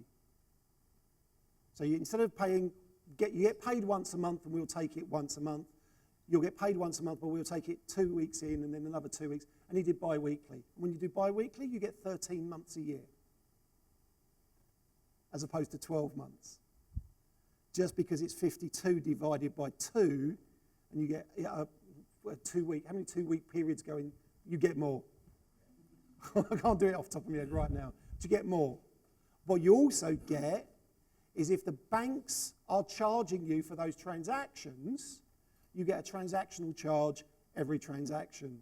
So I worked it out with an independent operator who was charging weekly, that they were actually getting charged, like I think it was $1 for almost every person per week. And there was so much money they were losing because they went to weekly. It didn't actually work out as being any beneficial from doing it bi-weekly or monthly. So it doesn't really matter, and it was also, I think, whether you charge up front. If you can charge up front, charge up front. You know, there's 3 types of memberships I recommend to all my clients. A 1-month membership, although I don't encourage it. A 12-month that you can pay for month by month, and an upfront one. That's it. Don't make it any more confusing than that.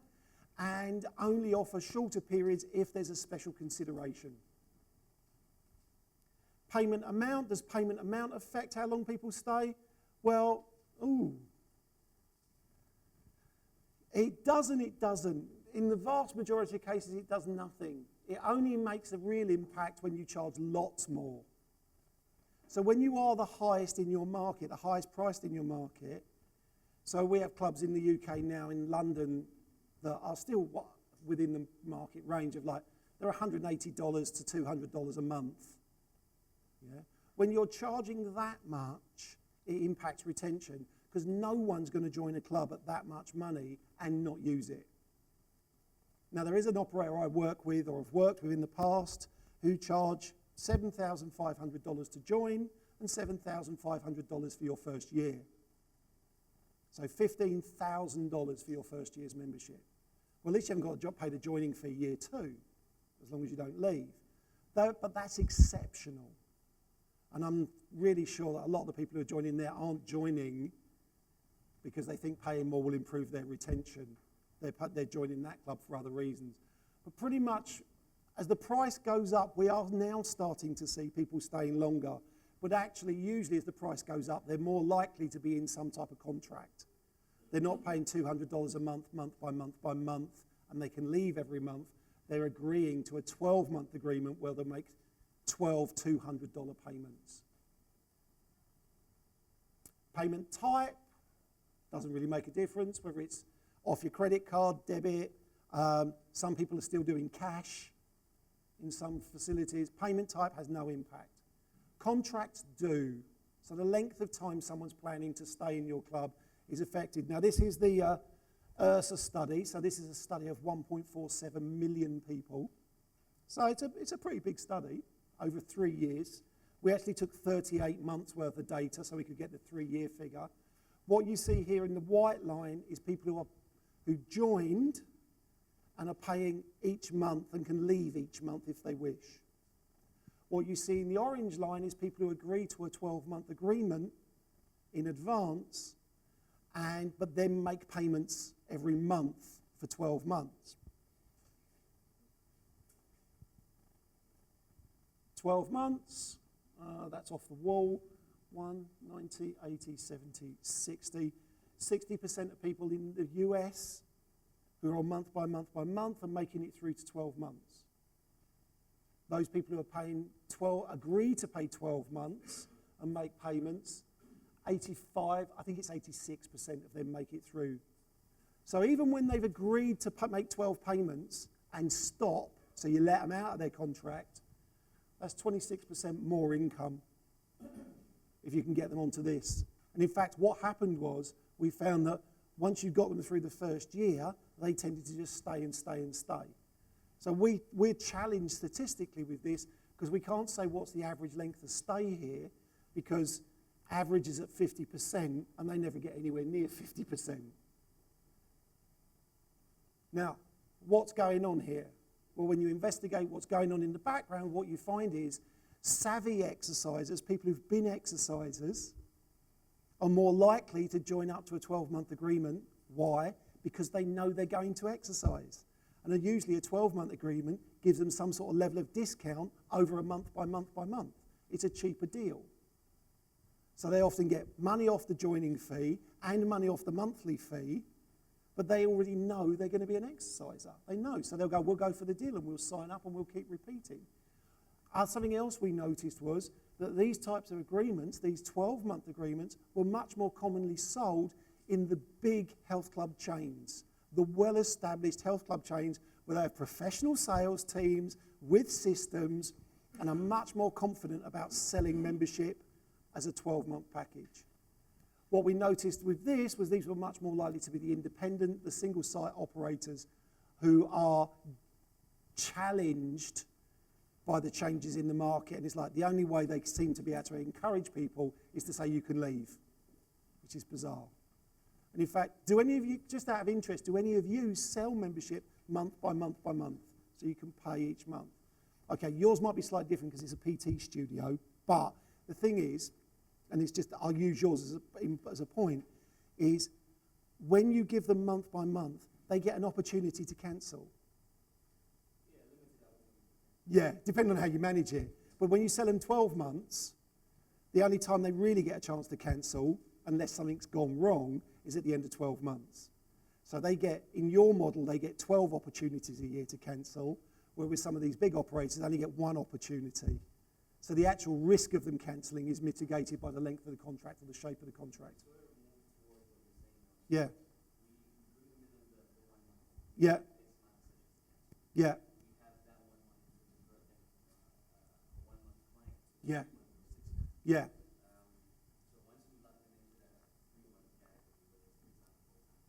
Yeah.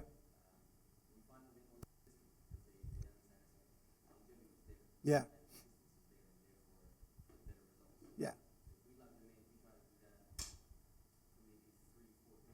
Yeah. And the thing is, it's one of the things I don't do sales, but I have to work a lot with fitness teams, and they go, oh, you know, we find it easier to present the month by month. It's easier for them. And it's like, yeah. I say, well, ask people who join this first question, how long did you want to be fit and healthy for? And they don't go, it's a month. Well, yeah, but the reason I think people ask the numbers in terms of like how much does it cost, they don't know what else to ask. If I don't know what to ask and I go in somewhere, the first thing, if I go into a restaurant, first thing I look at is the price of the food to see if I can afford it. That's the question I'm asking, how much does it cost? Can I afford this? And then I'll make a decision about, actually, I'm prepared to pay that. So I think a lot of people come in, they ask the price because they don't know what else to ask. They're not savvy enough. Whereas the savvy ones are savvy. Yeah, Tony.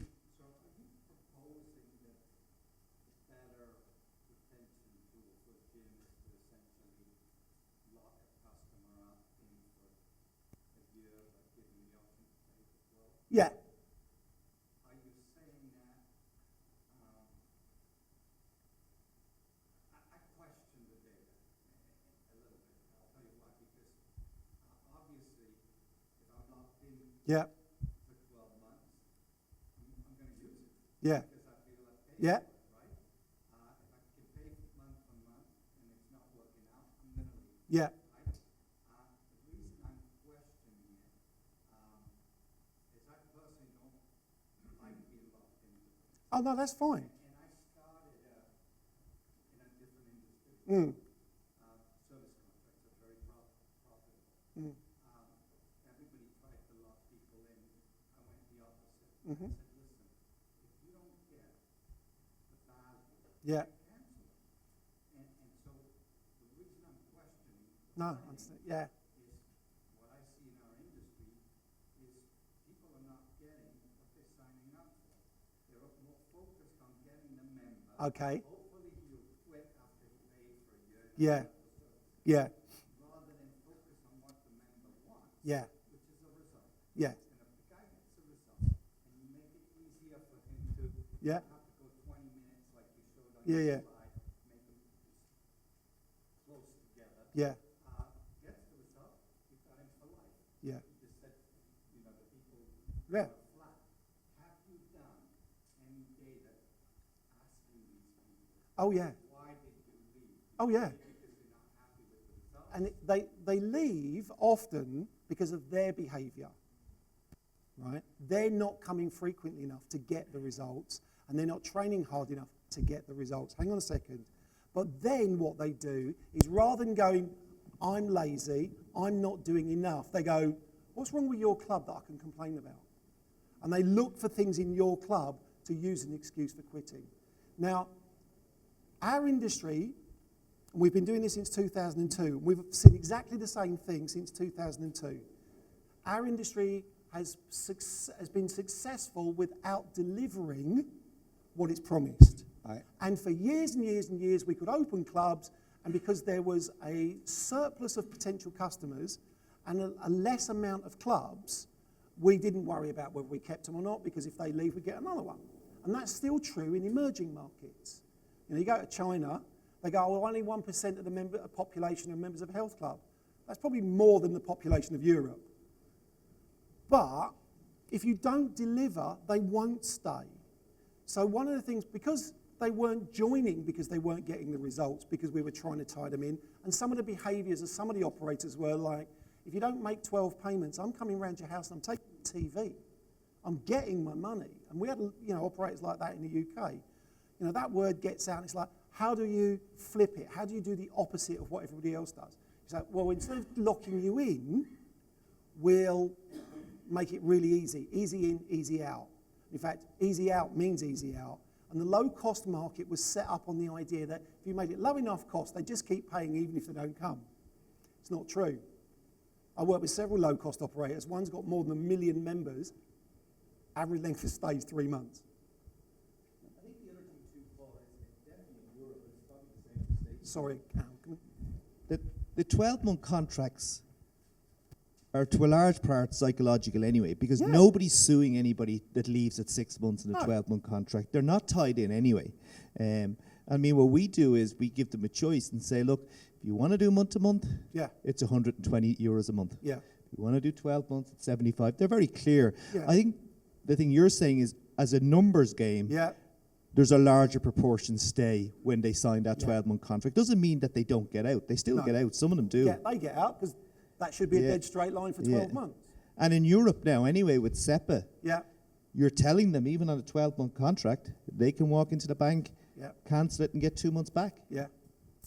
Yeah. So when I was standing here a little while ago, one of the things I said was, I always recommend to my clients, they have a 1-month agreement, a 12-month by month, and a 12-month up front. So I'm not saying you shouldn't have these things. I'm just saying what the data's telling us, people who sign up for 12 months mentally are making a commitment to a longer period of time. Is that all right? Yeah. Yeah. Yeah. Okay, 80%, 20%. Well, yeah. Yeah. Okay. Well, on the US data, 80% of the sales were month by month, and 20% were this. But let me show you this. Those people who stayed up month by month, average length of stay was 15 months. People who signed up for the 12 months, average length of stay was more than 36 months. Yeah. That's why I'm saying you don't have one or the other. But some of the low-cost operators have built their whole businesses on this. And when I go in and see the VCs and the venture capital and the investors and stuff, and they sit in their big posh offices with their mahogany tables, the first question they say to me is, Paul, if you were running this business, what would you do? And I said, I'd offer a 12-month agreement. And they go, and I go, no, I'd offer it. You're not and they go, but we built our business on saying to people, you can join for a month and leave after a month. I said, and what do? They join and leave. Because actually, part of the sales process, you hear the salespeople go, well, you can leave after a month. And they haven't joined yet. They haven't actually done the signing bit. And they're going, oh, can I? So they use leaving as a feature. They put that into the mindset. So I'm not anti month by month. I'm just telling you that if you have month by month, it's going to be harder to hold on to people than it is if you have them in a long-term agreement.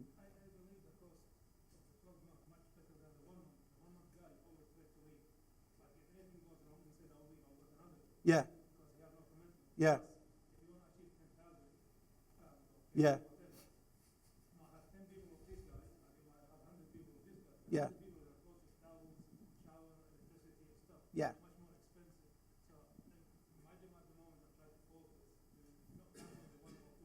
Yeah.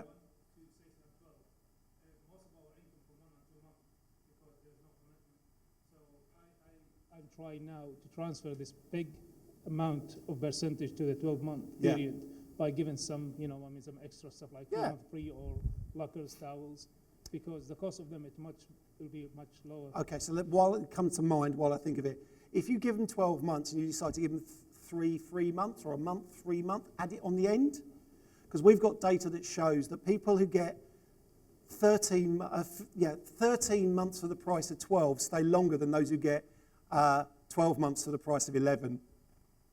So give them a full year and add something rather than charge them less for the full year. Yeah? So there's lots of different ways to play this. Refurbishment. Refurbishments will improve member retention. So if your club is refurbished in any particular way, apart from one, it will improve retention. So this is members, this is a club that was refurbished in London. You can see it's quite old now, 2007. This was the retention rate before refurbishment. This was the retention rate for the 12 months following refurbishment, where they did nothing else. Here's the one thing that won't work, like for like equipment. I take out a treadmill that looks a particular way and I put one back that looks exactly the same thing. They have to see almost like a facelift. So you know, like in terms of Mercedes and BMW and Lexus, every 2 years they do a model and there's a facelift. You have to be able to see that change. If you physically go exactly, you know, I buy that one and I replace it with that one, has no impact. So the facelift has an impact on retention. Now, the way in which operators that I'm working with have been tackling this, and it's not what I do, but we've been looking at it, is they refurbish something within their club every year. So rather than going 3 years and doing everything, they're doing things like every year we'll change out the treadmills or we'll change out the spinning bikes, so that something every year is changing and improving, so that the members of the club go, this is what I'm paying for. So there's a sense of there's something new all the time. But we did that for an operator in London because the boss wanted to be able to show that all the money they'd invested actually had an impact. And thankfully it did. I think he would have been gone if it didn't. And we didn't fudge anything to do this. We just ran the results. No, we didn't. I didn't like him, so I don't care. You know, sometimes you have to do stuff with people you don't like. Membership types. Now, this just to give you a sense. I can't say to you these types of members, Well, I can at some level. If you've got accurate member descriptions of your membership types, and here we've got 7 membership types, we can actually analyse which types of membership types stay longer. Now, the one that's most difficult to see on this screen is this light blue one up here, which happens to be the Swim Life group. We have always seen, when we look at membership types, swimmers stay longer than anybody. The problem is there aren't enough of them to make an entire business out of swimmers. But swimmers are, and it comes into another factor we've identified more recently, routine. Swimmers tend to swim on the same day at the same time and do the same thing. If you like difference, variety, and novelty, swimming isn't it. Because swimming pretty much is this, isn't it? You know, I'll do a bit of backstroke. You know, whereas in the studio environment, the gym environment, we can change it up. Even if you go running outside, you can run different places. But pretty much swimmers up and down, up and down, up and down. But they stay really long. But what you can start to do is if you sell different types of membership, you can start to work out which has the greatest value. And we were able to show in for some operators, where they had different corporate packages, some of them weren't worth selling. Because from a retention perspective, they didn't hold on to people who came from a corporate environment. And if you're going to corporates and saying, if you join our club, it'll improve the health of your staff, but you can't keep them in the club, they're not going to renew that contract with you. So we were actually able to show which of the contracts kept people in the club, and then we analysed what was in each of those contracts and those agreements to say you need to be offering more of this and less of that.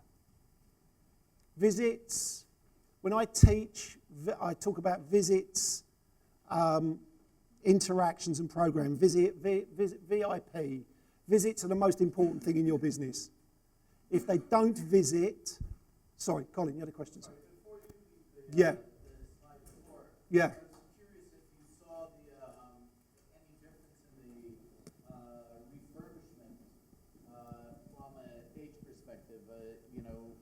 I.e., did you need to refurbish more frequently with a younger market? It's a great question. We haven't done it. We've not been asked to do it. we could probably, if I'd need to think about it, as long as we've got the age or date of birth so we can characterise, we can control for those things, and we could run that analysis. We weren't asked to. This is a venue that has a significant older age group population. In fact, it's really diverse in the types of people that go in there, and I think that's what actually makes it really attractive. Yeah.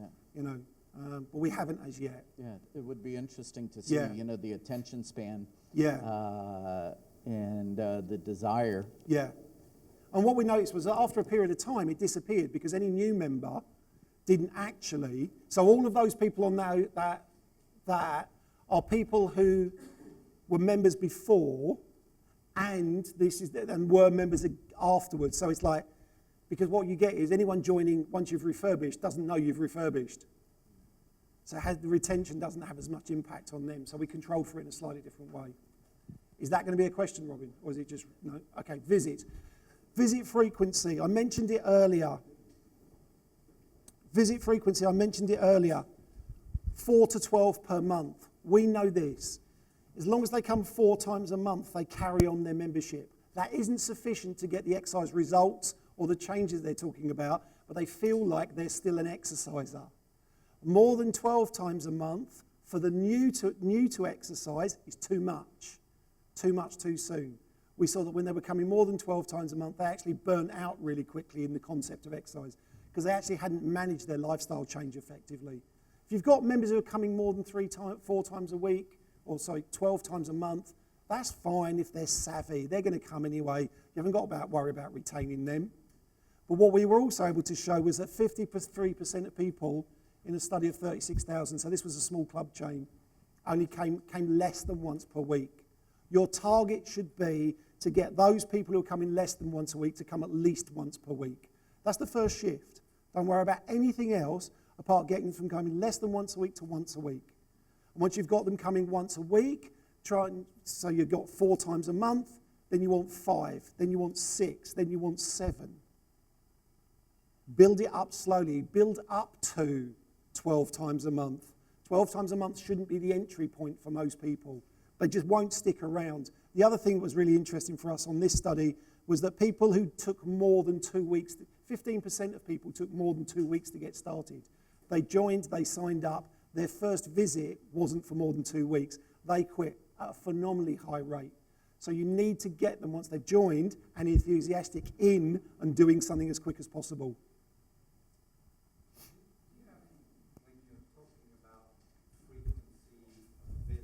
Yeah, sorry, Tony, can we give you the microphone?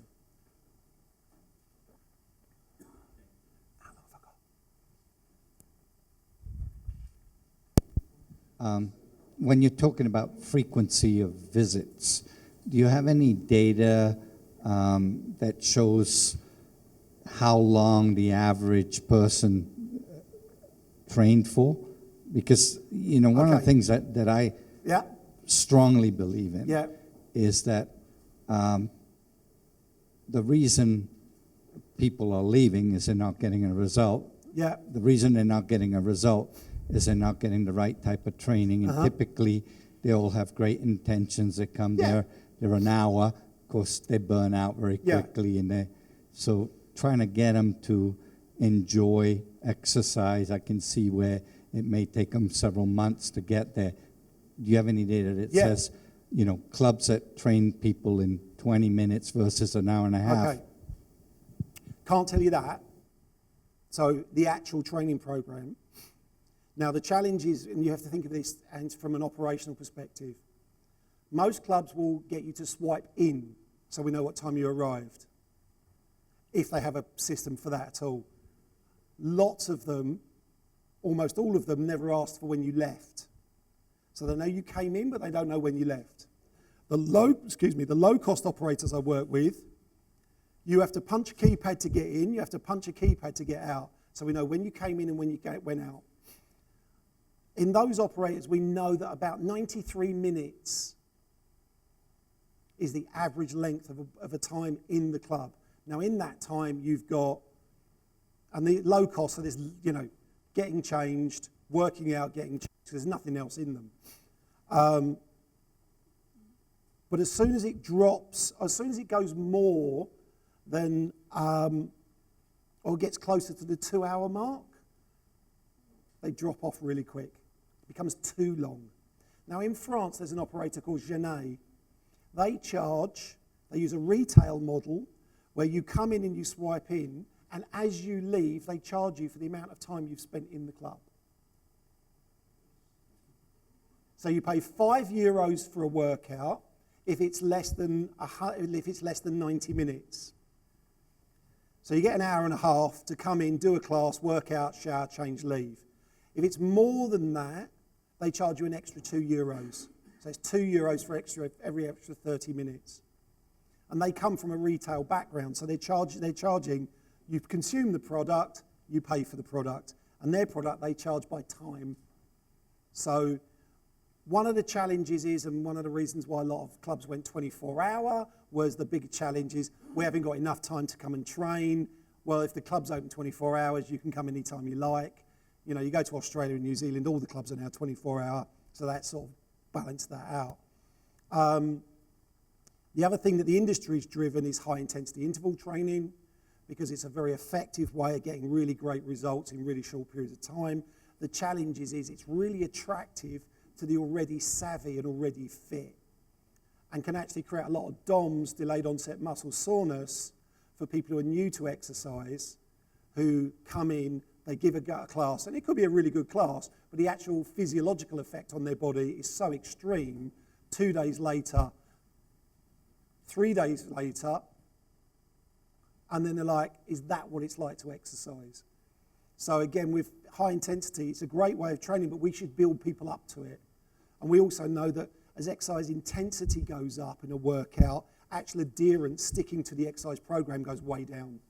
So there's only a few people who are mentally tough enough to come in and train at really high intense levels on a regular basis. Most of us can't. Colin?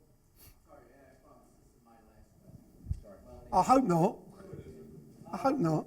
If you at any stage taken all of this data and then compared it against other industries, so in other words, you've got clubs, how does that compare against WISE, corporate wellness, all of these other groups? One of the examples here has been a YMCA. Okay. Yeah, because it would be really interesting to see if one sector does it best. What's interesting, in the UK market, the public sector, which would be run by the local council or municipal, their group exercise programs are frequented more often by women than the private sector group exercise programs. And when you interview the women and say, why would you go to a municipal when you could go to a beautiful club? They say, I'm not judged here. I can go there and there are less women judging me about the way I look. When I go to that club and I work out, I've got to look a certain way to actually even walk into the studio. So we've got some stuff of that. You know, when the UK data we did was on 5 sectors. So we had, I've got to try and remember them all now. Operators with more than 10 clubs, chains. Operators that had less than 10 clubs, but were a brand, so they used the same name on every club. Single site operators, all in the private sector. And then in what we call the public sector, we had those who were managed commercially by an external and those who were managed by their own municipal council. So we could look at the differences. Mainly the differences were around sales, who was comfortable selling what. But when you interviewed the people, the perceptions were, so many of the municipal ones, the quality of everything is so good now. Actually, there's not a lot of difference between the operators. And I know the UK people who are in here will know that you can go into some of the high-end premium clubs in the UK, and the specification of the equipment in those clubs is lower than in some of the public sector, open to, just more. So it's difficult. The work I do is based around commercial work that operators want me to do, plus me then drawing all that commercial work together. So sometimes there are gaps, and it costs a lot of money to do research. All right, it costs a lot of money. Sorry, it's fallen off the edge. Visits, and it's spelt wrong, but that's nothing new for me. Compared to people who come once a week, people who come twice a week, will give you an extra 7 months. People who come 2 to 3 times a week, so they're not quite coming 3 times a week, so you average it out over the month, they'll give you 19 extra months. And people who come 3 times a week or more, well, you haven't really got to worry about them, have you? They just keep coming and staying. So and what that needs to drive is this, it's routine. I don't talk about creating exercise habits, I talk about creating exercise routines. Habits are automatic things you don't think about. You do one after another after another. Yeah? You don't have to use much cognitive load for a habit, it just goes like that. A routine you have to think about. Exercise is a routine. I have to pack my bag, get my bag ready, work out what's going to go in my diary. Now, there are people in this room, people who are watching, lots of people who are really into fitness. It is a habit. They don't think about, oh, what do I need to do today? You know, the PTs here in this club, you know, they don't go, oh, am I going to work out this week? You know, they've probably got their workouts already in their diaries before the week even starts. They know what they're going to do. Whereas the vast majority of new exercise in the general population, they have a diary full first, and you have to fit into their routine some exercise. So I think we need to be a little bit more flexible in terms of the number of visits per week and the amount of time per visit. So some weeks it might be 2 visits, some weeks it might be 3, sometimes it might be 40 minutes, sometimes it might be 60 minutes or longer. And that's okay, because what a lot of us do is, how many of you train, some weeks you do more workouts than other weeks? Who here sometime, you know, it's only the real hardcore to go, no, it's 6 days a week. You know, most of us are doing the ones we want to be able to do. How many of you train at different lengths of time sometimes because you just haven't got the time to do as much as you'd like to do? Yet sometimes when we're prescribing exercise, we don't give people that flexibility. You go, it's 60 minutes 3 times a week. But we don't stick to that. Routine, build routine. When we've analysed data on 800,000 members, we were able to show that people who came same day, same time, as a pattern over a 12-month period, stayed significantly longer than those people who came at ad hoc times. So that routine of coming in at the same day, same time, 6 o'clock on a Monday night, come in and do this, 7 o'clock, whatever, as soon as you get, and I think that's what the swimmers do. The swimmers are routine in their time as well as their activity. And when they come in first thing in the morning, my sense of it is, when I've been talking to people who train in the morning, in fact I can show you this, people who train in the morning stay longer than most members. Because actually, it's so important to them, it's the first thing they do in their day. They can work out and then their day can be whatever it is, but they got their workout in. I think the challenge is, you can't say to someone, you need to work out in the morning, because it may not fit into their routine. But we should build routines for people. Interactions, talk to people. Going to do this quickly, done it loads of times. Favourite slide ever, goes in every presentation I ever do, even if it's not on this topic. If I speak to you once in December, the chances of you still being a member in January go up by 20%. If I speak to you 2 to 3 times in December, the chances of you being a member in January go up by 50%. If I speak to you 4 or more times, that requires 4 visits. It's not 4 conversations in 1 visit. The chances of you being a member in January go up by 80%. That's the most effective intervention you can do in your club after getting them to visit. Because if they don't visit, you can't interact with them. Digital interactions don't have the same impact. They really don't have the same impact. In fact, they can have a more detrimental impact, because if you're sending messages out and it's not resonating with people, it's more likely to piss them off than if you ignored them in the club. What they really, really hate is if they came into the club, you didn't speak to them, and then you send them an email saying, I'm really glad you came to the club today. It's like, well, if you were really glad, why didn't your staff speak to me? So this is really, really powerful. That's the impact it had on some clubs. This group of clubs had no training. This group of clubs had 1-day training on how to start and maintain appropriate fitness conversations. If you do it in dollars, if it's 1,000 people in each of these lines, and you charge $35 a month, at 12 months, that gap is $227,000. So the idea that you save money by taking staff off the fitness floor, ridiculous. Absolutely ridiculous. Some of you would be better off actually paying someone just to walk around and have the appropriate conversations with members. Here's something that I do with the operators I work with. We try and make it so that the reception staff who work mornings always work mornings. The reception staff that work afternoons or evenings always work the same time. So we don't go 1 week it's early, 1 week it's late, 1 week it's early, 1 week it's late, because the members come at the same times. And at least then they know the people, they know the receptionists, they know the fit. So we put people on shifts, not rotas. Well, that's ridiculous. You could impact that. What are we today? Thursday. You could go back into your clubs on Sunday or Monday, depending where you are in the world, start talking to people, appropriate conversations have an impact. Because there are people ready to leave your clubs that are in your clubs, but they just don't glow red, do they? You can't go, oh, look, that one's going to leave. So talking to people has a massive impact. Programming, simple as all the exercises in the program must relate to the goal of the member. And the member must be able to see that relationship. You know, if someone comes in and says, I want to lose weight, get rid of some of this fat, and you put them on a big blue stability ball and they don't know why, they stop doing that exercise. I think it's the major reason why most men don't warm up or stretch who do strength training. It's not that they don't all, but a lot of them don't. They don't see the relationship or the benefit of warming up and stretching to actually having a big chest and big arms. Because if they did, they'd do it. Goals, small micro goals. You need things that people can achieve weekly. So the idea of losing a kilo or 2.2 pounds, you know, or 30 pounds over a year, you can't wait a year. They need a result today.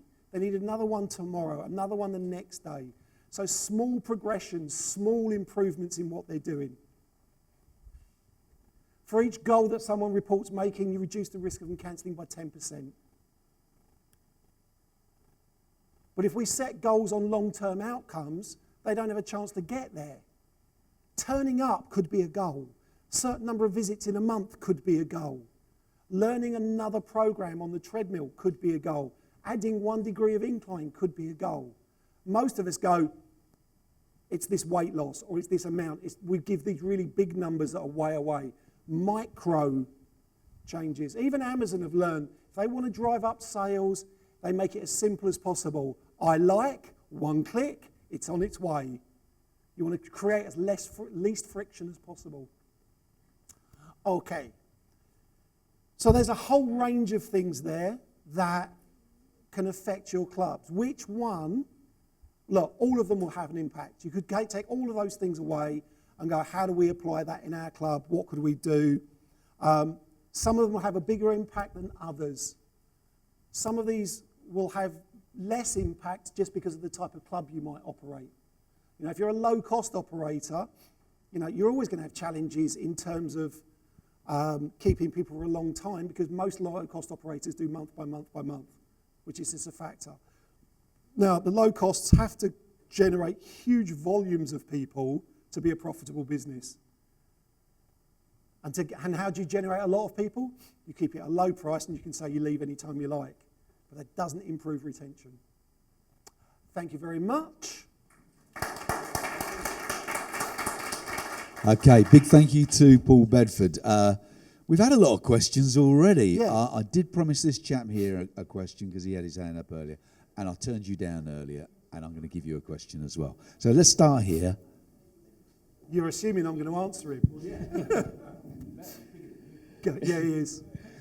All right, my question is regards to, we're talking about the retention and the long-term 12 months type of thing. Yeah. As is commonly known, it's easier to resell or pitch to your current members. Yeah. So as you were saying about changing the environment as well, changing small things, that's sort of a treat or a give back. Yeah. So when is a good time or how regular can it be to do a special promotion for your current or long-term clients? Okay. That's difficult to know without knowing how long your members stay. Okay. But here's a concept to apply. Random. Do random things of gifts giving back so that people don't know, well, if I've been here 6 months, I'm going to get this. I've been here 9 months, I'm going to get that.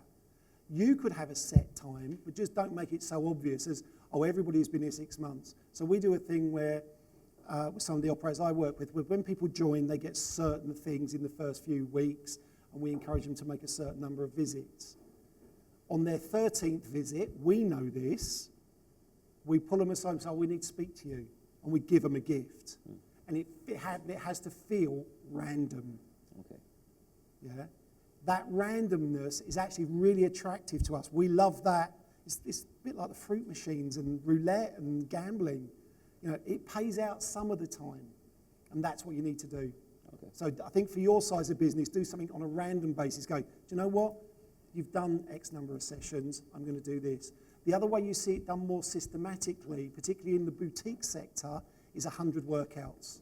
Your name goes up on the wall. You know, the 100 Club, people who've done 100 workouts, put their name up, bit of star. It's not for the other, well, one, it's partly for the other members, but it's mainly for the member themselves. Like, yeah, that's me. Yeah, Does that help? Yeah, thanks. Okay. Hi. We are facing a problem sometimes to approach them to join for 1 year, 12 months. Yeah. And you mentioned before you recommend to give them 3 months. So this one just a freezing or to extend? Because some they prefer monthly membership, but we need them to commit for 12 months. Yeah. So what's the best solution? I don't know that there's a best. I think what you have to do is, and what I've always said is, you should have options, but no more than 3. Because if you give people more than 3 options, they don't want to make a choice. It becomes like, oh. So you only give them 3 options. And it might be that you say to them, look, if you don't want to take out, and it's what Alan said, if you don't want to take out a 12-month agreement at this price, we can offer you a month by month, but the price is going to be this. Okay. Easy options for payment? Yeah. Yeah. So Sorry. So instead of it, I'll do big differences. If you pay month by month by month, it's $50 a month. No, sorry. If you pay for a year, or over 12 months, it's $50 a month each month. If you want to pay only monthly and can leave at any time, it's $100 a month. Okay. We have both options. Okay. And what I was saying about the give, I wouldn't give them extra 3 months just for the sake of giving them 3 months, because they're not free. That's 3 times whatever you charge a month that you're not getting.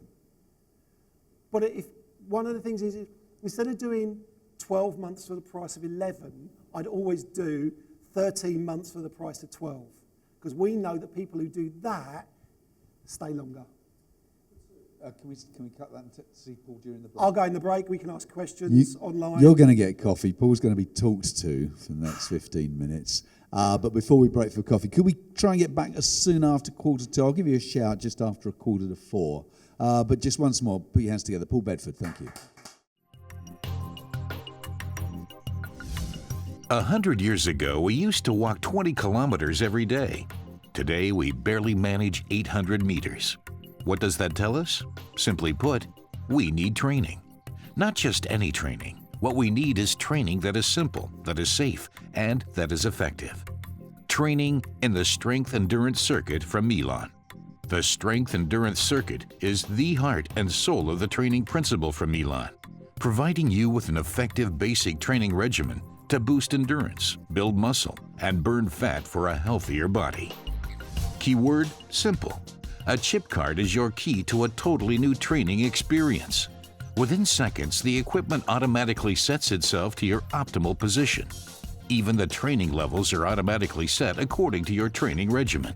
This is possible because Milan training equipment does not work with weights, but with electronically generated resistances, which can be adjusted rapidly and continuously. In Milan circuit training, you work out on 6 strength and 2 endurance machines. Always in the same rhythm, 60-second training cycles, then a 30-second break, and switch machines. The endurance units amount to 4 minutes. So the entire circuit session only lasts 17.5 minutes. A central timer determines the tempo. Waiting times, never at Milan. Keyword, safe. The right kinetic technique is decisive for training success. Milan machines guide your movements, ergonomically and precisely. Even individual limitations, for example due to injury, are taken into consideration. When it comes to the endurance training equipment, it is your heart that is in charge. If you exceed your optimum pulse rate, the difficulty level automatically drops. There is no room for setting or operating errors. Keyword: effective. The mix of strength and endurance units that combine intense workout levels punctuated by brief rests. This time-saving circuit principle from Milan succeeds in especially effective and sustained metabolic activity and calorie burning. Thanks to intelligent software control, the workout equipment from Milan empowers you to implement new training techniques which optimally exploit the potential of your muscles. In order to actively move a weight, the muscle must contract. This concentric work is more difficult for the muscle than stopping a weight moving in the opposite direction, the eccentric phase, which involves the muscle extending outwards. The workout equipment from Milan is designed with this in mind and automatically works the muscles in the eccentric phase with increased resistance. For that reason, training in the Milan Strength Endurance Circuit is a good 30% more effective than conventional training. You and your trainer have access to all your training data via computer, smartphone, or tablet. That way, you can keep track of your progress and carry out a detailed analysis of your training performance, including every single training movement, and of course, use this data to plan further training. Training in the Strength Endurance Circuit from Milan. Creating happy bodies.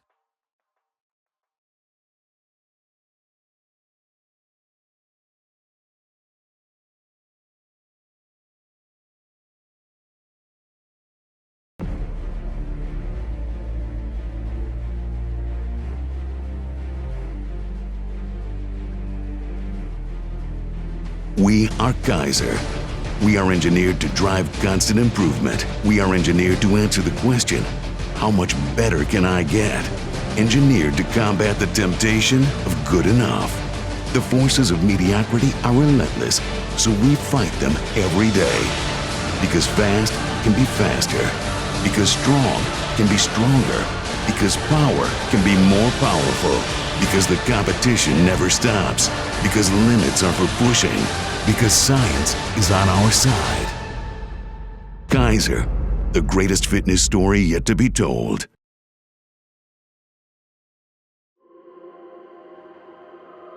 Since the dawn of strength training, human beings have had to rely on the movement of mass, usually in the form of iron weights, as the source for the resistance. When we move heavier and heavier mass, yes, we do get stronger.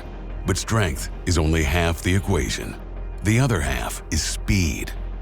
It doesn't matter if you're a pro athlete, a weekend warrior, or senior on the golf course. Strength at speed is at the very core of taking performance to higher levels. This isn't our opinion. This is the law of physics. Take a baseball swing, for example. To make the ball go farther, you must swing faster.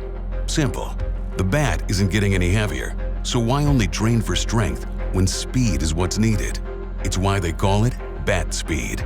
And strength training at speed, that's true power. And what is power? Power is strength times speed.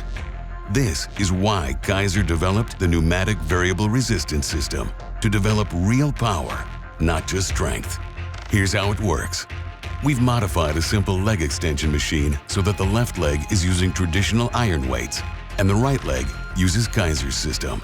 We further modified this machine by adding a force transducer to measure the actual force being applied, along with a position transducer to measure the flexion of the joint. This allows for an accurate, real-time comparison of these two resistance methods through the entire range of motion. Now, we're going to start out slow. As both legs move through the range of motion, we can see that the force and the flexion are pretty much identical. If you're going to train slow, it's obvious that you don't need Kaiser. Traditional resistance of moving physical mass is good enough. Now, let's introduce speed into the movement. First, the iron side. When moving at a faster speed, the iron side shock loads the joints, tendons, and ligaments at the onset of the motion, Because, as we know, it takes a lot more force at the beginning of our movement to get the mass moving. The variability is now working against us. And as this mass gains momentum, that mass ultimately gets lighter. And when we move at this speed, that mass starts to come right off our foot. It's pretty obvious that we are losing much of the workout's effectiveness. Now, let's apply speed to the Kaiser side. Since we aren't dealing with any mass, the laws of physics are no longer a barrier, and therefore, we can maintain the desired variable resistance curve at any speed. So at the initial takeoff point, when our joints and connective tissue is at its most vulnerable, the resistance is lighter. As we continue through this movement, the resistance increases where we need it most, the muscle. It's really that simple. Only Kaiser's system makes true functional training possible. You can't call it functional training if you can't do it at speed. Train slow, be slow. Train fast, be fast. Train heavy and fast, be powerful. Because strong can be stronger. Fast can be faster. Power can be more powerful. Because science is on our side. For 4 decades, Kaiser has been changing the way people of diverse ages and abilities exercise while helping to improve their performance and quality of life. From our groundbreaking pneumatic resistance technology for strength to our revolutionary magnetic resistance technology for cardio, we have a history of pushing the limit of human performance and designing machines built around you. Kaiser, because good enough isn't.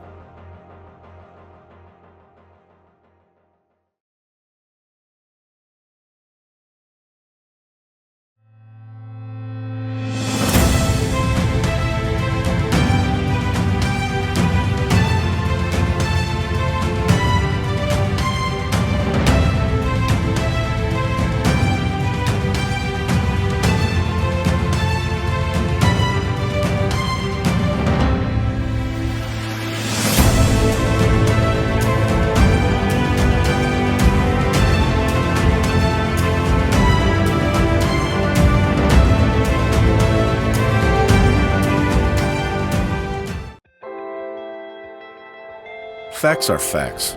The Earth is round, time never stands still, and VFP presentations increase member spending. Fact. On average, members who receive a VFP presentation spend 230% more money in your club than members who did not receive a VFP presentation. How do we know that this is a fact? VFP took an inside look at over 100 clubs. We pulled independent third-party billing and management data, dividing the club members into 2 buckets: members who received a VFP presentation and members who did not. The data was overwhelming. Members who received a VFP presentation during their membership sales tour or personal training orientation spent significantly more money on their initial purchase.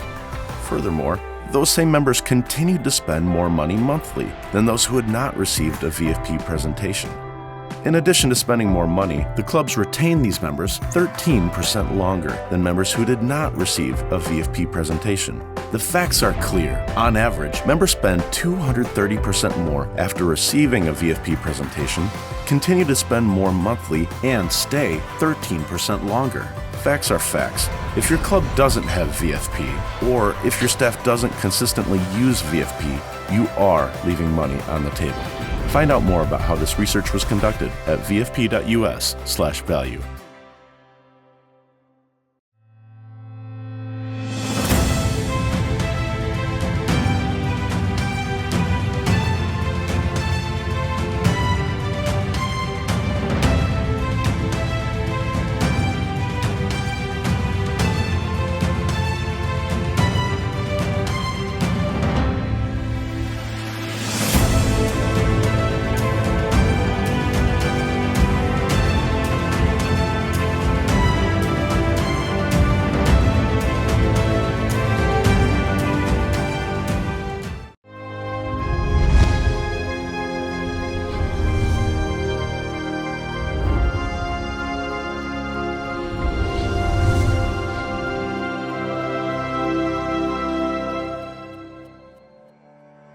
The Associate Member of the Year Award is presented to an associate member who has made a significant contribution to the advancement of the club industry.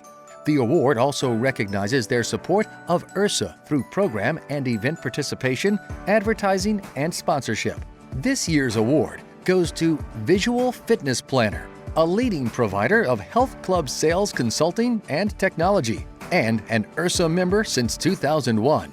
Visual Fitness Planner was selected as the 2016 honoree due to their passion for the industry and commitment towards helping club operators better use technology to solve their needs and grow revenue. An avid supporter of URSA, Visual Fitness Planner annually hosts a panel discussion at the URSA convention. The popular event, entitled 90 Minutes with Top Club Operators, is just one example of the many innovative ways Visual Fitness Planner shares industry expertise to everyone's benefit. What a great moment for Visual Fitness Planner. On behalf of the entire VFP team, I would like to thank URSA and their amazing organization for this award. Thank you to the thousands of clubs who have trusted us to partner with them over the years. And thank you to the many industry leaders who have contributed to our annual URSA panel. I would especially like to thank all of our VFP team members for all of their work, dedication, and passion. Faith in God is an important part of our company, and without that faith, VFP would not be where we are today. So we feel truly blessed to have this award bestowed on us. It is legitimately difficult to describe how much this means to VFP. From the earliest days attending the URSA Institute in 1994 and 95 as an operator, to the very first URSA show in which VFP had a booth back in 2001, to returning as a faculty member at the URSA Institute, URSA has been a big part of our history, our education, and our success.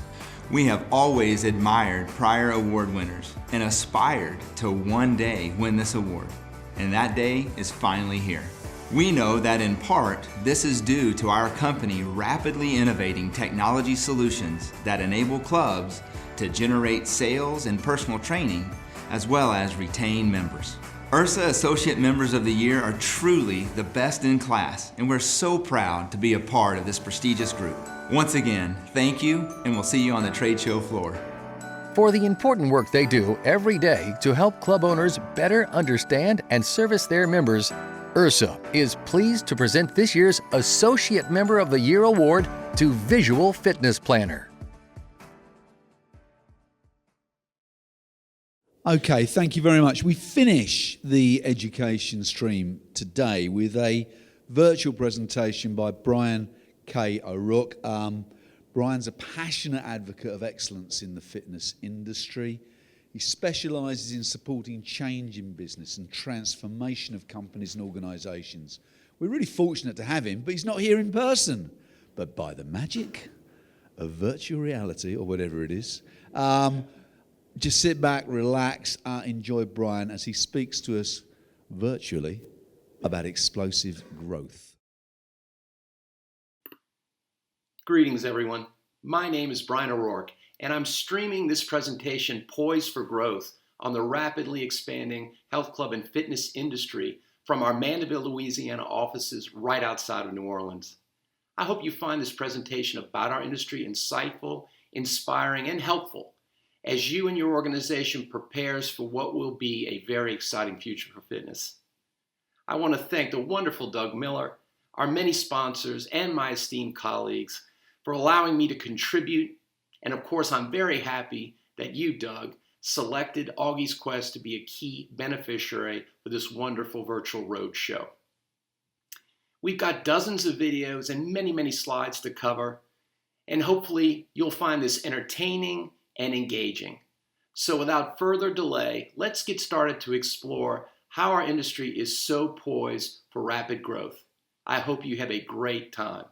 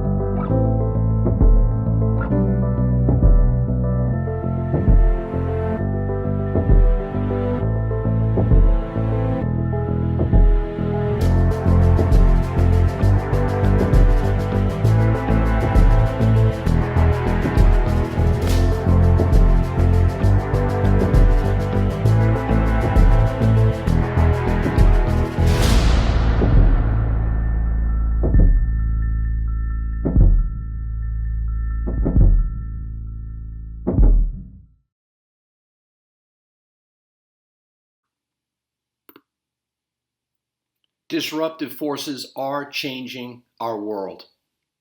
But the secret is, while it's changing our world, it's also creating a tremendous opportunity for fitness and health club industry to seize an opportunity and seize the upside of that disruption to grow our market and grow it significantly. Our research indicates that we think there'll be as many as 1 billion users in under the next 10 years in the health club industry. As we explore why I feel that way, we're going to come up with some better questions that'll give us better answers to figure how to, and that will leave our industry to a better place. Leonardo da Vinci had a saying, sapere vedere, which means to see is to know. Not seeing is believing, but believing is seeing. He was able to see the future of flying machines before they came to be. We need to apply his vision as we go through these trends to realize the opportunity and seize this upside of disruption. It truly is an era of massive change, and rising tides will lift all boats, but some more than others. There will be pain, but there'll be tremendous opportunity if we keep some of the things in mind that the following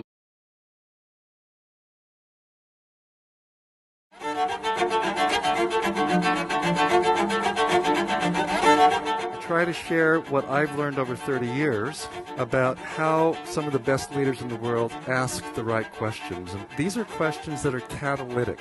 They're the kind that dissolve down assumptions like a catalyst does, and they accelerate a transformation.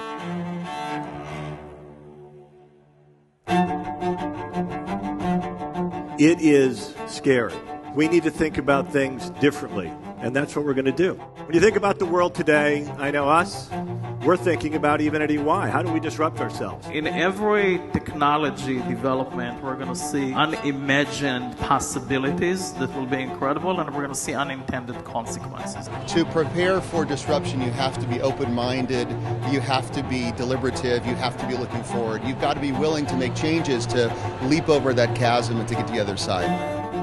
So how do you change everybody's mindset to what the new norm is and show them that it's possible? What you really need to do as a leader is let your team tell you what the future entails, and let your team have the freedom to think about and express ideas that might be radical ideas. Too many companies stifle innovation because they have this top-down management structure. Where essentially I ask them to tell me what's a challenge you're stuck on, and then we generate nothing but questions to figure out better questions that might unlock a new solution. What is the piece of your current business model that is already dead, but your company doesn't talk about it, but everybody else around you knows? We, and especially here in Silicon Valley, assign the term disruptive to everything. Everything that is clever, interesting, innovative, unique, new, shiny, pretty, it's disruptive. And when we kind of lose the specificity of a term, it actually loses all meaning. How do we use these people for what they're good at? How do we figure out what their natural proclivities are? How do we enhance those? How do we stop focusing on let's improve everyone's weaknesses and focus instead on how do we max out everyone's strength? We can bring play into work and actually make it work in a very positive way to actually cope with extraordinarily high pressure situations. First of all, you've got to put money in it. I mean, there's no question that you actually have to invest. You have to invest in the right technology, the right people, and then making those ideas real.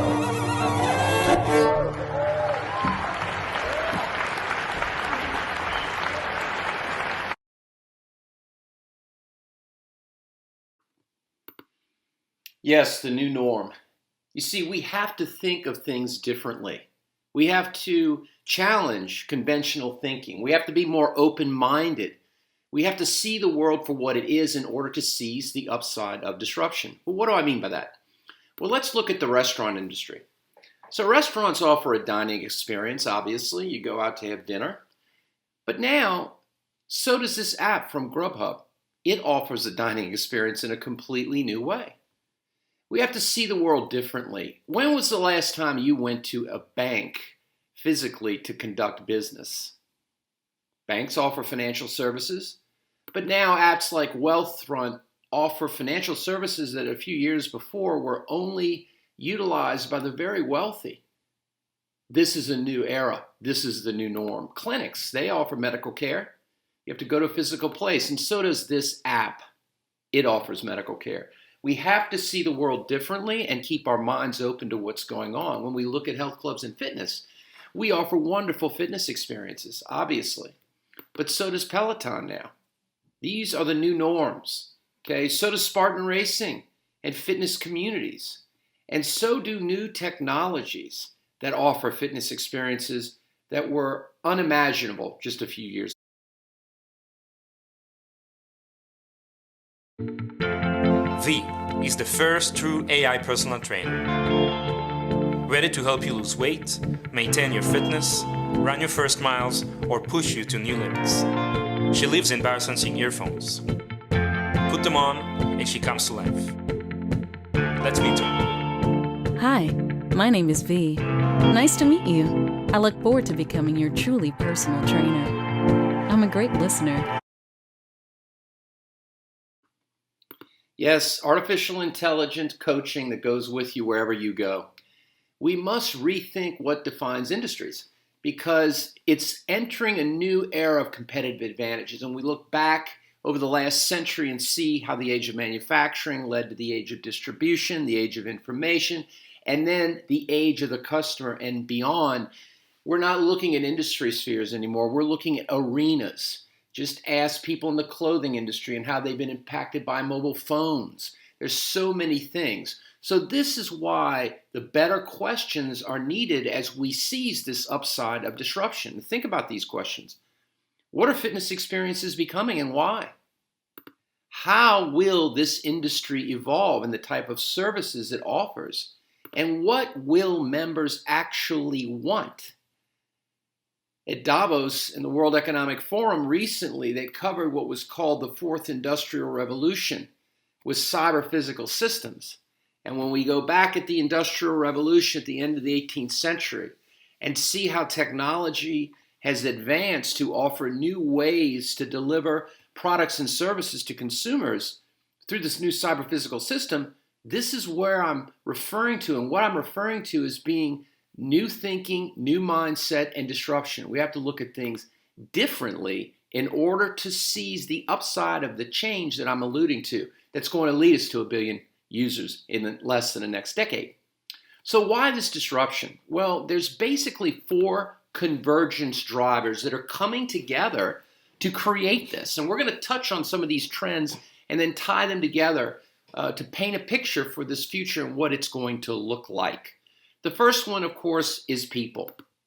And in the world today, you can notice that all these folks have some kind of device in their hand. So technology is very much a part of people's changing behaviors, as we'll see. But the bottom line is that old school definitions don't apply as much anymore. We're experiencing dizzying diversity. We have women in their 70s that are bodybuilders with Instagram accounts. We have breweries developing beers just for yogis. We have these infinite number of subsections of types of customers that are creating all sorts of different combinations and new kinds of people. So one size doesn't fit all anymore. We also see massive changes in the way people are consuming things. This bifurcation or split of the market with mass affluency driving niche models and with utility models being driven by the burgeoning middle class. We're changing how we're consuming things. My son is 32. He doesn't buy a car. He doesn't own a car. He doesn't need one. Okay, there are all new ways. He'll buy organic food and have multiple health club memberships. Another trend we see is urbanization. Cities are the drivers of the world, and that's going to represent the majority of health club operators. People are living increasingly in cities, which have many implications to health club economics and other things. Of course, as you know, power has shifted to consumers. A lot of this because of the ability to have a supercomputer in your pocket connected to the internet. Information flows freely through the world. And it's impacting how people are buying things and deciding to do things. Think about luxury brands like high-end cars, clothing, watches, whatever. Those are 10% of commerce today for those luxury brands. And in less than 4 years, they'll represent almost half of all transactions being done digitally. The key trends in people or consumers really drive around these things and more, as we'll touch on. It's about user experience and what's important to the member and user. And you've probably heard of some of these things. There are three key ones, and we're going to jump into some other ones down the road to discuss how this impacts health club business models. But the three key ones are personalization, and we're going to touch on examples of that with beneficial intelligence and omnipresence, engagement, and we'll touch on status and flaunting culture as examples of that, and finally, service definition redefinition, new ways of delivering things. We'll talk about not just fitness and perspective shifts on products and services. These three key drivers, personalization, engagement, and service definition, redefinition, are things that should be driving most fitness and health club brand strategies right now and addressing the models. And we're going to touch again later on these in a little more detail. But let's explore first personalization, which really is about creating value, right? Greater utility and convenience and relevance to that individual. And we see it in apps with Under Armour's app utilizing IBM Watson to not only share information about your activity, but also put it in the context of, hey, what do other people in my age group and my health classification, what do they experience, and what can you deliver to me in contextual information that'll make this more valuable and personalized? We have Barry's Boot Camp, knowing your favorite smoothie and understanding when you're going to be getting out of your favorite class, so that smoothie's waiting for you if you want. That's personalization. And we have these new platforms like the Apple Watch and others that are personalizing information, providing you the ability to customize information, enhancing your user experience through built-in intelligence. We also have omnipresence, and you know what that is. It's new channels, customers wanting to come in clubs, wanting to go to storefronts, but also wanting to be serviced on their digital devices anytime and anywhere they want to be served. And we've seen an explosion, a recent explosion in new pricing models and business models around that new concept. I'll show you one that you probably... Come on, let's get into it. Go. Down. Right, pick it up. Let's go.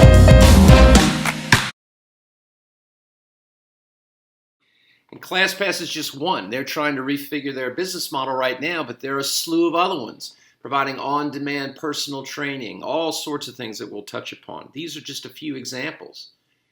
Then we look at engagement, another aspect of user experience that's driving trends. And engagement's really about emotion and evoking emotion.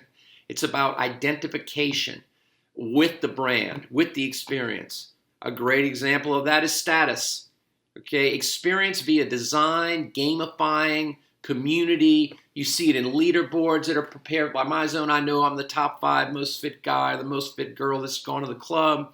You see it in how people identify their personality with the brand and club they go to. And of course, one of the best brands at doing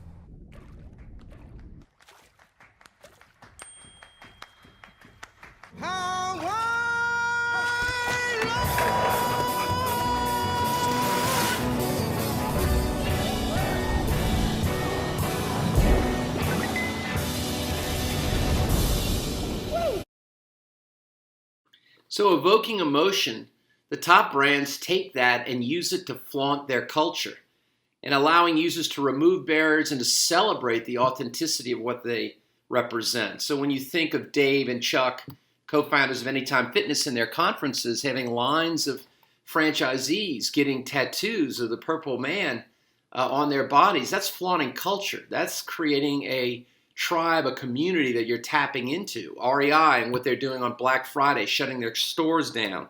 CrossFit and their games and how they flaunt their culture. This is the secret of brand marketers now in creating that user experience that is engaging. And it's smart business, very smart business. And we look at service definition and redefinition. Uber didn't invent the cab ride, okay? All they did was remix and inject technology in a new business model. So we're seeing what we've seen as service in health and fitness being kind of redefined and repackaged, but underneath it all, a lot of it's still the same. Whether you're training at home on group fitness, whether you're taking a virtual class instead of somebody physically teaching it, repositioning, renewing, and refreshing offerings in new ways. One example of that, of course, is not just fitness. So where, the ability to take fitness and health club markets and extend them into the huge trend of meditation, mindfulness, new services around longevity, nutrition. When you have Blue Apron, it can provide and deliver customized meal systems over mail with our infrastructure and that cyber physical system I was alluding to earlier. This enables incredible new opportunities for the fitness industry. So these are the key trends I'd be looking for when it comes to a business in this industry space. Let's move on to technology now and the rapid advancement of technology. And there's a video I want to share with you that's designed to evoke emotion and to pose the question, is it really a question of human?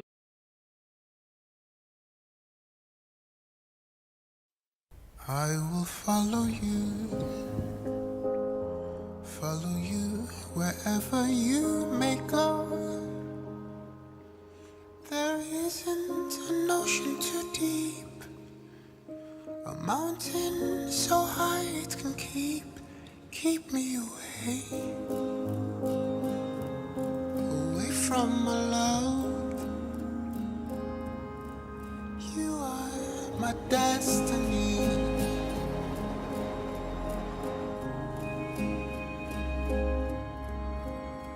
I love you, I love you, I love you.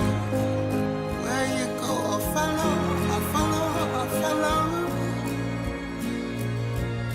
You'll always be my true love, my true love, my true love, forever.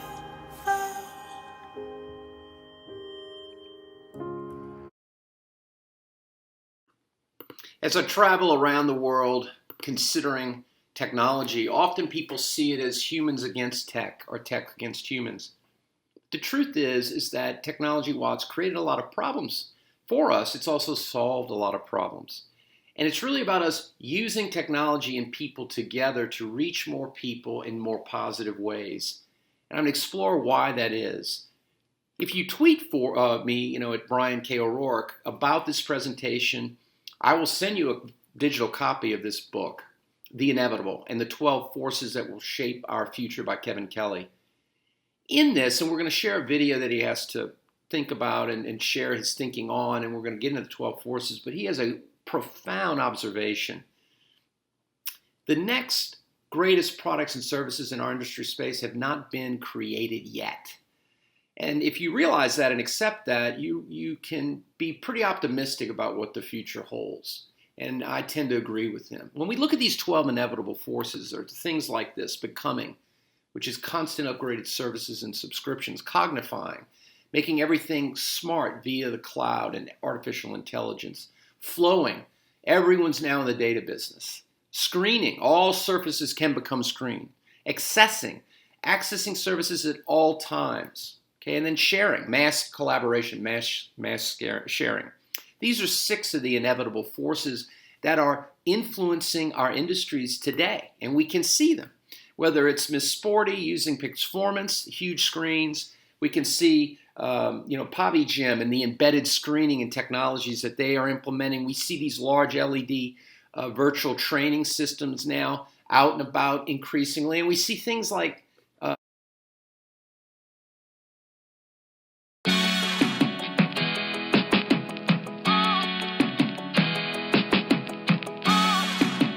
my first experience on LED floor, it's pretty, I didn't even know it was possible. And it's amazing what can be done nowadays, and I think the potential and the possibilities for the floor are endless. I think I just woke up from a train.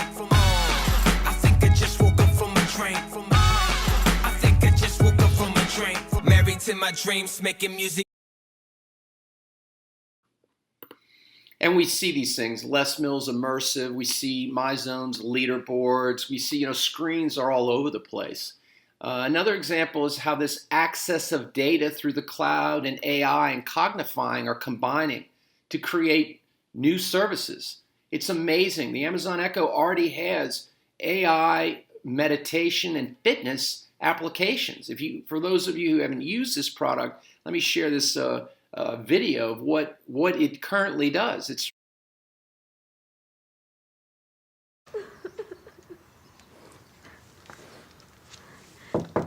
I'm fine. Alexa, play Broken Wings. Okay. Take You're ridiculous. Sarah! Come on! Alexa, turn on the sprinklers. Okay.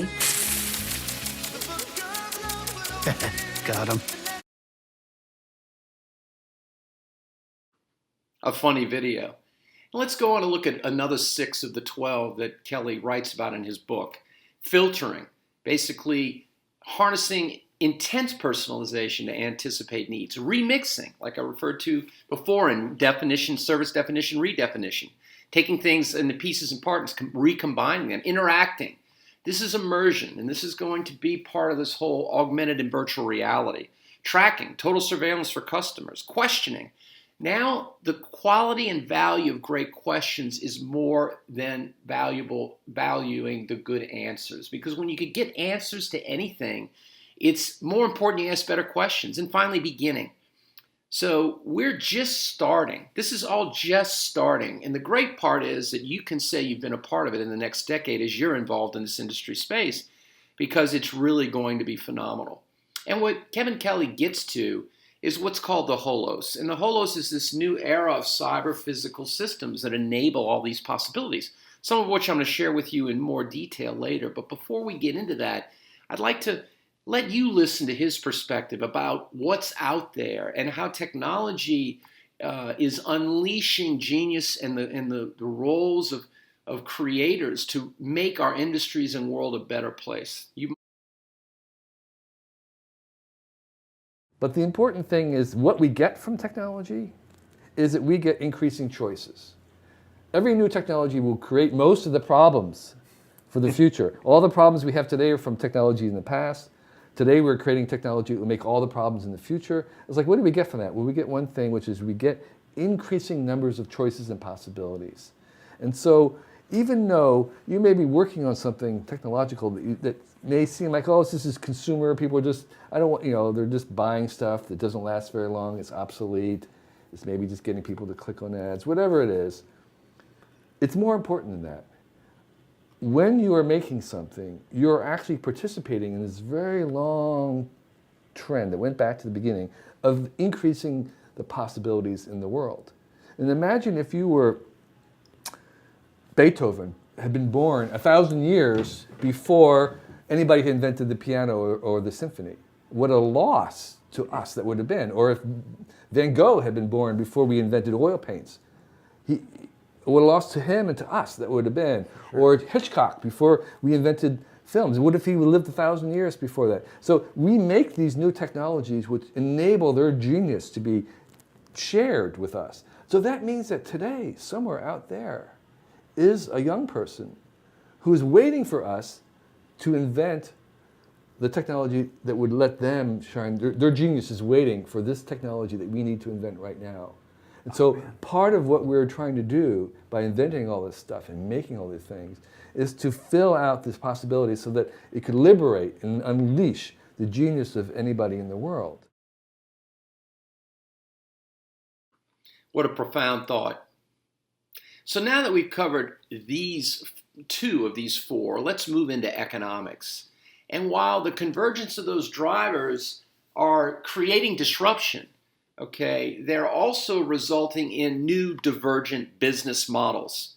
We're seeing the industry being reinvented in multiple and different types of new business models. And economics has a lot to do with this. It means new delivery systems to meet customer needs in new ways. And these are unbelievable in what they could represent. I mean, think of having a running coach. Not many people have been able to have or afford a running coach. But what if these new possibilities that Kevin Kelly shared started coming to market? And they are. I'm going to show you an example of what that means and how really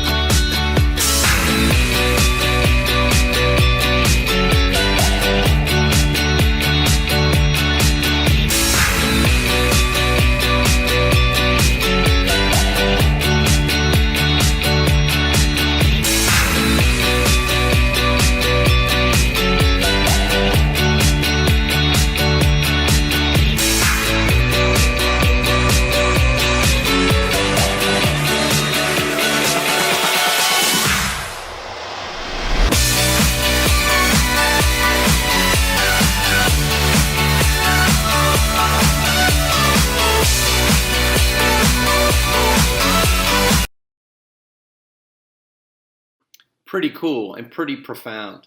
When we talk about economics, let's discuss what it means and why it's relevant.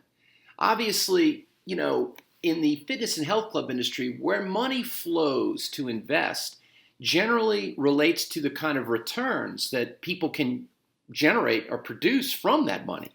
And so return on equity, return on investment explains a lot of where the industry landscape is. And when you look at something called the DuPont formula, which breaks down returns into three key parts, and look at some of the key growing sectors of the health club industry, it paints a picture that I think can serve us well. So you have profit margin, obviously, EBITDA over sales or revenue. You have asset turnover, how many times in a year you can turn your assets over through revenue, and then leverage, the equity multiplier. We're not going to focus so much on leverage. We're going to focus on profit and asset turnover.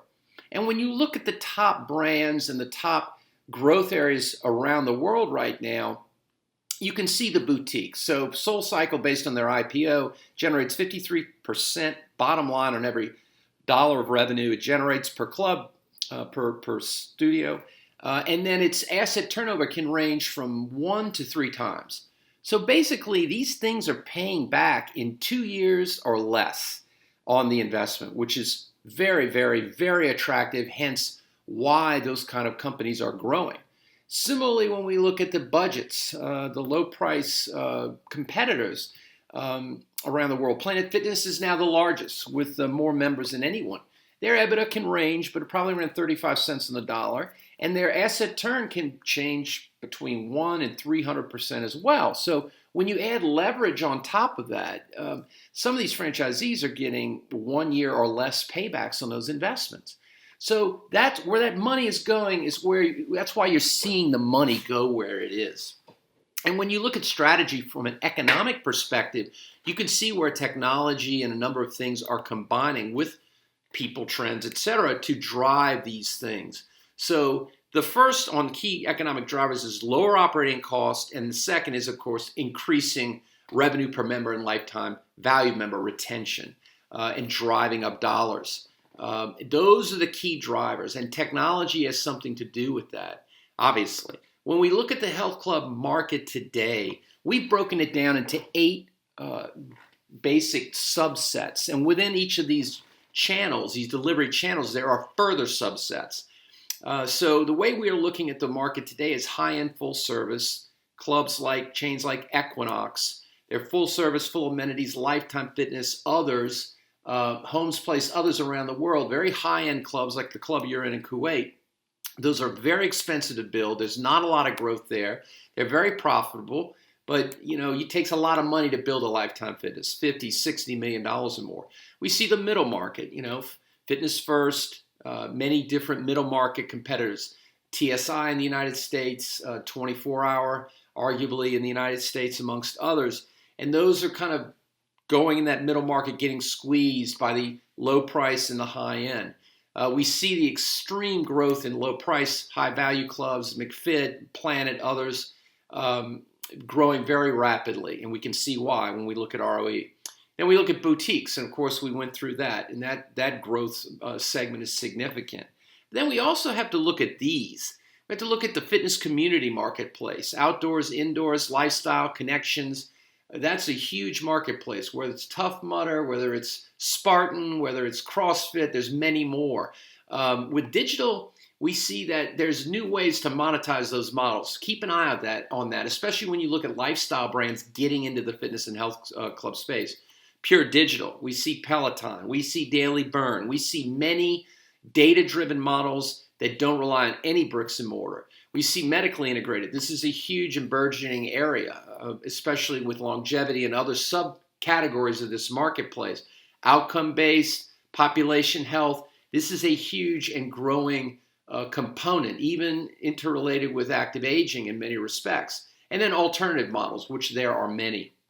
And when we're looking at economics, we've got to realize that the industry is going through a real S-curve reinvention for a lot of reasons. The average membership dues rate has been declining on an inflation-adjusted basis for many years, while the cost of operations and investment have gone up significantly.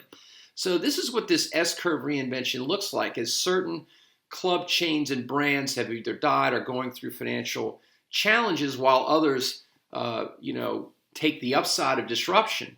What we see with all of these players, though, is the fact that no matter the model in all 8 of these general delivery systems, digital is going to be a big component of their user experience delivery because of what it can mean around personalization that we showed earlier and around engagement, around the areas of service redefinition. Digital will be key for all these. And to get in a little more detail around economics and key business model drivers for clubs today, especially in the context of these trends we touched on before, are what I'll term 4 fundamental business model drivers that reflect both these technological things I've gone into and people trends and economics. So they include design, enhanced profit, omnipresence, and service scope. I would say that in club models today, these are the 4 areas you are likely paying the most attention to. And again, they link back to some of these trends we touched on before. We look at aesthetics and designs. The big brands, and of course this is Rasmus Ingerslov's recent new club chain, Repeat. The biggest brands are spending a lot of attention on clean, inspirational spaces that are very appealing to users, especially people whose level of desire to have greater user experiences is going up, and they're willing to pay for it more. We see SoulCycle here. We see the aesthetics that they deliver, whether it be candles, scent systems, etc. We see holistic health clubs with beautiful spaces, which are investments that people have to make a different type of user experience. When I was in Spain recently and got to spend time with David Barton and his kind of thinking around his clubs and others and what they're doing in aesthetics and design, I think that for clubs right now, especially when you think of digital and integration of technology and how that blends with aesthetics, I think this is a big area of the 4 key brand drivers clubs need to look at. And it doesn't just involve, for example, their physical space. It's also the look of their apps and their digital footprint. Very, very important to convey value, to connect status, to connect flaunting culture, to be able to personalize. All those trends for consumers, aesthetics and design is a big, big area. Another thing is enhanced profit, ancillary items and retention. Goals, this is their new club they built recently in Austin, where you can see they've added on a latch-on Goals Fit, which is a CrossFit-like experience. There's a baseline membership line, and then you pay extra for these ancillary club within a club services, which is becoming a far more popular thing. You see their Gold's Burn, which is a sort of an Orange Theory concept. You see their Gold Cycle. So you pay extra for these things, all to drive retention and ancillary revenue. We see this with Barry's Boot Camp, with food and beverage being an ancillary revenue driver And it also deals with personalization trends and other trends that we touched on. We also see, clothing and apparel being a big piece of some of these folks and what they're trying to do with SoulCycle and the ability to procure this stuff not just in store but through their app very effectively. We also see these new pricing models driving enhanced revenue and ancillary items and retention. The ability to book classes online at higher price levels through convenience. Very important stuff. We also see how we're dealing with profitability through automation and lower operating cost. So in this case with Pixformance at Miss Sporty, you can have personal trainers without people. The era of robots coming in, the era of doing new things with technology for front desk. This is all very real to cut operating costs. There are many technologies that are going to help deliver better, more personalized experience at lower and lower prices. And then finally, Service Scope. We touched on this, new things in new ways. Whether it's Wex's group product, other streaming products, and what are out there to deliver user experiences in new ways. Also new services like we touched on before with not just fitness. Meditation is going to be a huge marketplace. It's growing tremendously as well as other areas. So we see these new service scopes in new ways that are going to be a big part of what all health club chains are evaluating or figuring out. Service scope being omnipresence, expert coaching online via app as well as in club, this whole omnipresent user experience. And more than that, hearkening back to Kevin Kelly's kind of technology touch when we're looking at economics is the things that are on the horizon that are unthinkable new models and tools. Remember his belief that out there are some young people who are waiting for us to unleash these technologies as they figure out how they can create those products and services that haven't even been invented yet that will further revolutionize our industry space. Recently in Trend Watchers, they had autonomania as a key trend. Where automated solutions are really a huge thing. And they identified 4 drivers that are creating that. We'll touch on those. Realize that self-driving cars were unthinkable a few years ago, and now self-driving taxis are on the streets of Singapore and Pittsburgh. This is real. And so when we talk about how can we broaden our market, and when we think about these overall trends and what is happening, there are going to be a lot of new ways to deliver service, and they're here now. If you look at Pixformance, if you look at many other apps, if you look at new ways of combining technology and humans and the ability to create great user experience doing that. It's happening now, and I think it's happening sooner than many people realize. And some of Kevin Kelly's thinking on cognition, on the cloud, on internet connectivity, on flowing, on all those 12 trends, and I really recommend the book, are really showing up today. And this enables us to lower cost and really create new expectations and delight for our members and users just through applying some of these disciplines and ideas that I'm sharing with you that I think will drive huge amounts of innovation in the coming years. The 5 trends creating autonomania are phenomenal. I'm going to show you a few examples. Some of them fitness-based, some of them not, but I think they'll get your creative juices flowing when you think about the number of people we'll be able to reach in new ways. So one is really monotony, things that we don't want to spend time on becoming automated. AI design, things that AI are going to design that used to use humans or are augmenting human effort. Motivated mindlessness, which I'll show you what that means in our industry space. Clever commerce and social AI skills, very cute stuff. So let's look at this kind of monotony automation. So who wants to go and deal with a parking fine? Nobody does. But now we have a first robot lawyer who through AI handles your parking tickets. So it's a phenomenal thing that's very real. It's repealing 64% of parking fines. The whole idea of users, digital assistants and virtual assistants are exploding. So all the things that we used to take care of, like, making appointments or, handling, booking our clients, all these kind of things will be able to be automated in a way that makes it very much easier for people to use our services, is because they're not going to have to go through the problem of getting a calendar out and figuring out when and all that type of thing. We can automate that. Another great example of the 5 was AI design, where we're going to use artificial intelligence to help us create things. So instead of relying purely on a person to design a workout routine or a group fitness program or a nutritional plan, we can utilize AI to take personalized information and create new solutions in new ways. Another thing is mindless or motivated mindlessness, where these new dynamics around technology application to help people change habits is a big area of great opportunity, and something I addressed in our book with Europe Active 2 years ago on motivation behavior change. When you consider that automated support around weight loss or other programs is very, very effective, it's been proven. So this trend is a big area for our business and our health club and fitness industry.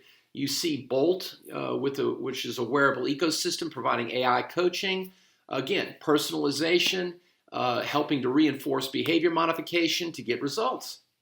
In the area of clever commerce, we're going to see people relegating decision-making and evaluation of products and services to AI agents who are going to look at all their different options in fitness and recommend to them which ones they should try. So these kind of trends are really very, very interesting ones that I think represent a whole new era of cool solutions.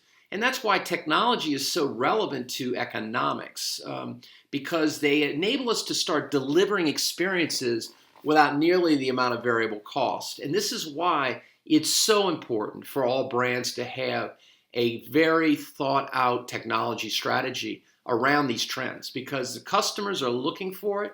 It's going to be critical for you to be able to meet those 3 consumer trends I'm touching on, and these kind of 4 systematic trends that we also touched on with clubs, what they should be looking at.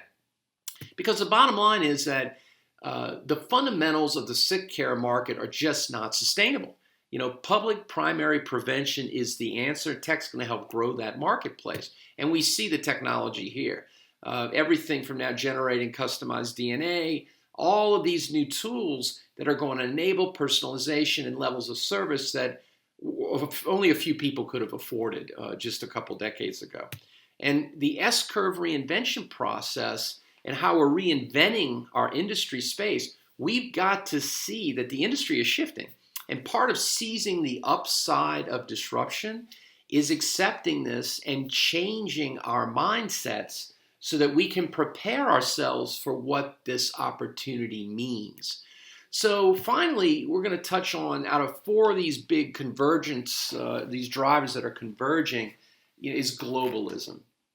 And there's many different aspects of globalism that I find fascinating, having just returned from China at China Fit with Ursa and seeing that industry. In China, only 0.4% of the population are members of health clubs. If the populations in China, 15% of the people in China were members of health clubs, their health club industry would dwarf the rest of the global industry. So globalism isn't just about growth. Obviously, there's a lot of growth. It's also about a bunch of other things that are going to help us in the mature markets get even better. And one of the things I touched on in China around globalism was this leapfrog effect. So a lot of the best practices and learnings that we have in Europe, in the Americas, where there's a more mature marketplace, aren't necessarily as relevant to emerging markets as we like to think. And I call this the leapfrog advantage, the leapfrog effect. And to make my case, if you look at back earlier this year at active mobile commerce shoppers, okay, and you look at the U.S., it's the percentage of people who bought something online via a phone, all right? The U.S. is only at 26% of the population. China's at 34%. South Korea is at 43%. So 4 out of 10 people bought something via their phone in January 2016. And when we look at what's happening in Africa and Asia, what has happened is the mobile adoption has gone faster because it's more practical for folks, because the alternative methods of doing things for a variety of reasons weren't as readily available. So they weren't burdened by the legacy of what we're dealing with. And similarly with health clubs, we're looking at payment systems. The way that a lot of things have been done in the more mature markets are because they were done a decade ago and people got used to it. So we're oftentimes slower to adopt new ways, where emerging markets can leapfrog because they're not burdened by the past paradigms, so they can jump into the future more easily. And when we look at concepts like Alibaba and its huge success, a lot of the reason for that success was commerce in China wasn't as established in the old way as the new enabled it. So people leapfrogged into the future. When you realize what WeChat is, it's an enterprise platform that processes payment, does all kinds of things that we don't customarily do right now in Europe and the United States. So their ability to adopt new ways of doing things, I think, is much greater. And so globalism will be very interesting in the next decade as learnings in these emerging markets actually come back to help us in mature markets figure out how we should do things differently. Another key thing behind globalism, I think, is the new kind of era of sustainability. And there are many things in the fitness and health club industry that we need to become more and more mindful of, and how technology can help those things, be it products like EcoFit, which provides data on utilization of equipment so we can make better decisions about extending the useful life of equipment, making sure that we're not wasting resources in some areas that where we should be investing in other areas. Another thing is, of course, this sick care marketplace globally, which is not sustainable. And working with associations together and with groups like URSA, with groups like Europe Active, with Fitness Australia, with China Fit, with all these people, we need to continue to work together to influence public policy on implementing thoughtful policies that can help us do our job for more folks as we innovate, making a dent in the public health crisis and the inactivity crisis. And we've got to share our insights and thoughts culturally and accept our diversity and use it as an advantage. It's very, very important. That's why events like the one that Doug has put together here is so valuable for everyone to see. So in a quick recap, in case you missed it, I hope you weren't snoozing. Let's go through what we went through in our presentation. First, we're poised for growth. Disruptive forces are driving trends that I touched on that are reshaping our world and our industry, all for the better. If we just see the upside of those things and those changes and change our mindsets, open our minds, and realize what's happening, we can have a vision like Da Vinci, where we see what's coming and we believe it. And so we can do the things necessary now to not miss those opportunities. Sapere vedere, to believe is to see. We talked about these disruption drivers that are converging, changing people, touched on dizzying diversity, bifurcation, changing consumer habits, the three drivers of personalization, engagement, service redefinition. We touched on the rapid advance of technology. It's not humans versus technology. It's using tools appropriately to leverage service in ways that engage people, deliver on all this stuff to help us grow the market. We touched on economics and the importance of using technology. We went through the S-curve reinvention and what's happening on capital being attracted to markets to drive higher returns, how digital can help all the 8 key models expand and grab larger market share. And finally, globalism, which we just touched on, and our need to cooperate together, and how the leapfrog effect is going to service even greater innovation in the coming years as emerging markets figure out new ways to do things while also learning from our experiences.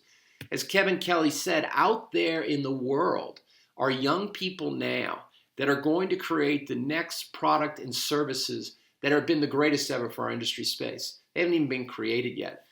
Our ability to innovate, our ability to seize the upside of disruption is going to enable us to do the right things, which starts with asking the right questions, bucking convention, and thinking in an open-minded way. Might I remind you, tweet at Brian K. O'Rourke about this presentation. I'll get you one of his books. We've got to seize the upside of disruption. And by doing that, what will result is an industry that is going to triple in size in the next 9 years and become far more global and diversified in its delivery system serving a heck of a lot more people. So I'm very much of an optimist, and I'll leave you with this final personal thought. So what did you think? Are we poised for growth? I think so. Look, if you want to talk more about some of the things I shared today, please, my email is up on top of this slide, and as well as where you can search for me on all the social platforms. Please, let's connect, and I'd be happy to talk about how you can seize the upside of disruption. Thanks so much. You'll hear the recording. Come on, Brian. Okay, thank you very much indeed. That kind of concludes the education for today. I'm going to hand over to this guy here, Doug, to wrap up the day. And I know he won't say anything about himself, but I'd like to thank Doug for putting on a tremendous experience. And I think it'd be great if we could all just say a big thank you to Doug.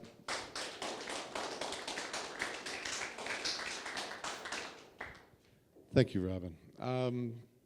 Yes, this concludes more or less the educational portion of the Virtual Roadshow. This does not mean this is the end of the Virtual Roadshow, nor does this for those of us in this room. This is certainly not the end of today. We've got the Arabian Nights this evening at 7 p.m. You can stick around. We're going to be doing some little observations from you guys to add to the video that all of you will be receiving. As with our compliments of the day, to share with your staff back in your home clubs, wherever they are in the world. And those of you online here with us, please contact us. The video will be going online very shortly. We need to do a little post-production on it and add in some more interviews with some of our sponsors here in Kuwait. And I'd like you to mark your calendars if you'd like to see the presenters here live and in human form. If you happen to wander around Los Angeles between the 7th to the 11th of March at the URSA conference, I suspect you will find Alan, Colin, Paul, me. Robin, you coming out with us? Come on, man. I think we got to drag you off to the States. Mr. Oliver, our host here, who's taking care of his children while, believe it or not, his wife is off coming down Mount Kilimanjaro in Africa as we speak.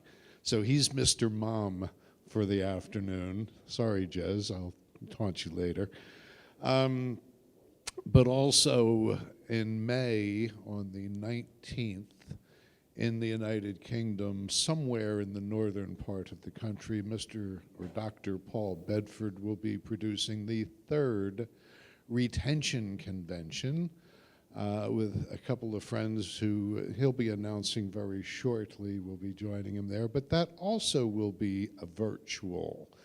And conveniently enough, on the night of his event, there's going to be a little social, what we in the UK, where I've been living for many years, we call a piss-up, which involves large quantities of alcohol, will be happening. Not at his event, of course. This is in anticipation of the Virtual Roadshow the next day, which will be also held in the wilds of northern England.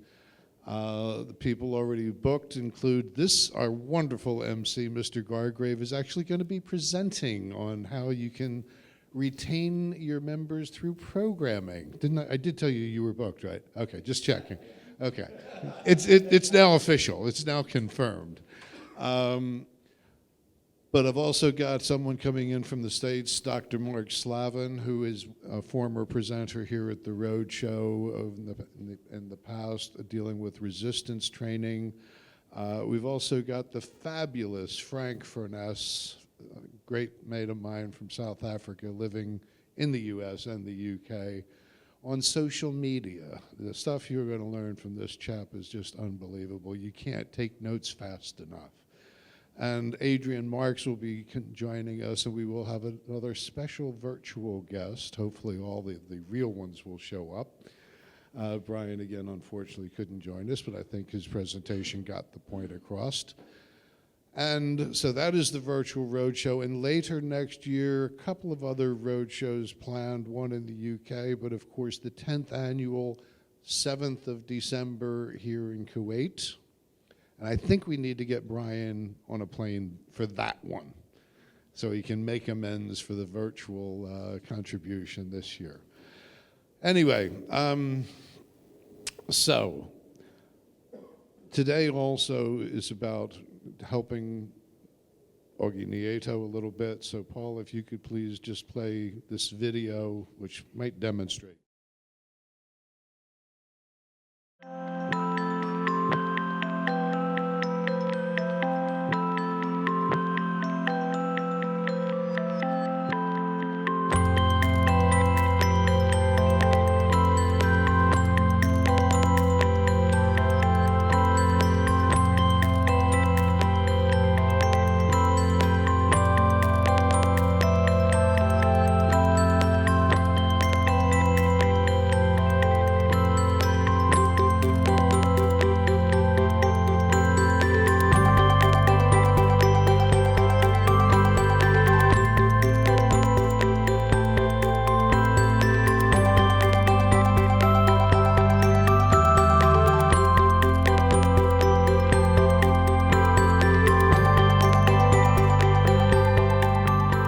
You kind of don't believe that it's happening or that you're really going to lose movement in your entire leg or your entire body eventually. You know, when a disease such as ALS hits, it doesn't just hit the physical body. It really does impact your psyche. Being human, from time to time, it does creep in. You do worry about, oh my God, what's going to happen? This disease isn't as rare as you think. ALS doesn't discriminate. ALS can affect anyone. I'd say, wow. So if you were to ask, it's kind of ironic because a year and a half ago, my hopes and dreams would have been a lot different than what they are now. And that's incredibly scary for myself and for my wife and family, and but I want to do something to try to change it. You're facing losing someone that you thought you were going to grow old with.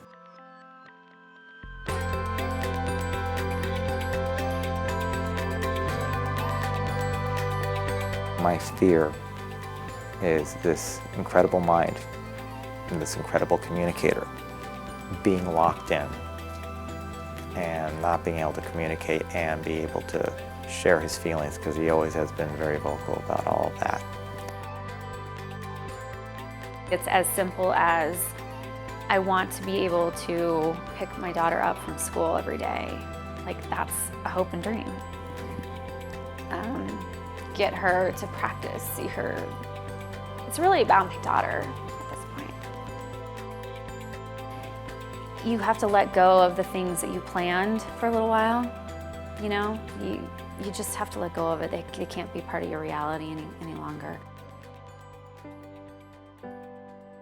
It was totally a leap of faith, like kind of recognizing I needed help and to reach out. And so the amazing social media friend of a friend, knew someone involved in the benefit in Augie's Quest and ALS TDI.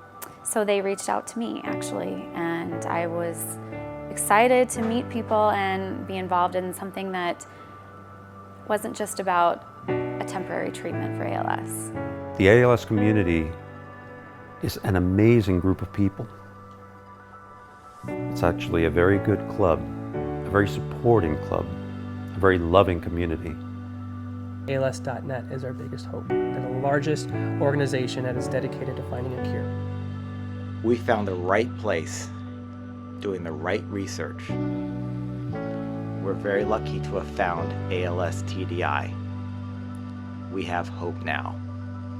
To say that, a disease is incurable, I don't believe it. In our lifetime, there'll be a cure. Maybe in my lifetime. You never know.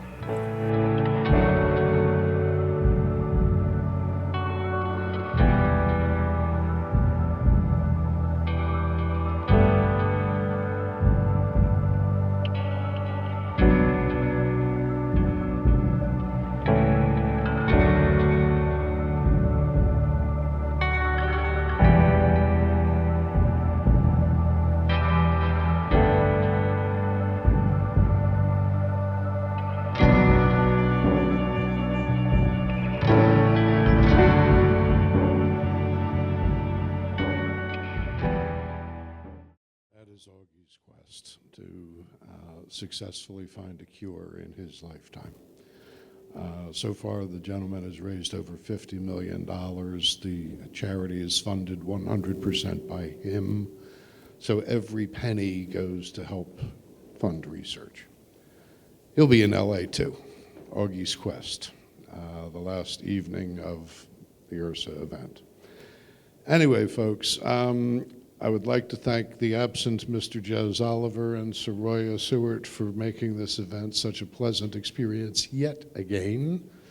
Our wonderful MC, Mr. Robin Gargrave, helping me deal with things that I can't cope with. Dr. Paul Bedford, please acknowledge yet again the retention guru proved that even I can, as an old dog, can still learn new things today.